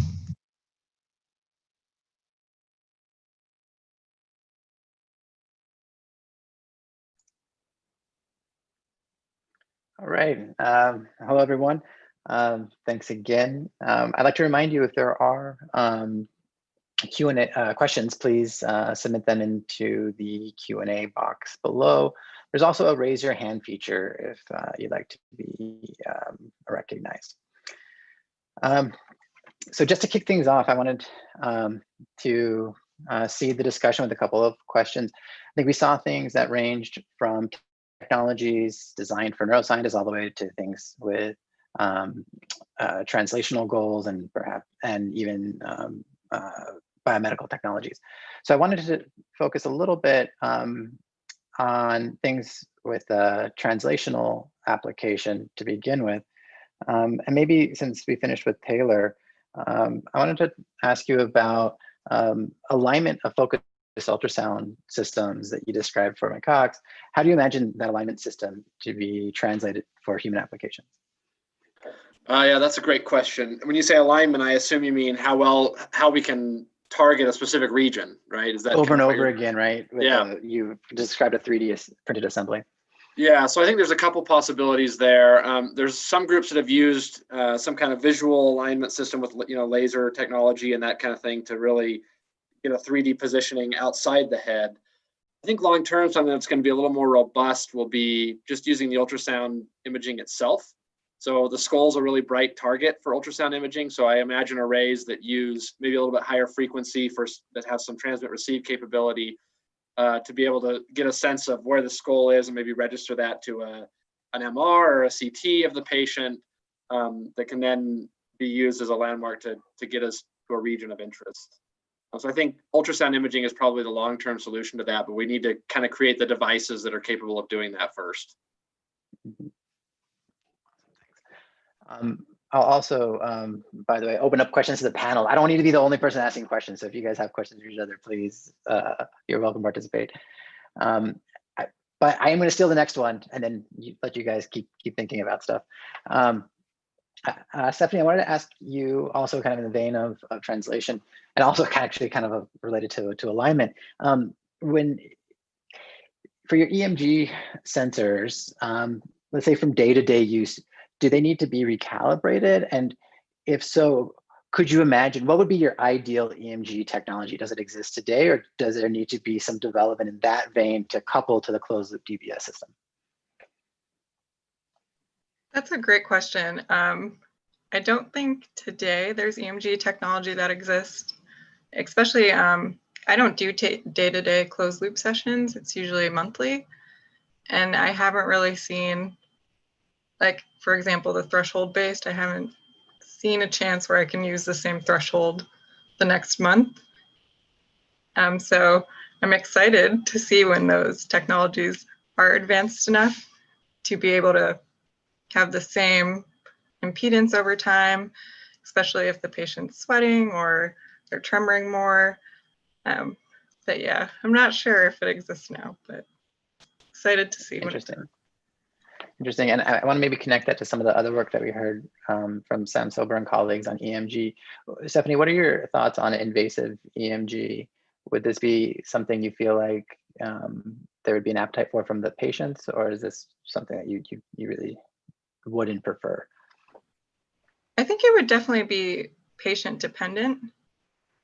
I think it would be really interesting to have invasive EMG and actually see the motor units. I think that would have a really nice advantage to actually study tremor pathology and to see which motor units is actually involved in tremor pathology. So I would be for it, but I'm not sure about patients. They would be. Yeah, thanks, Stephanie. There's a question from one of the audience members. It's coming from Alex Burton, which I think is mostly directed toward Ellis. When you use these flexible electrodes, actually, and also potentially for Sam's group, how do you keep them straight during insertion? Yeah, that's a good question. So for the two examples that I showed, where I gave 1 year data, we actually used two different methods. So for the 3-dimensional probe, we actually ended up filling the tips with polyethylene glycol, which is dissolvable in saline. And then we mounted a rod to the rest of the ribbon cable, and we pushed that assembly into the brain, allowed the polyethylene glycol to dissolve, and then we removed the insertion tool. For the other project where we actually had thin film parylene electrodes, what we do, we take a very different approach there. So there, the objective was to really create the least amount of damage. And so to do that, you can either, you can temporarily decrease the length of the probes by basically embedding the back end in polyethylene glycol. And by doing so, you have protruding from the tip a very short amount of parylene that can be inserted bare. And then you can sequentially dissolve away the back end of the polyethylene glycol and then slowly advance the probe in. For the probes that we put in, they're about 5.5 millimeters deep or so. It takes about 5 minutes to dissolve that away. So it can be done fairly quickly. Hopefully that answers the question. Thanks, Alice. Munib, do you guys have challenges with maintaining stiffness in your probes during implantation? And how do you guys work with that? Yeah, I think Bryce, do you want to take that? So I'm primarily fabricating them, and then Bryce and others are actually implanting them. So okay, yeah, Bryce. Yeah, sure. So we actually completely exploit the lack of rigidity in the substrate, the polyimide that we're using, so that the arrays are able to flex with the movement of the limbs and produce very little noise, although there is still some noise. Can't get rid of that in EFIS. So once you suture it into place, whether it's intramuscular or superficial, we can get some pretty good recordings that you saw with that video. Even while the limb is moving, the arrays are able to pick up the same units through that motion. Thanks, Bryce. And then Alex actually had a follow-up question, maybe to Alice about the PEG. Does it dissolve completely away? Yeah, it does. So we actually have used a different molecular weight of polyethylene glycol. So it's not PLGA, but polyethylene glycol. And it does, at least to our knowledge, fully dissolve away. We don't go in there and do any sort of chemical analysis, but at least visibly to the eye, flushing it with saline, it seems to be gone. Thanks, Alice. And while we're on the topic of electrodes, I also had a question about the materials that you guys use for recording. It looks like Alice and Munib, you guys are using platinum for your electrodes. And I think you guys mentioned maybe alternative coatings. What has been your experience with fabricating alternative electrode materials? And where do you think you would like to see your technologies go? Maybe you can start with, I guess I'm the moderator, I should tell who should start. Alice, why don't you go ahead and jump in, and then we go to Munib. Yeah, so primarily we've been using platinum for recording, but we know that's insufficient when we want to do stimulation. And so we've been collaborating with Jim Weiland's group at the University of Michigan. They have a platinum iridium coating that's electrode deposited in nanofractal And they've done some work to show that it's good. And so that I showed primarily for the epiretinal electrodes, because there we want to do stimulation. So in that case, we essentially electrically package our devices and send them off to Jim's lab for coding. And that's how that's done. So we don't actually do that in-house, although I guess we could. There's also PDOT that other groups have tried, and many other materials that can just be added on to thin film fabricated electrodes. And since one of the things that you're working on with the Pi Foundry is to make scalable solutions, what's the process in terms of additional lead time that you would have if you wanted to do an electrode deposition, and can that be done at wafer scale? So the lead time for that would probably depend on working with Jim's lab. So I don't think we've had anyone who's wanted to do that yet. Most people that have come to us have wanted to do recording or some experiments that don't require that. So I'm not sure what Jim's lead time is. He's also got a startup called Platinum Group Coatings that can do work like that on sort of a fee basis. So I think there's that route as well. So I don't really have a good answer on that yet. Yeah, but is this a wafer scale? We send them devices. We don't send them wafers. So that we have not tried yet. There are some processes that do allow wafer scale deposition. In my lab, we have not tried anything like that yet. Thanks, Alice. And what about you, Mandeep? Yeah, so we are actually using a couple of materials, a gold to begin with, and then we have PDOT as well. And we are actually doing wafer scale. So we basically fabricate the entire wafer with PDOT electrodes and just like use laser dicing. And for the 3D electrodes, we are still using, so the initial version had a nickel core with a gold plating on it, but we are now moving away from basically having gold and with some sort of conductive polymer coating over it. And then, as Alice mentioned, when we talk about the stimulation electrode, we are also looking at radium oxide, some others that have shown in literature that are primarily more suitable for stimulation than recording. And then we can optimize both of them depending what kind of pitch anyone needs, like higher density, etc. Of course, there's a trade-off between the smaller the electrode gets, its the surface area is less, and that's where the 3D kicks in. So you can have a small footprint, but actually very high surface area, and then you can still maintain the SNR while going to like ultra high densities. Yeah. Mm-hmm. And what has been your experience with longevity for the polymer coatings? Yeah, so the one that Bryce showed actually had no coating on it, right? So the data that we have actually in the process of collecting right now have PDOT coating, and hopefully we'll have more information soon regarding that. We don't have a fixed number, but I mean, even in literature, PDOT has shown to increase that significantly. Like just with the bare impedance numbers, I think we got a 95% reduction, 90 to 95% reduction on the electrode impedance just by using that coating. Wow, excellent. Okay, it looks like Taylor has a question to the other panelists. Thanks. Do you want to ask your question, Taylor? I'd be happy to, yeah. So I had two questions for Stephanie. One was just kind of give me a sense of how often, you mentioned this will help limit battery replacements. How often do patients need battery replacements in a typical DBS lifetime? It's definitely dependent on their settings. It also depends on which pathology you're talking about. So patients with dystonia or Tourette, they usually have a quicker turnaround. So it's every 1 to 2 years about. And then with ET, it can be,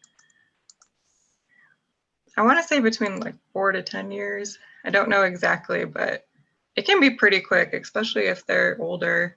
You don't want them to go over that invasive surgery multiple times. Okay.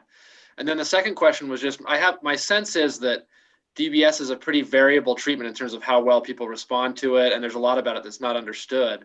So it seems like you have some kind of closed loop data here. I mean, I know you don't have actual brain recordings, it's out in the muscle, but you still have EMG directly related to the actual stimulus that was applied. Have you looked into that data to see if it gives any hints to why a patient's responding a certain way, or how you might improve patients who aren't responding well? Yeah, that's an awesome question.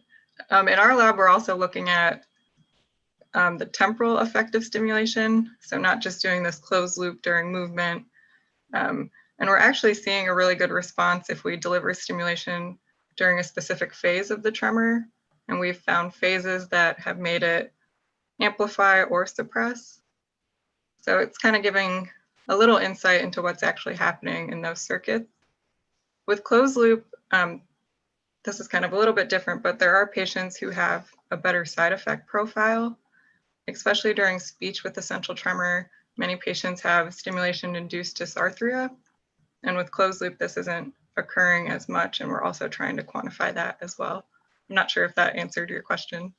Yeah, it does. Very interesting. And just a quick follow-up question. You mentioned you found amplification or suppression during different phases of the motion. Is that consistent across patients, or does that tend to vary across patients? Do you know yet? It's varying across patients, but the phase that suppresses the tremor, I've only done this in one person, but after multiple sessions, it seems to be the same phase that will suppress the tremor. Yeah, very interesting. Thank you. You're welcome. Thank you both. I wanted to maybe shift gears just a little bit. I want to talk to Alex for a minute. So your tech was very different, but I think that there is, in some sense, I think a lot of overlap in terms of trying to develop new recording techniques that might improve our ability to kind of crack the circuits as you describe it. And I think specifically one of the questions that I think about when you try to map these synaptic connections is, are you getting enough information from the electrical recordings and EM to properly or sufficiently characterize the synapses?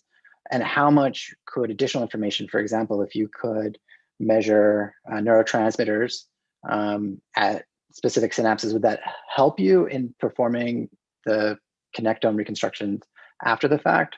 Or are the recording technologies sufficient at this point for you to feel like you're doing a good job of recreating those circuits? And what would you do to expand that?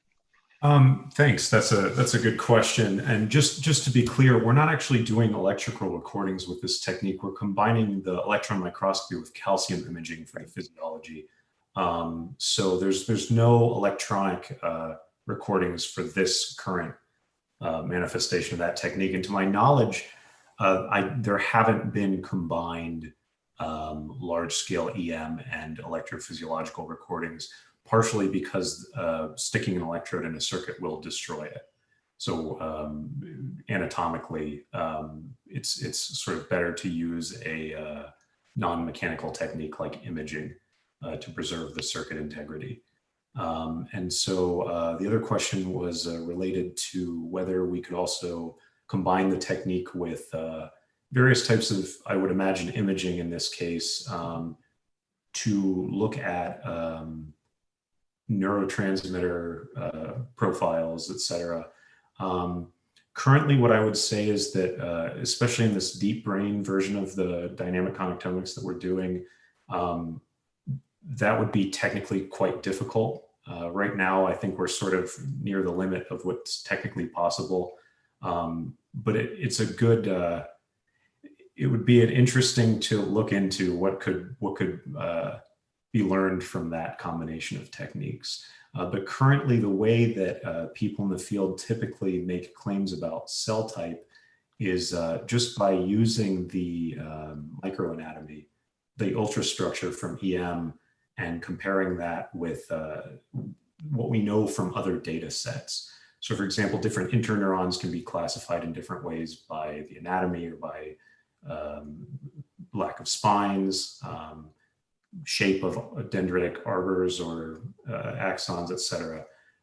So that's usually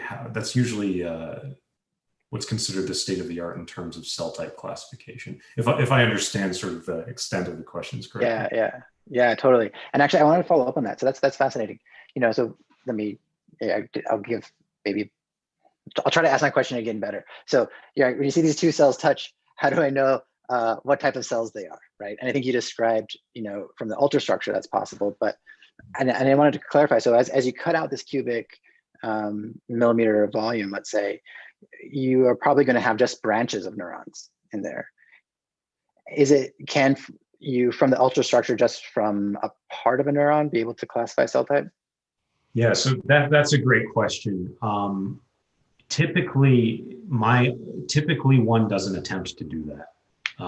So typically, and this is a big problem with any sort of electron microscopy based technique, is that there are cut axons, for example, or cut dendrites that bleed into the volume.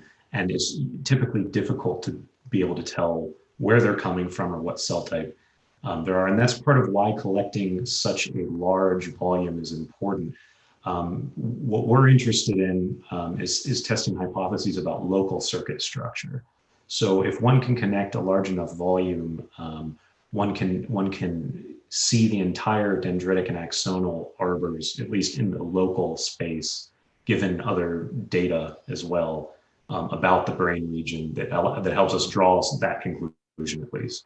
So for example, in the entorhinal cortex, we know from other studies, including studies that have used biocytin fills for patched neurons and other EM studies, or viral tracing studies, that the axons that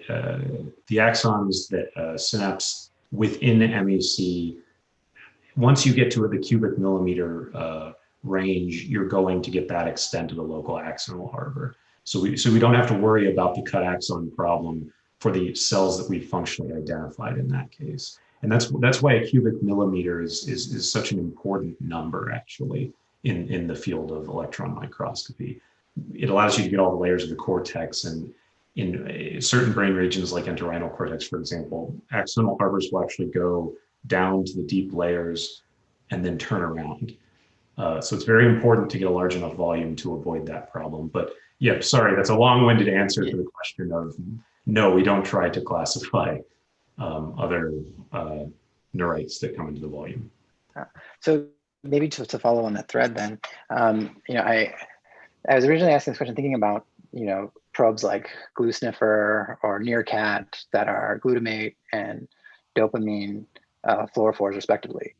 And I was imagining, would that be helpful at all in the cell type classification, particularly for these cut branches? And is there a role at all for these type of neurotransmitter sensitive fluorophores? Yeah, that's a good question. And again, to my knowledge, no one is attempting right now to do that, because the problem of focusing on local circuits is just big enough that it's just technically challenging. There are challenges with staining with using heavy metal stains and getting diffusion to work in a large enough volume like that. So I definitely imagine that eventually that's where the field is going to move, where people are going to start combining. And there's been some work done at Princeton, for example, with EM-friendly viral stains, for example, that can help allow this type of work to be done. But that's really on the bleeding edge of the field right now, I would say. But it's definitely something that we're thinking about for sort of the future. And I think that one can imagine that being pretty helpful for answering certain hypotheses. Cool. So we're running short on time.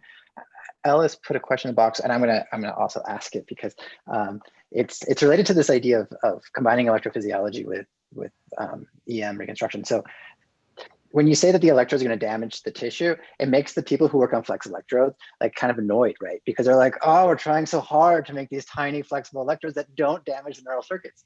And I think that actually there's good data to support that fact. For example, Ellis's work, there's work from Changxi here at Rice that show actually the neural circuits can repair themselves around these ultra flexible electrodes. And so I think it's not impossible to imagine doing electrophysiology combined with ultrastructure. So what do you, okay, so let's assume that the polymer people are correct. What do you imagine you get from additional benefits from EFIS? Yeah, so so the damage issue is only part of the problem. And again, I definitely take people's word for that, you're not actually damaging ultrastructure, at least not in a way that would affect hypothesis testing. The problem then is registering the electrode signals to the actual neurons that you're reconstructing. And so that I think is the major problem with combining EFIS and with EM. And that's why we focused on calcium imaging, for example. Or like you're mentioning, one could imagine using voltage sensitive, genetically encoded voltage sensors, for example. But it's the registration problem. If you have questions about how specific functional neurons are connected, knowing exactly where those neurons are from where you're recording, when it could be one or another neuron near a certain recording site. I think that's the challenge there. But this is an interesting discussion, and you know, I'd be happy to talk offline about this possibility. Yeah, wonderful, thank you, Alex. All right, I think we're running out of time, and I've been told that we will immediately get shut out of the room at some point. So I want to make sure that we have a chance to thank all the panelists today for their fantastic talks, their work, and for joining us for this Q&A. And thank you all for your attendance, and to the Brain Initiative Alliance for putting this together, and to NeuroMatch organizers. Thank you all. Bye-bye.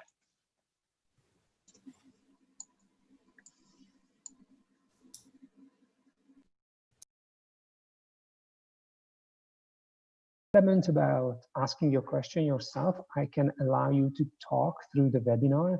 So I think you can raise your hand as an attendee if you think your question is too long to type in or something like that, and then we can sort of make that work as well. Other than that, I think the preferred method would be using the Q&A. All right. So without further ado, I would like to introduce our first speaker today, Joseph Nelson, who is an undergraduate student at University of Pittsburgh, and he's going to talk about large-scale modeling of neuronal electrophysiology. So take it away. Great, thanks for having me. Yeah, so today I'll be presenting the research data in my summer internship, conducting simulation-based inference of neuromodels from large-scale single neural electrophysiology. Let's see. Okay, so in neuroscience, biophysical models can be useful for testing predictions on certain neural mechanisms, and they can be useful for inspiring future experiments. However, it's been difficult for a while now to conduct statistical inference on some of these neural models, such as conducted space models and spiking models. However, more recently, in the last few years, there's been a bridge between certain tools to conduct statistical inference on these biophysically detailed models. And so during the summer, I used sequential neural posterior estimation as a tool for fast probabilistic identification of model parameters that are consistent with some chosen data set. So I worked on designing a workflow that can conduct amortized inference by training a neural network and then using that on multiple observations. So in this workflow, we chose certain neuronal models to simulate with parameter ranges from some informed prior. And after simulating, we would calculate the training features, train a neural network that can approximate a posterior density for the parameters of that model. And then we choose a particular observation from a data set X0, and we would try to infer the posterior distribution and sample models from that. So for our motivations, we wanted to conduct inference on a large standardized human single cell data set. And so we picked this the cell types data set at the Allen Institute. Previous studies have tested SNPE on subsets of this data set, but we wanted to address using SNP at the full dataset level. This dataset was used with adaptive stimulus protocols, so different stimuli and different amplitudes are applied to the different neurons that were put into this dataset, and it shows like a wealth of different cell types. So in our workflow, the first step was choosing the neuronal models. We picked two in particular. We picked the Izakevich model, which has voltage and adaptation reset, and it simulates a variety of firing behaviors that you can see on the right, and it has two variables. We also picked a two-compartment equivalent to previous more detailed biophysical models that we found in the literature, in particular from Gillens and al. From 2018. This has 10 active channels in a somatic compartment and then a passive compartment coupled to it. So we simulated this by designing a simulation protocol, and we did this in Neuron. And we sampled from a uniform prior, which was taken from parameters from previous optimized models and datasets. And as I mentioned, the experimental stimulus amplitudes in our dataset, they varied adaptively. So there are different ones for different neurons, but stimulus and amplitudes for our simulation protocol are fixed. And in particular, we chose 3 superthreshold and 1 subthreshold amplitude to represent the experimental range. And so we'd go through the simulation, taking the different stimuli, simulating the model, and then saving the output sweeps from that model to disk. And from those simulation features, traces, we'd calculate features. Now we wanted to pick features that can be used to compare between the models and the experimental data. So we picked two types, amplitude-dependent features that are interpolated for each amplitude. So average firing rate and latency to fire, as well as amplitude-independent features that we averaged across, such as subthreshold features and spike shape features, for a total of 17. So we take those features and train this neural density estimator to estimate the posterior density on a particular observation to get the posterior. And so here we show posteriors that are generated from neural networks that were trained on simulations from the Izakevich model and the 2-compartment, and then used to estimate the posterior for a VIP layer 3 interneuron. And so you can see in the right for the 2-compartment model, you can see that for this model, it's pretty sensitive to any changes in the voltage-dependent sodium conductance in the top left. I don't know if you see my mouse, but right here. So any perturbations in the vertical direction, but in the horizontal direction, changing the potassium conductance, KD, it can be somewhat robust to that. And so we would take a posterior such as that, and then we would sample models from it. Now, we sampled from posterior for the 2-compartment, the Izakevich for a particular amplitude. And for the 2-compartment, you notice that, well, we found that it can match adaptation well, but it fails to match the average firing rate. And for the Izakevich model, it can match the average firing rate well, actually, but it's the variability in firing that it can't match very well.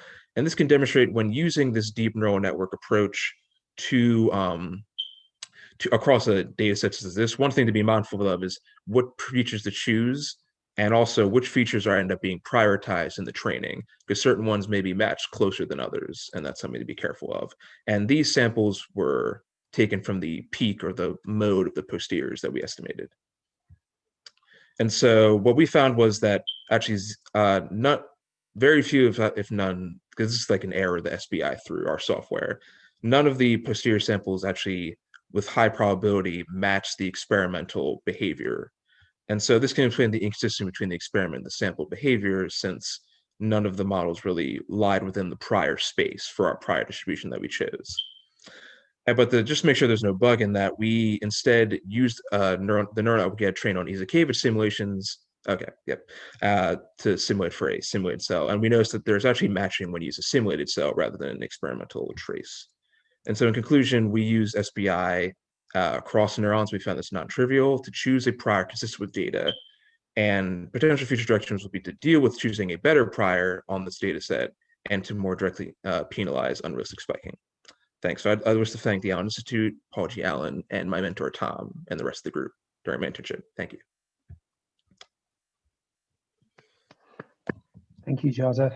Unfortunately, the sort of the bane of a webinar format is that you're kind of receiving a silent applause from your audience, but unfortunately, that's what we have to deal with in this particular format. All right, so we have about 7 minutes for discussion. So for the audience, please type your questions into the Q&A box or into the chat, or raise your hand if you would like to add. Do we have any questions from our panelists? Yeah, go ahead, Adam. Great talk. Thanks. I guess a couple of things that I'd love to hear a little bit more about. The first thing is you mentioned an adaptive stimulus protocol for the experimental data set. I guess I don't know if that was sort of before the data was handed to you, but if you could talk about that adaptive protocol, that would be great. And then maybe the second question to consider is whether you've looked into approaches that might use, I guess, secondary features of the spiking. So you mentioned like average firing rate variability, some statistics of the ISI. I'm wondering whether that would be an interesting thing to look at in future work, maybe an optimization that kind of explicitly is trying to match those features. Yeah, so this data set was given in the database, but the way they went about it was they would basically take the neurons in their pipeline, and they would apply the stimulus for as long as the neuron was basically alive, and they would just try whatever they could within that time frame. So they would use like long square stimuli, ramps, things like that, at various amplitudes. And then the data that I got was after they did like a quality control. And so if there was like certain behaviors they didn't want, or like if the simulation failed for some reason, that'd be taken out. And so if you're checking the data, you'll find that these neurons have like different amplitudes that have been applied to them. And so there won't be like a uniform like amplitude that you could pick that maybe covers all of the neurons in the data set. So that's something we had to address by just picking a few that might fully represent the whole range.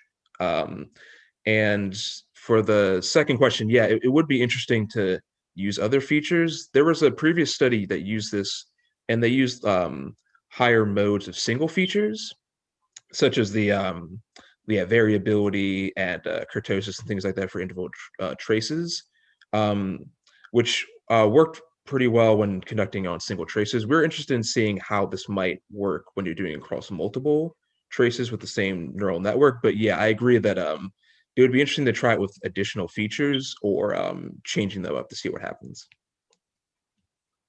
Great, thank you. And I think there's a small addition from your advisor in the chat. Specifically, the real base is found first, and then other amplitudes are paid relative to the real base. So I think that adds a little bit to the conversation. There's another question in the chat from Roy Ben Shalom. Can you elaborate? Why do you think? Oh, sorry, my chat just jumped. That's inconvenient. Can you elaborate? Why do you think you could not simulate the experimental data? And what would you think can improve that fitting? Would a more complex model do, for example?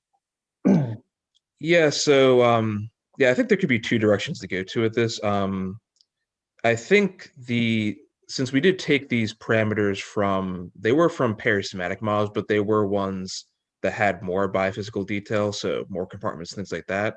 So it could be the fact that we took this what we thought to be an equivalent two compartment model, and there are certain behaviors that it couldn't do very well. But another thing may just be that we may need to draw for like these particular neurons a prior from a different source for that. That'd be something to look into, like to test it based on like other parameters from other models that you could find.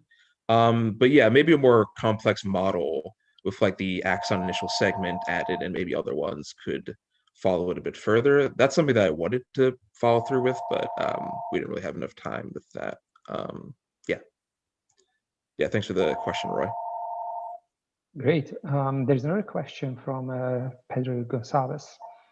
From the whole set of simulations used for training the neuronal network, not simulations from samples from the posterior, did you check whether some of these looked similar to the real data that you wanted to fit? This would allow to see whether the prior over parameters were sensible. This is sort of the last question in the chat, if you look in there. Yeah, so beforehand, when we were going through this, I did apply like a QA when we were starting this simulate for a quality control in the sense of making sure it at least showed certain behaviors such as firing when the stimulus was applied rather than showing excitability and firing beforehand.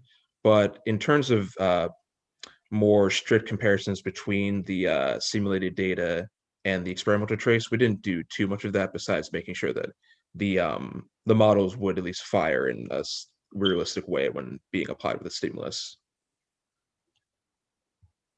Great. All right. Thank you very much, Joseph. And I think we're close to being on time. So if you would jump out of your share and hand over to Adam. For the audience, if you guys have further questions, you can keep typing questions into either the chat or the Q&A panel, and hopefully Joseph will be able to keep up and try to respond to those in writing. With that, I would like to hand it over to Adam Valence, who's a PhD student and a computation neuroscience training grant fellow in the laboratory of Dr. Christopher Razzo at the Georgia Institute of Technology. Take it away, Adam. Hello, everyone. So I'd like to talk today about open and closed loop control and what role they might play in causal inference for neural circuits. So I haven't done this style of interactive talk before, so I wanted to make it clear to you guys what sort of my goals are for this short talk. I want to summarize a little bit about the intersection of systems neuroscience, control theory, and causal inference. I want to show you some very, very preliminary work that's ongoing. And most of all, I really want to spark some discussion about future work in this field and, you know, gather everyone's inputs on that. So to start with, I'd like to pose the question of what if you were handed this data on the slide? What would you be able to say about the underlying circuit here? Well, this setup represents what we want to know as basic scientists. What's the circuit that underlies the activity that we see? And in particular, we want to know causes and effects. And I would argue that this is also the process that we go through for data-driven discovery of therapies to treat disease. And in particular, we're really interested in not just associations between outputs, but really, you know, causal connections. And some additional things to consider here are, you know, if we're looking at correlations between activity and even temporal precedence, how do we decide, you know, which of these populations is causing the other? How do we evaluate competing explanations? So there might be multiple hypotheses that lead to patterns of correlation. How do we deal with cases where neurons are reciprocally connected? So that would cause activity, you know, to be correlated, but also to have kind of bidirectional temporal precedence. And then I'd like to get to, you know, what experiments could we do on a system like this that would improve our ability to understand it? And in particular, how would closed loop control help? So I argue there's kind of two key tools to tackling this problem. We talked a little bit about causal inference, whose goal is to measure causes and effects. And in general, that describes these systems using the language of directed graphs. And the other tool that I want to bring to play here is closed loop control, which is becoming more relevant in neuroscience thanks to the advent of optogenetics. And in contrast to open loop stimulation, closed loop control involves updating the stimulus that we deliver based on the outputs that we can measure and maybe some targets. So think of like cruise control, but for the brain. And what I would argue is there's a big gap here in joining these two fields and combining them to understand circuits in neuroscience. So one kind of small inroad that we've had to understanding problems like this is to take a dynamical systems view to represent activity in the network. And this allows us to inspect what's called the adjacency matrix, which describes how regions interact with each other, how one set of activity influences another. And a key insight that we've had, and maybe others have had, is that much of the correlational structure in the data can be explained based on this adjacency matrix. And in fact, some of our questions about competing hypotheses for circuits might be well described in terms of these adjacency matrices.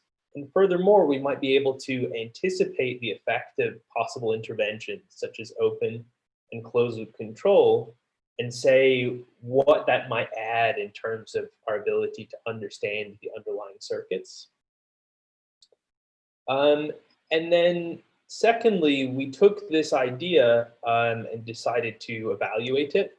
And one of the ways in which we evaluated it was to simulate very simple networks of integrate and fire neurons in the Brian 2 platform. And then we used a measure of causality called multivariate transfer entropy, which you can think of as like a information theoretic correlation that takes into account conditioning on other variables. And what we saw in our very early simulations is that, in fact, if you were to just observe data passively from this network, you would need many more samples before you could uncover the ground truth structure than if you applied stimulation actively, in this case, open loop control. And part of our current work is to extend this analysis to more realistic network properties and also apply closed loop control and see where that has advantages for circuit identification. So in summary, I believe that systems neuroscience, control theory, and causal inference are on a collision course, and that's really exciting. I believe that this adjacency matrix representation of the network dynamics can be a really useful tool for anticipating how interventions might help. And our ongoing work shows that basically demonstrates the cases in which stimulation may help in this causal inference procedure. So I'd like to end there and thank my many collaborators who've worked with me on some of the in vivo applications of this closed loop control and also developed some of these ideas with me. And I'd also like to use this slide both to prompt discussion questions and also if you have any follow-up, feel free to use this email to ask any questions later as well. Thank you. Thank you, Adam. I think we have about 8 minutes for the discussion. So I would like to ask our participants to type their questions either into the chat or into the Q&A. And first, I would like to encourage the panel. Do you guys have any questions or comments? Yeah, I was. Thanks, Adam. Sorry, go ahead, Joseph. Oh yeah, sorry about that. No, yeah, that was a great talk. I was curious with this approach. Would you, in this kind of method, would you combine knowledge of any knowledge of the circuit, or would it only be based off what you notice in like the firing patterns? Yeah, that's a great question. So really kind of all the stuff that we're looking at the moment is trying to identify connections between neural subpopulations. So let's say, cell types in cortex or something. But one of the things that we're really excited about with this multivariate transfer entropy approach is that it allows us to kind of generalize beyond, say, a specific observational distribution like Gaussian firing rates or something. And as part of that, we hope that it'll allow us to more flexibly identify connections, let's say between neural activity and behavior, or between external correlates, say, of state, so things like pupil diameter in the awake behaving animal. So it's not something we've really tackled yet, but we're hoping that we're kind of laying some of the groundwork pieces to be able to ask those questions down the line, because I think that's really interesting. Great, thanks. Thank you. Ali? Thank you, Adam, for the talk. Could you describe again how you use open loop? If I understand correctly, you can use the open loop stimulation to get better estimates of the connectivity of the adjacency matrix, correct? How does that process go? So you make a big, I guess you provide a large stimulus, and I guess maybe you can explain, yeah. Yeah, that's a great question. Maybe let's see if I can pull up a slide here. So the kind of simplest version of that is you can think of with logic like this. So the basic idea is, let's say you had data that had correlations at very short timescales, let's say the same same time scale at which you were measuring this, sampling the system. If the true circuit was something like this on the left, we had 2 nodes and blue was causing red, you might have data that looks something like this, right? So they're correlated, but because the timescales are so short, you would have a hard time saying which direction that arrow is pointing. So one of the really simple ways in which open loop control can help is if you imagine intervening and stimulating, let's say, the red population here. In the case that blue causes red, you would see the effect of that stimulation in the red data, but you wouldn't see it in the blue output, let's say. Whereas if the opposite was true, if the arrow is going the other way, you would basically see the impact of stimulation in both of those populations. So that's one way in which just open loop control can help take you from associations to causation. The other thing that we think is going on here is basically just by sort of blindly applying open loop stimulation, we're also raising the firing rates in a lot of cases of these populations.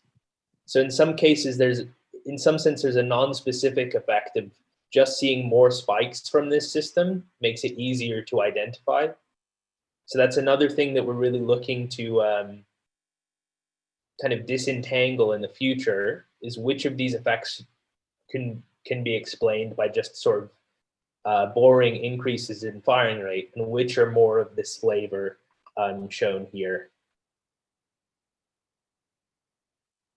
Yeah, thank you, Adam. I think my comment on this would be that what you're sort of displaying in the bottom panel of this slide really only works if the circuit is unidirectional. If you have a recurrence in that circuit, then unfortunately this is not actually going to give you much of that information. Yeah, absolutely. So just to sort of address that briefly, one of the ubiquitous patterns that we see in neural circuits is feedback connectivity. So if you draw a connection back from let's say the red to the blue here, now if you stimulate red, you see activity in both populations. And you couldn't necessarily distinguish it from just a connection from red to blue. So that's basically, I think about a ladder of challenges that make the problem more difficult, and then a ladder of interventions that you would apply to tackle those problems.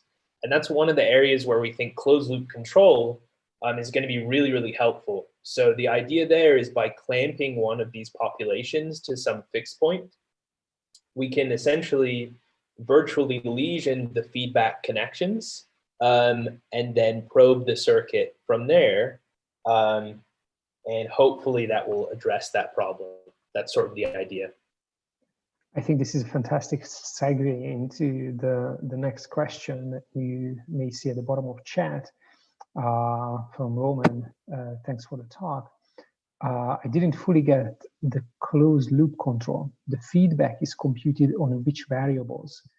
What can we base our feedback on? Some behavior observables in the animals?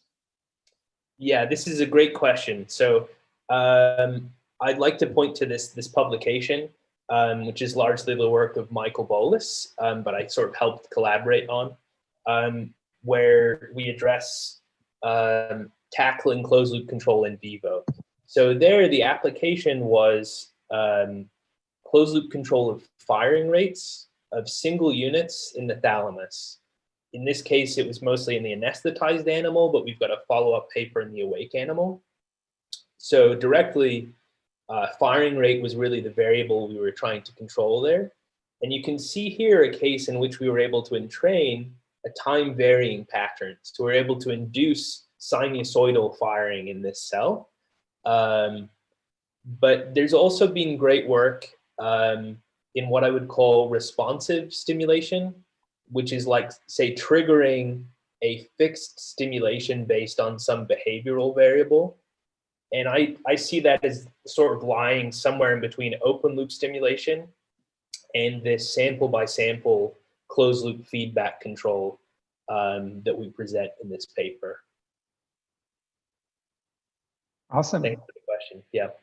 Thank you, Adam. And if you could ask you to stop your screen share, we will go into our last brief talk and discussion in this session. The speaker is going to be Ali Hyderoglu, who is a newly minted graduate student at University College London. He is about to start, or he's doing his rotations right now. So if you're listening in from UCL and like what he's talking about, this may be a good opportunity to snatch him. Take it away, Ali. Okay, can you confirm you see my slide? Okay. Yes, okay, so today I'm going to be talking about estimating neural connectivity with maximum entropy models. And thank you, Adam, for providing such a detailed intro, because it also works as a background to this talk too, because I think they're very similar. I'll also point out that this work is from my undergraduate thesis at the University of Toronto with Dr. Valiente, and he also does a lot of, so our lab focuses a lot on epilepsy and actually closed loop treatments to epilepsy. So although my work is more on the theoretical side, it also has a perspective of how can we use these neural connectivity models to provide closed loop treatments for epilepsy, which goes very well with Adam's previous talk. So I guess props to the neuromesh algorithm for putting us together. So the basic idea of what we're trying to do is we have a bunch of signals, and in this case we're going to be talking about just signals in general. Can be binary signals, can be continuous signals. These could be neurons firing, these could be bin firing rates, or they could be LFPs or EEGs, etc. And we put them through a connectivity estimation mechanism, and we want to get out something like this, which is an adjacency matrix, which describes the structure of the connections within the network. And there are many ways to do this.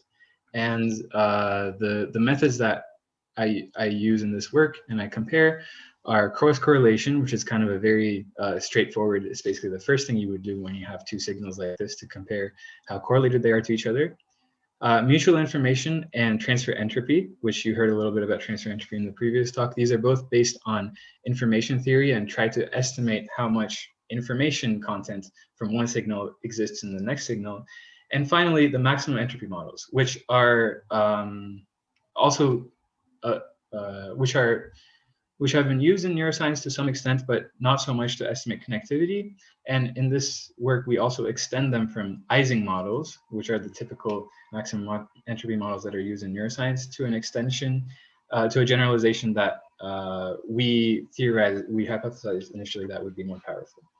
So what I'm going to show you today is results from a large data set of several thousand time series data generated with different data generation algorithms. So multivariate autoregressive models is one, and Glauber dynamics are the two data generation algorithms we compare.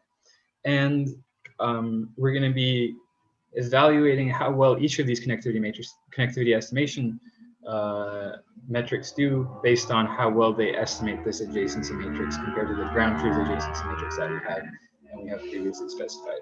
And we do that just by taking the squared area between the two. So the first thing we find is that maximum entropy estimators perform comparably to other estimators that we mentioned. So the mutual information, transfer entropy, and cross correlation in the MVAR datasets. So MVAR datasets, the multivariate autoregressive models, they're sort of they're linear models. So the interactions can be explained in linear terms, and we see that all of the connectivity estimators we use improve their performance as we increase the connection strength. So as you would expect, as you increase the connection strength between the nodes, it becomes easier to decide what the connections are. And you can see that maximum entropy models in this type of data set, using this type of data, the MVAR data, perform similarly. So on the bar graph on the right, you see you just see a zoomed in version basically of this leftmost data point at the lowest signal to noise ratio. So this is encouraging sign showing that maximum entropy models can be used compared to other well-known connectivity estimation methods. Next, we use a different type of data generation method, which is called Glauber dynamics. And the structure of this data actually really matches very well with the maximum entropy models.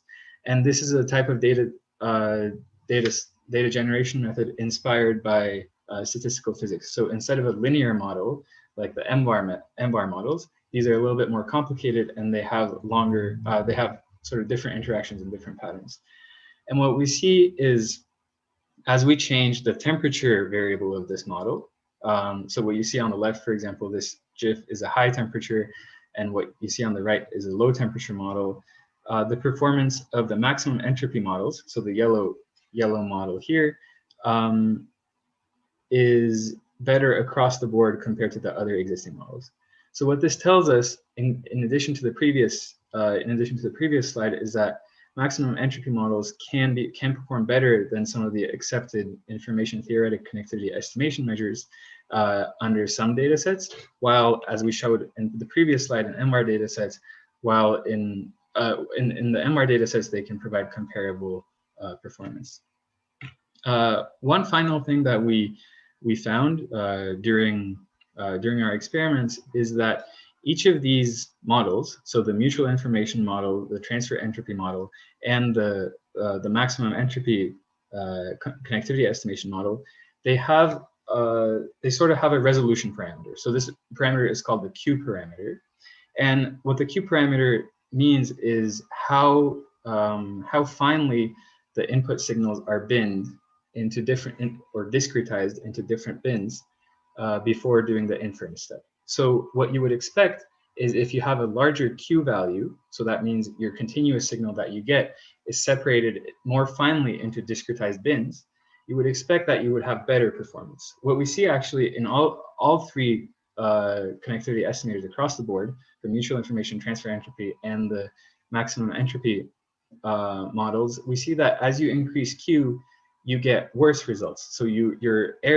mean error relative to the base case increases. So this points out a possible mistake that you can make when you're using these connectivity estimation tools, because most of the time your data, you basically don't have enough data to fit these higher order, higher resolution models, and what you end up doing is you overfit the model and you get a worse estimate at the end. So a lot of times it's often better to stick with the lower Q, simpler model to get a better, more robust estimation.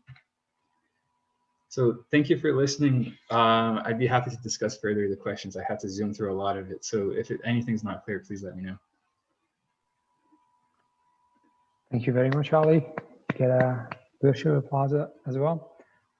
So I invite questions from the panel as well as from our audience. Please either use the Q&A session or just type into the chat. All right, Adam, go ahead. Thanks for the great talk. I'm not super familiar with these Glauber dynamics models. Could you talk a little bit more about what kind of properties from statistical physics are kind of useful? So why use those models from that side, and also maybe some example systems where this kind of model seems to represent the dynamics well. The piece that I sort of picked up was that essentially it represents a more challenging task for sure. That essentially the simple linear assumptions of the autoregressive model get challenged. But I'd love to hear more about connections. Yeah, that's a really good question. So Glauber dynamics actually is kind of an extension of an Ising model. So you may have heard Ising models being used to analyze neural data, and it's been shown that Ising models are actually quite good at demonstrating the correlation structure of neural data. For example, there are a whole bunch of experiments. One of them I remember off the top of my head is, for example, retinal ganglion cells, but also in visual cortex, etc. Ising models have been used to great success, and Glauber dynamics is a way of generating a simulated data set using an Ising model. And the reason why an Ising model can be more beneficial is because you have a slightly more complicated structure of correlations and connections within the population, you can actually define sort of an energy landscape. So you can define an energy landscape with certain attractor points and certain, for example, ridges and attractor points, which actually work quite similarly to like Hopfield network models of memory. So you can have that kind of, I guess, more interesting activity and attractors if you design an Ising model well. And you can actually see, I don't know how well it shows up on Zoom, is, for example, these are two Glauber models. And one of them on the left has a high temperature, so it's kind of like a high noise model. And the one on the right, it's a lower noise model, and it actually converges onto an attractor point, which just happens to be all the cells being the value 0. So that's what you see when the whole thing goes yellow. You can actually set up this model to generate data to converge on more interesting patterns, which is kind of where the associative memory or Hopfield network connection comes from. Great.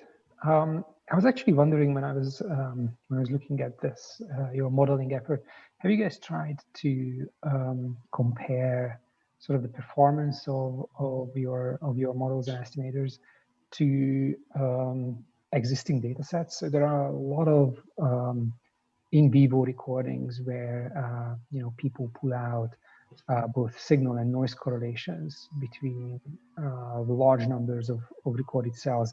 Now, of course, these are sort of, if they correlate sort of to the connectivity matrix in those recorded areas, they are not ground truth. But I would be interested in how sort of a connection estimator model compares to these efforts. Yeah, so actually the project started by trying to apply these models, specifically the maximum entropy models, to a data set that we had collected in the lab. It was a in vitro recording from a hippocampal slice from a rat, from a mouse. But we found it increasingly frustrating to do so without knowing how well these models perform on ground truth. And there's not really that much characterization of how well maximum entropy models perform in ground truth data sets. So that was kind of where this project came out of, is because we wanted to see in the beginning whether maximum entropy models are a suitable way to estimate connectivity. And what we saw here is, in some cases, they perform similar to other models. In some cases, they can perform better, and I'm sure there are many other cases in which they might perform worse if you push them. It all depends on, I guess, like what kind of data you're generating or what kind of data you're looking at. I see. So this is it's kind of it's in its infancy at the moment, and when you guys get through sort of some of this basic testing, then it will be hopefully applicable to those type of questions. Yeah. Very cool. Yeah, that was a great talk. You mentioned you could probe the dynamics. Was it possible to get it in states where you could have like synchronized oscillations and things like that in the for the model, or to find these different like dynamic states? Yeah, you can actually get all kinds of interesting dynamic states from Glauber, from the Glauber dynamics model. And that was actually initially what we were trying to do. Was we were observing synchronized oscillations in the real data that we were getting, and we were trying to fit the maximum entropy models to replicate that. I haven't looked into whether we get the same synchronized oscillations in the simulated data that we generated, but I think it's worth looking at. That's interesting. Thanks.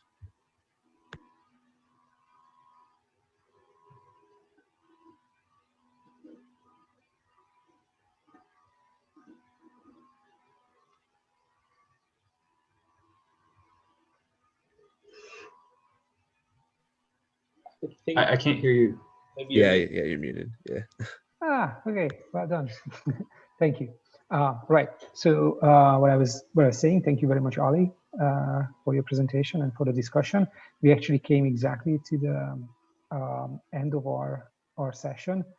So I would like to thank our attendees for their participation, and I would like to say a huge thank you to our three panelists. I think you guys did a wonderful job today. You certainly made my job very easy.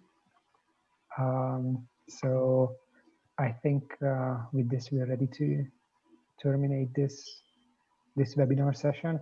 Again, thank you guys for showing up. Thank you for the awesome talks, and good luck in graduate school. Yeah, thanks for hosting us. Thank you. Bye, guys.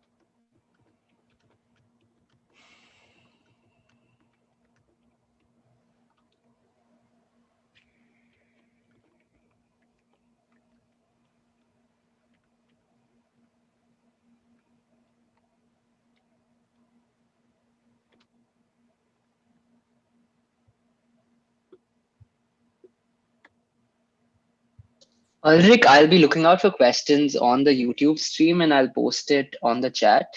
Oh, sure. And only you guys can see it, I think. So it'll only come up to the end, towards the end.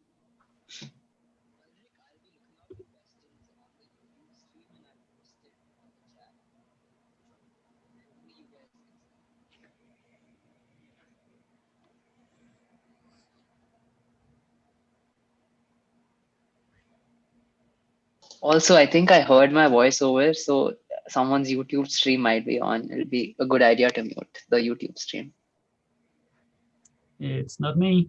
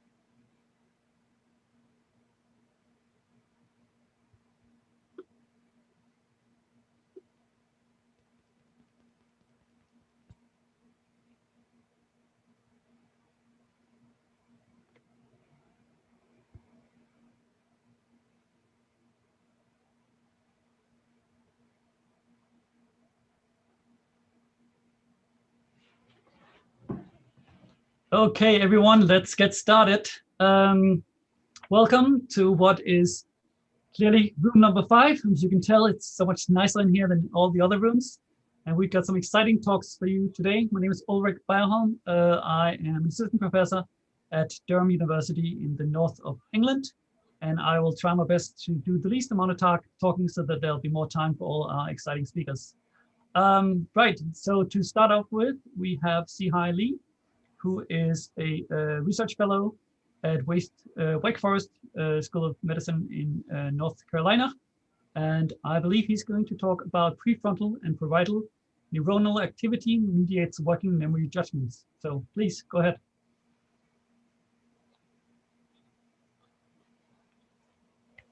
Okay, so can everyone hear me? That's great. Okay, so hello everyone, and thanks for the introduction. This is Sahai Lee, and I'm a postdoc from Wake Forest School of Medicine. So I really appreciate this opportunity to share my work. So the title of my presentation is Prefrontal and Parietal Neural Activity Mediates Working Memory Judgments. As we know, the dorsolateral prefrontal cortex has been acting as the seat of higher cognitive functions, such as working memory. However, in recent years, the posterior parietal cortex has been found to be activated during working memory tasks. So in our project, we adjust the role of these two areas on categorical judgment based on information in working memory.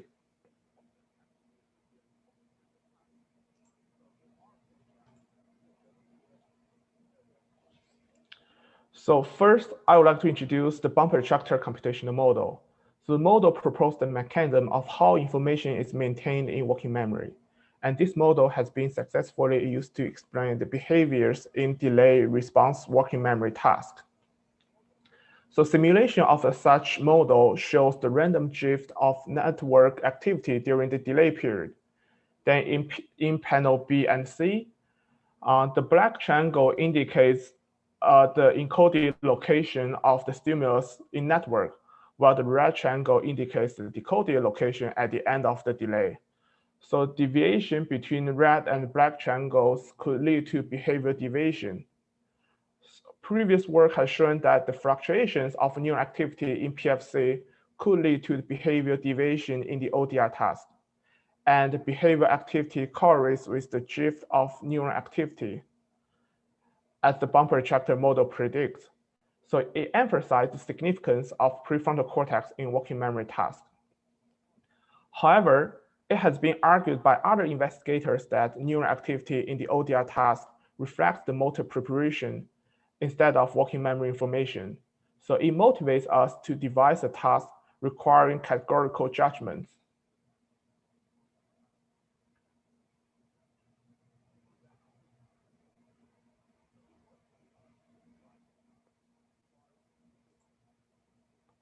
So additionally, in our project, we want to see if only PFC can mediate behavior outputs as bumper-attractor model predicts. So how about other areas such as PPC, since they are also activated during the working memory tasks?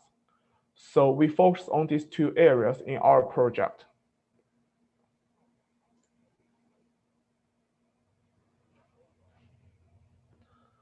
So here is our new working memory task, which requires categorical judgments. We called match state non-match goal task.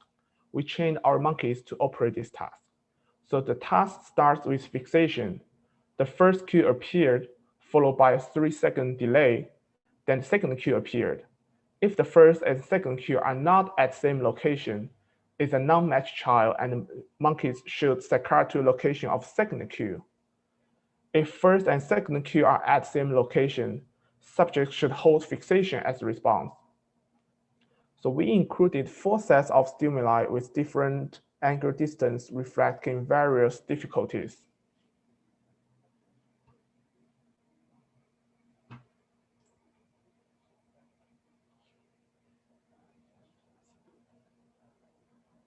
So here are our results. So first of all, we want to make sure our task could work. So the upper two panels showed performance in the task, and within smaller angular distance between the two stimuli, it's more difficult for subjects to respond. We also calculated sensitivity index for the behavior results, and it showed with smaller angular distance between two stimuli, it's harder for subjects to detect the difference.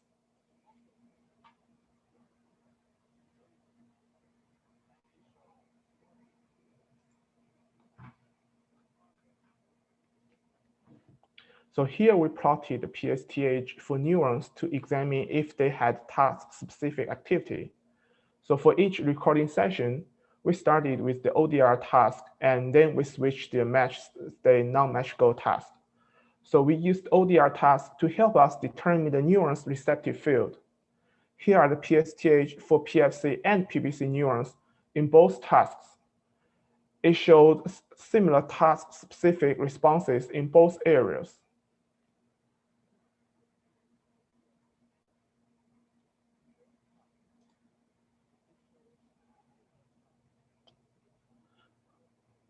So next, I would like to introduce why we set up the tasks in this way. So in correct answer trials, after monkeys saw the first cue, they hold information in working memory and observe the second one. Then they compare the second one to the information in their working memory and respond accordingly. However, monkeys make mistakes. In non-matched trials, even if two cues are at different locations, the subject responded as a matched child, which means the subject believed the two stimuli are at the same location. But why does it happen? So as the model predicted, during the delay period, the population activity may shift from its original location, which lead to inaccurate information. So after monkeys saw the second cue, monkeys compared the second cue to the inaccurate information in working memory and made incorrect judgments. And in the following panels, our hypothesis explained what we expect to observe at single neuron level. So for B, in this example neuron, based on its tuning curve, if the first cue appears at location 1, which can invoke highest response, and second cue appears at non-preferred locations, such as location 2. In error non-matched trials, monkeys responded as a matched child, which means they believe the two stimuli are at the same location. When it happens, our model predicts it's due to the neuron activity shift. In this example, during the delay, the firing rate shifted downwards from the preferred location 1 to the non-preferred location 2. So the decoded location shifted from location 1 to the location 2, which overlap with the location of the second cue. It caused the subject to believe the two stimuli are at the same location, and subjects responded as a matched child, which is wrong. And vice versa, in panel C, if the first cue appears at non-preferred location 1, while the second cue appears at the preferred location 2. In error non-matched trials, as the model predicts, it should happen that the neuronal firing rate shifted up to the location of the second cue. It led subjects to believe the two stimuli appear at the same location. So those are just our hypotheses. More importantly, we want to check if our data support our hypothesis. So we start with the single neuron data, and here's the example neuron. So I circle out two red dots, and I'm going to start with the left one first. So for left example, we can see the firing rate invoked by the first cue is pretty low by checking the blue line. So location of the second cue is at 0 degree, and its firing rate is marked as black star. In error trials, subjects make mistakes because they believe the two stimuli are at the same location, and our model predicted it's due to the neuron activity shift to the firing rate of the second stimulus. So we should see the neuron activity shift up in the error trials towards the non-matched cue. And the real data showed us that the firing rate in error trials is higher and closer to non-matched cue, which is consistent with our hypothesis. And vice versa, for the right example, it showed neuronal responses shifted down, which is also following our hypothesis.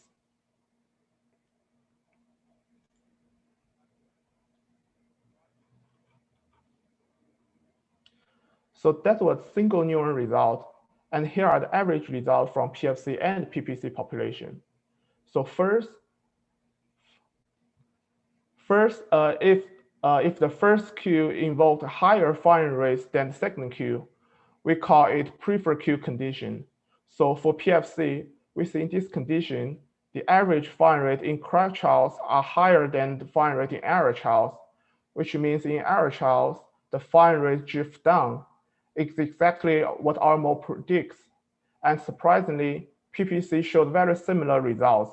Their activity also drifts down in error trials. But the arguments that the loss of working memory information could be due to diminish of firing rate during the delay. So subjects could make mistakes due to insufficient working memory information. So second part of the result gave us more insights. So the opposite situation called non-preferred queue. If the first queue appear at lower firing rates, at this condition, it means the firing rate will drift up in error channels. Indeed, as for result from PFC, the last 1 second delay activity in correct channels is lower than the one in error channels, which means in error channels, the activity drift up, which is exactly the same as our hypothesis predicts. What's more, we also find PPC activity fits this hypothesis as same good as PFC. So we also examine the distributions of neuron activity in correct and error channels. So in panel A and C, x-axis represents the firing rate in error channels, and y-axis indicates the last 1 second delay firing rate in correct channels. So as our model predicts, in preferred queue condition, we expect the last stage delay period activity in correct channels should be higher than the error channels. So it should be the area above the dashed line. And we can see for both PFC and PPC neurons, most neurons located above the dashed line. As for panel B and D, in non-preferred condition, our model predicts the firing rates should be at opposite condition. So we should expect the neurons in the area under the dashed line. And we can see for both PFC and PPC neurons, most neurons located under the dashed line, as the model predicted. So we also calculate average choice probability. So it tells us how good a neuron can predict the choice from a neuron's firing rate. So for PFC, we can see both preferred and non-preferred queue condition. Neuron shows significant difference from the randomness during the last stage of delay period. It showed that PFC activity at last stage of delay period could predict the animal behavior. We got similar result on PPC as well. At both conditions, at last stage of delay period, PPC activity could strongly predict the behavior outputs. And summary of our project. So at first, our novel working memory task really worked, and it can examine how neuronal firing rates modulate working memory recall choice. It showed neuron activity mediating behavior output in various working memory tasks, and it eliminated the possibility of neuron activity underlying the motor preparation. Second, we find out firing rates of most PFC and PPC neurons drift in error channels, as the bumper tractor model predicts. Third, we detected significant choice probability at late stage of delay period from both areas. And our conclusion is that both areas neuron activity could be predictive of a subject's remember location in our newly designed match state non-match goal task. That's it. Thank you. Thank you. Thank you very much. Cool data, certainly. I was wondering about a couple of things. If there's any questions, please do have them come in. And otherwise, I'll get started, at least for now. So you mentioned that both PFC and PPC could be potentially related to the errors that you're seeing, right? They're obviously, pretty distant areas from each other. Is there any way for you to kind of look into where these errors actually are? Can you use any causal relationships, anything like that?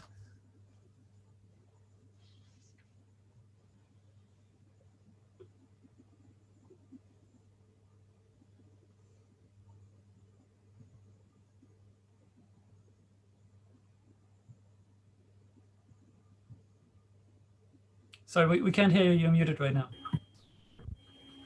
Okay, sorry, I have a little echo, but I think you're trying to say like if we can find like correlation between these two areas. Well, so basically you're saying that the errors that you find in behavior, you can relate that to firing rate in either PFC or in parietal areas, right? Well, is it likely that it's really due to both of them, or do you think one of them is somehow spurious?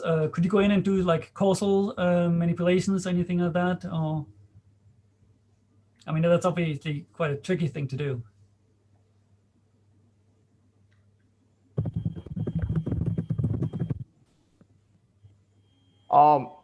Actually,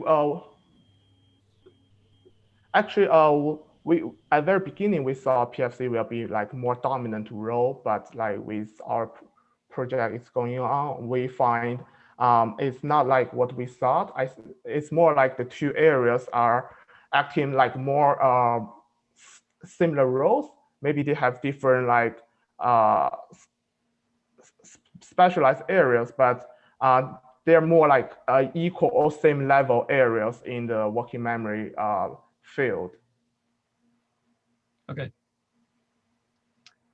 We have a question from the audience. Question is very interesting. Were the simultaneous recording from PPC and PFC name sessions also at the width of the tuning curves broader in, say, in the PFC? So were there simultaneous recording in PPSC and PFC, and were the widths of the tuning curves broader?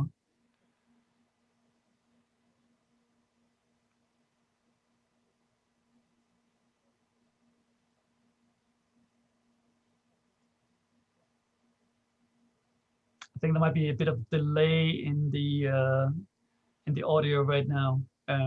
Sorry, we might have to take that and maybe put that in the chat instead, and then move on to the next speaker instead. Sorry about that, CI. Okay, sorry, thank you. No problem. Junda, if you're ready. Yep. Let's see how I can stop sharing. And Junda. All right. Yeah, I will jump in now.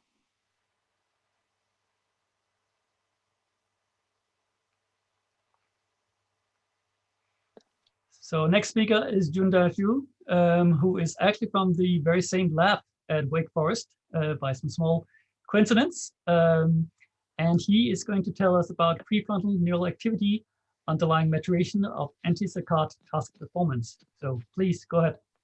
All right, thank you. Hello everyone, I'm Junda Zhu, currently a third-year PhD student at Wake Forest University. Thank you for joining the talk. And this talk is going to show our recent findings on the behavioral changes and the neural basis of the ability of response inhibition in macaques in general, as well as when they transition from puberty into adulthood.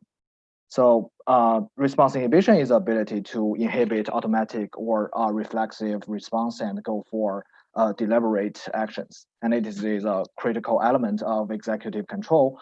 And in humans, there has been a lot of studies on ADHD, bipolar disorder, or schizophrenia showing that poor inhibitory control is an important biomarker and a feature for all these syndromes.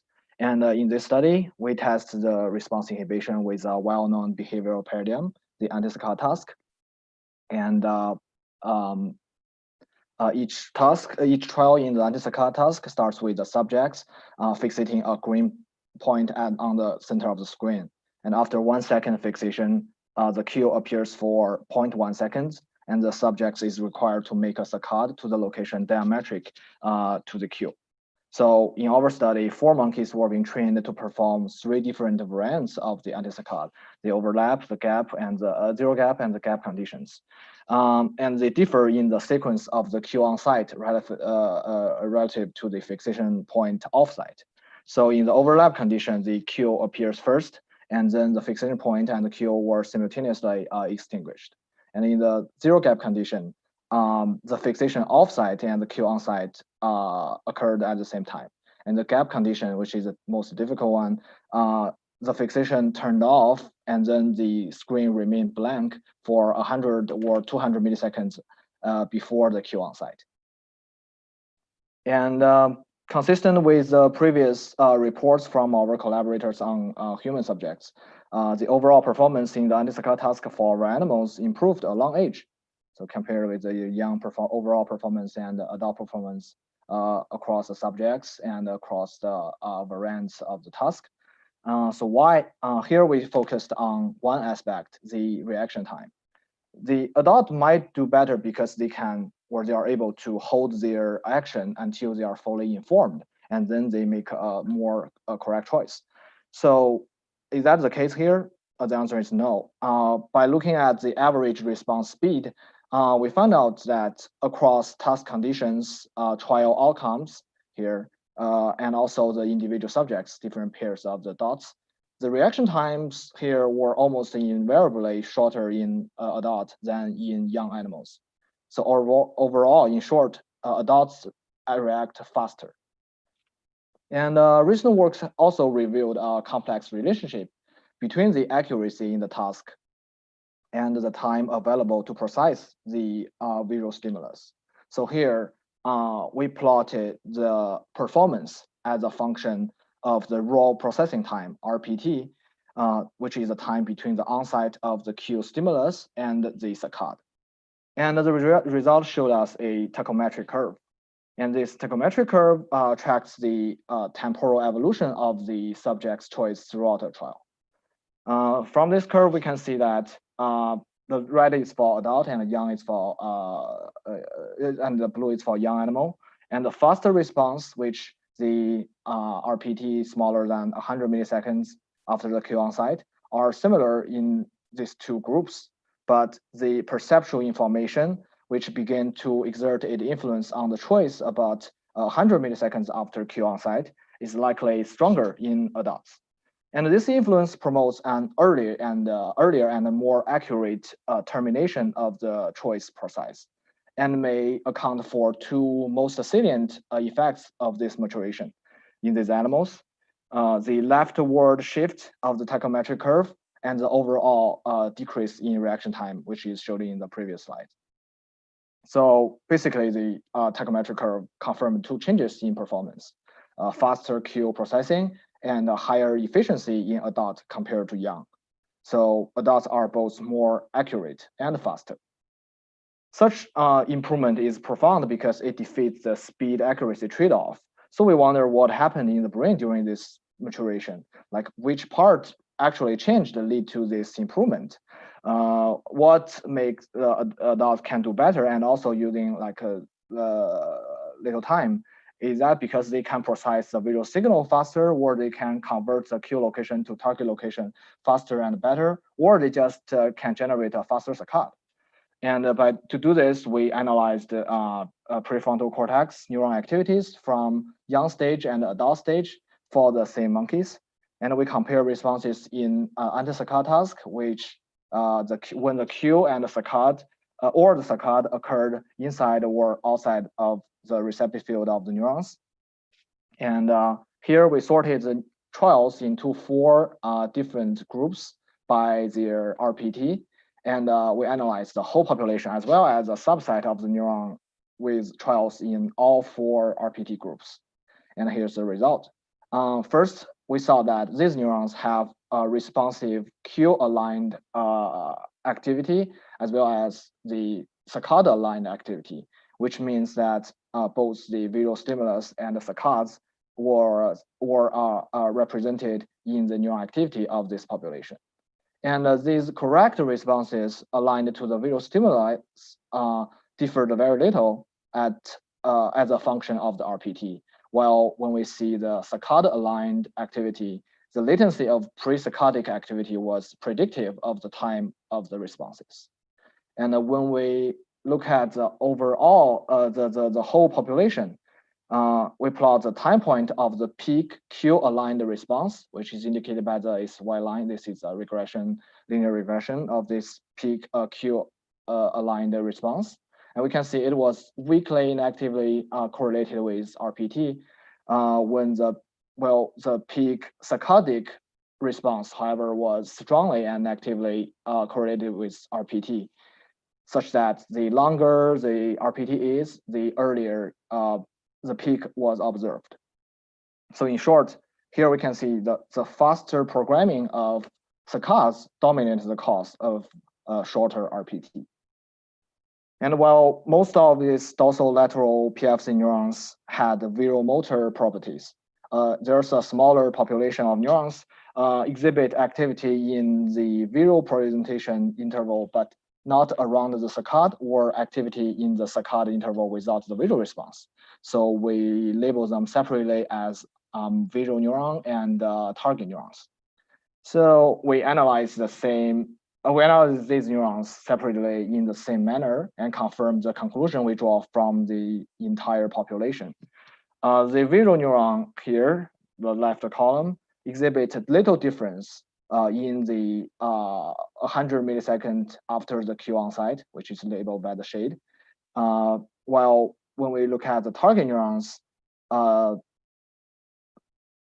during the gases with very short processing time, the signal developed very late, which could hardly contribute to the eye movement. This line is indicating the saccade on-site. Whereas during the informed choice with the long RPT, both the target in and the target out responses rose early, but their difference were modest. So we are saying like the activity of these neurons more likely represented competing attentional resonance deployed to the target and to the cue.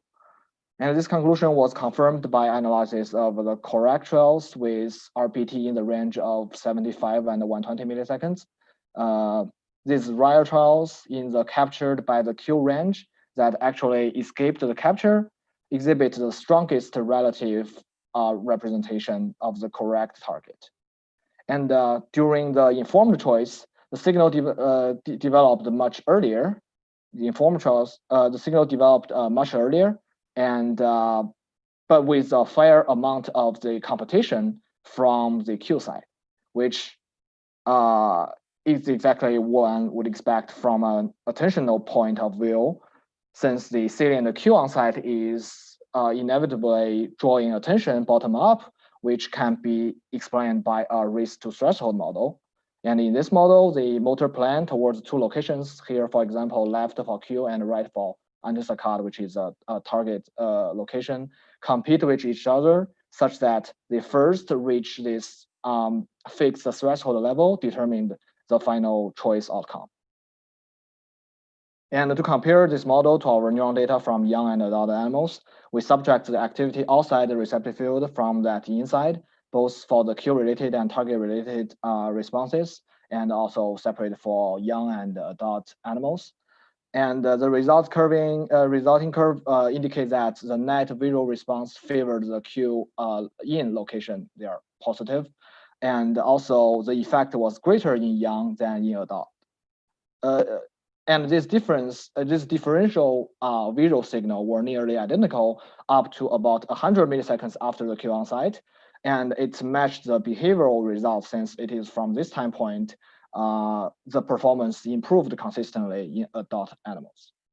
And the differential signal based on the pre-saccadic activity was consistent with the result as well. In adult monkeys, the pre-saccadic signal rose faster and reached a higher peak than in youngs.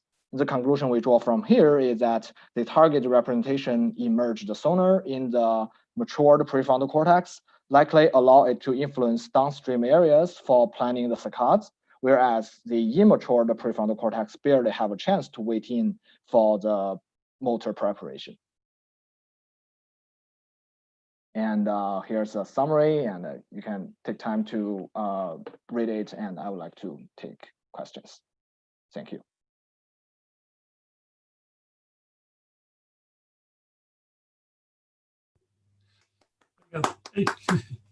Thank you. Very nice. It's as someone who does behavioral stuff myself, it's always cool to see what stuff you can do in monkeys also, where you have so many more trials you can do than what we can get our human subjects to ever do. So I missed, unfortunately, at the beginning, where exactly were you recording from? The PFC, the dorsolateral PFC. Okay, yeah. Dorsolateral. Okay. And do you have any thoughts on the specific reasons why you find these differences between these neurons? Like, do they have different type of roles, or what you're thinking on this? Yeah, I mean, PFC it's a higher level. It plays a higher role in the whole decision making process, right? So it's definitely not a pure visual or sensory. Only encoding sensory information, and it's not a premotor area that directly encode or make the decision or encode preparation of motor. So it's in the transition way. And here we are saying there's some subpopulation of this PFC neurons we recorded similarly like represent the visual like spatial visual spatial location information, but I mean it may just at they are at like upstream location at this whole decision making process, and others which have like it's after the only visual information, they have this visual or sensory or motor properties which determine this whole like transition, or here we are saying like the attentional deployment of this visual spatial task. Okay, thank you. I think we need to move on to the next speaker. So if you can unshare your screen.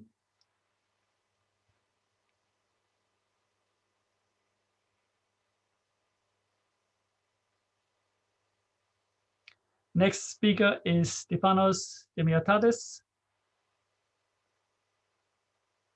Stamatiadis, sorry, that's me stuttering. So, hello. Hello, can you hear me? coming to us from Greece. Yes, we can hear you. Yes. There you are. Coming from Hello. Greece, I can understand.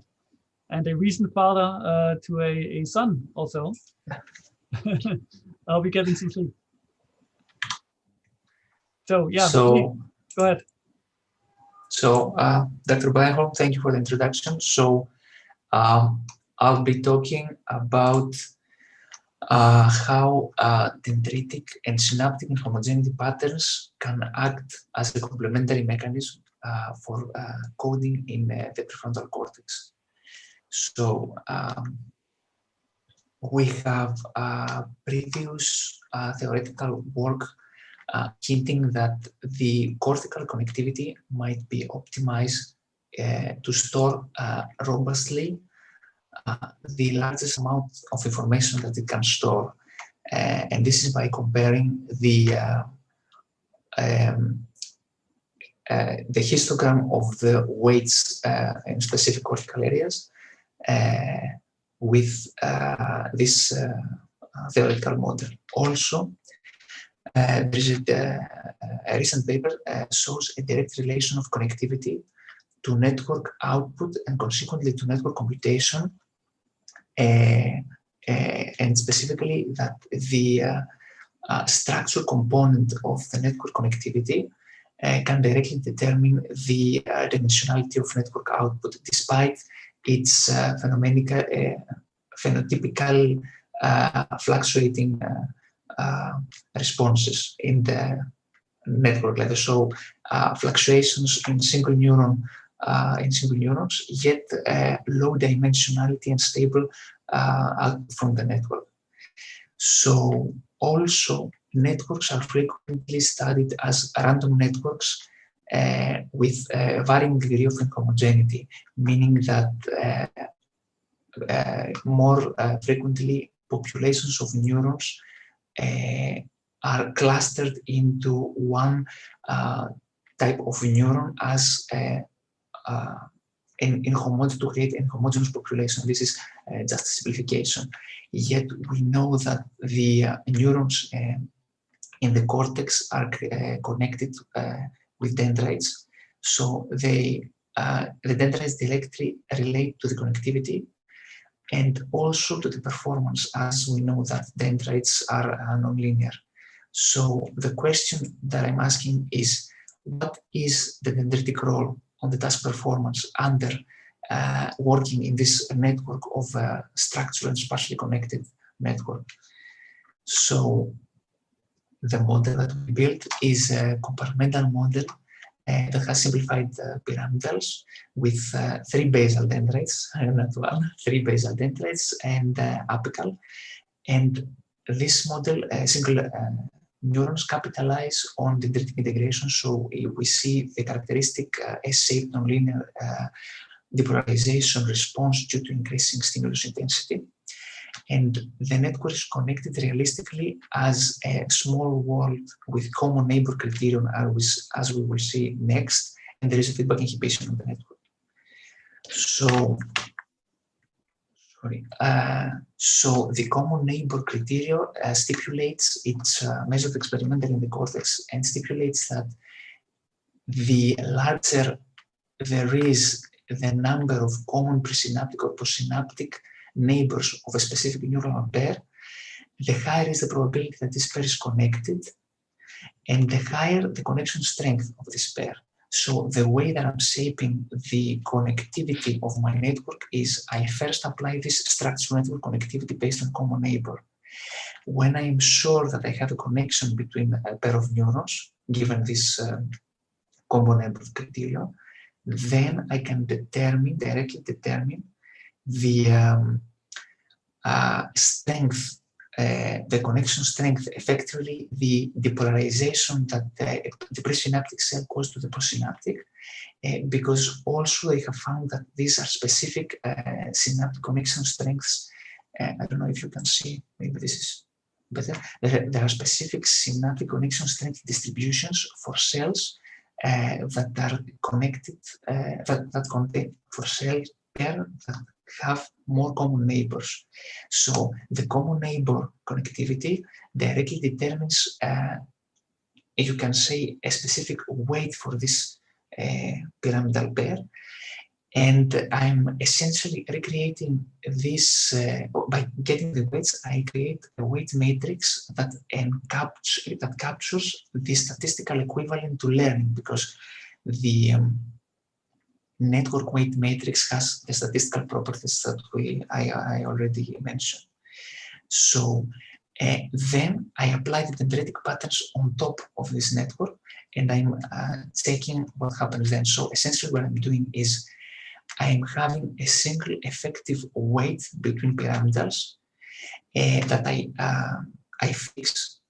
And then this specific weight can have various dendritic pattern realizations, various dendritic patterns in terms of how many synaptic synapses per dendritic tree, how clustered they are, or what is their location. Many different synaptic patterns can create a specific presynaptic to postsynaptic depolarization in a neuronal pair. So this, given that I have this structure in my network, in my connectivity, how varying the dendritic component, the dendritic integration component only can affect network performance. So this is done to dissociate the dendritic effect from other various network connectivities. So the task that I'm taking the network against is a simple working memory delayed response task. That means that I show to the network, so I'm showing to the network, to the model network, a stimulus for 1 second, and then I'm checking the reverberating activity of the network as the delay period, and I'm interpreting this as the remembered information of the network. So I'm probing the network with random inputs. I probe 1/5 of my network with random inputs, and this produces some experimentally valid phenotypes, in a sense that it decreases the firing frequency during the delay period. It also increases the coefficient of variation for this interspike intervals. Essentially, it makes neural firing more Poisson-like. There is some fluctuation in the firing frequency of individual neurons, and there is a generic shift of network activity states across the 5 seconds of the simulation. So the probing my network again with random inputs, I probe it with 20 random inputs as 20 different stimuli, can result in distinct attractors, and this attractor is the variable that I use to measure the capacity of my network, as in terms of how many items can hold in the working memory as simulations. So these attractors are trajectories in the state space of the network that are non-stationary. That means that there is a movement also in the time component as per the analysis and the experimental results supported Murray et al. So essentially, this is to show that it's not equivalent to a Hopfield network. I can have different stimulations, different inputs that some of them might be close to the attractor and yet still have a dynamic time-shifting response. It's not like if I stimulate, I provide a random input that happens to be similar to an attractor, it will not show dynamic behavior. Every input shows a dynamic behavior. And the dendritic component that I'm taking the dendritic component in an inhomogeneous, if you like, axis. So I'm taking differently the dendritic inhomogeneity and the synaptic inhomogeneity. And by dendritic inhomogeneity, I mean how much my synaptic inputs, this is for neural pairs, pyramidal to pyramidal, how much the synaptic input is distributed homogeneously on the dendritic tree of the three model basal dendrites, or it is clustered, if you like, in one, it's constrained in only one of the dendrites, and the intermediate cases which is constrained in two of the three dendrites. And also the synaptic inhomogeneity is how much it's clustered. The synapses are clustered. So how much the synapses cluster together spatially. The temporal component is being decided by the network. So by varying this dendritic and synaptic inhomogeneity, I get that the only case, and this is the measure of the attractors that I get from the network for 20 stimuli, random stimuli, I get that the most number of attractors I get when I have the most clustered in a synaptic clustered, most synaptic clustering in a neuronal pair. So it doesn't make a great difference if the input from pyramidal to pyramidal is constrained in a specific dendrite, but if it's clustered, that translates to a greater performance. So I think I skipped a little bit quick. So that is all essentially. So thank you. If you have any questions. Thank you. I don't know if any of our co-speakers have any questions or if the audience is. Otherwise, I have just a clarifying question. Sure. So in the results slide that you had before, on the vertical axis, that was the number of attractors that you found in the network? Yes. So this is the number of attractors that are created due to 20 inputs. Okay, so 20 random inputs in the network will result in this number of attractors. So essentially, I'm getting a better separation of my input information given a network that has more synaptically clustered inputs on the network, given the assumption that this network has a structural connectivity and also some statistically induced, because I'm not doing any learning connectivity as well, because the weight matrix that I have is essentially a weight matrix that we expect to give a greater kind of performance in this attractor. So you said you're not doing any learning in the system? No.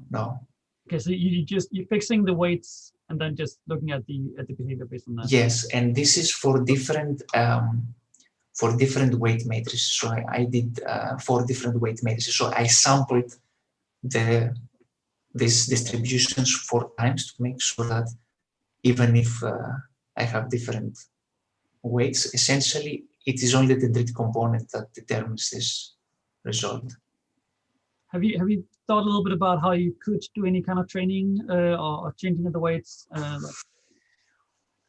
Not really, because it is a detailed, in a sense, compartmental model. It is quite computationally heavy, so I took this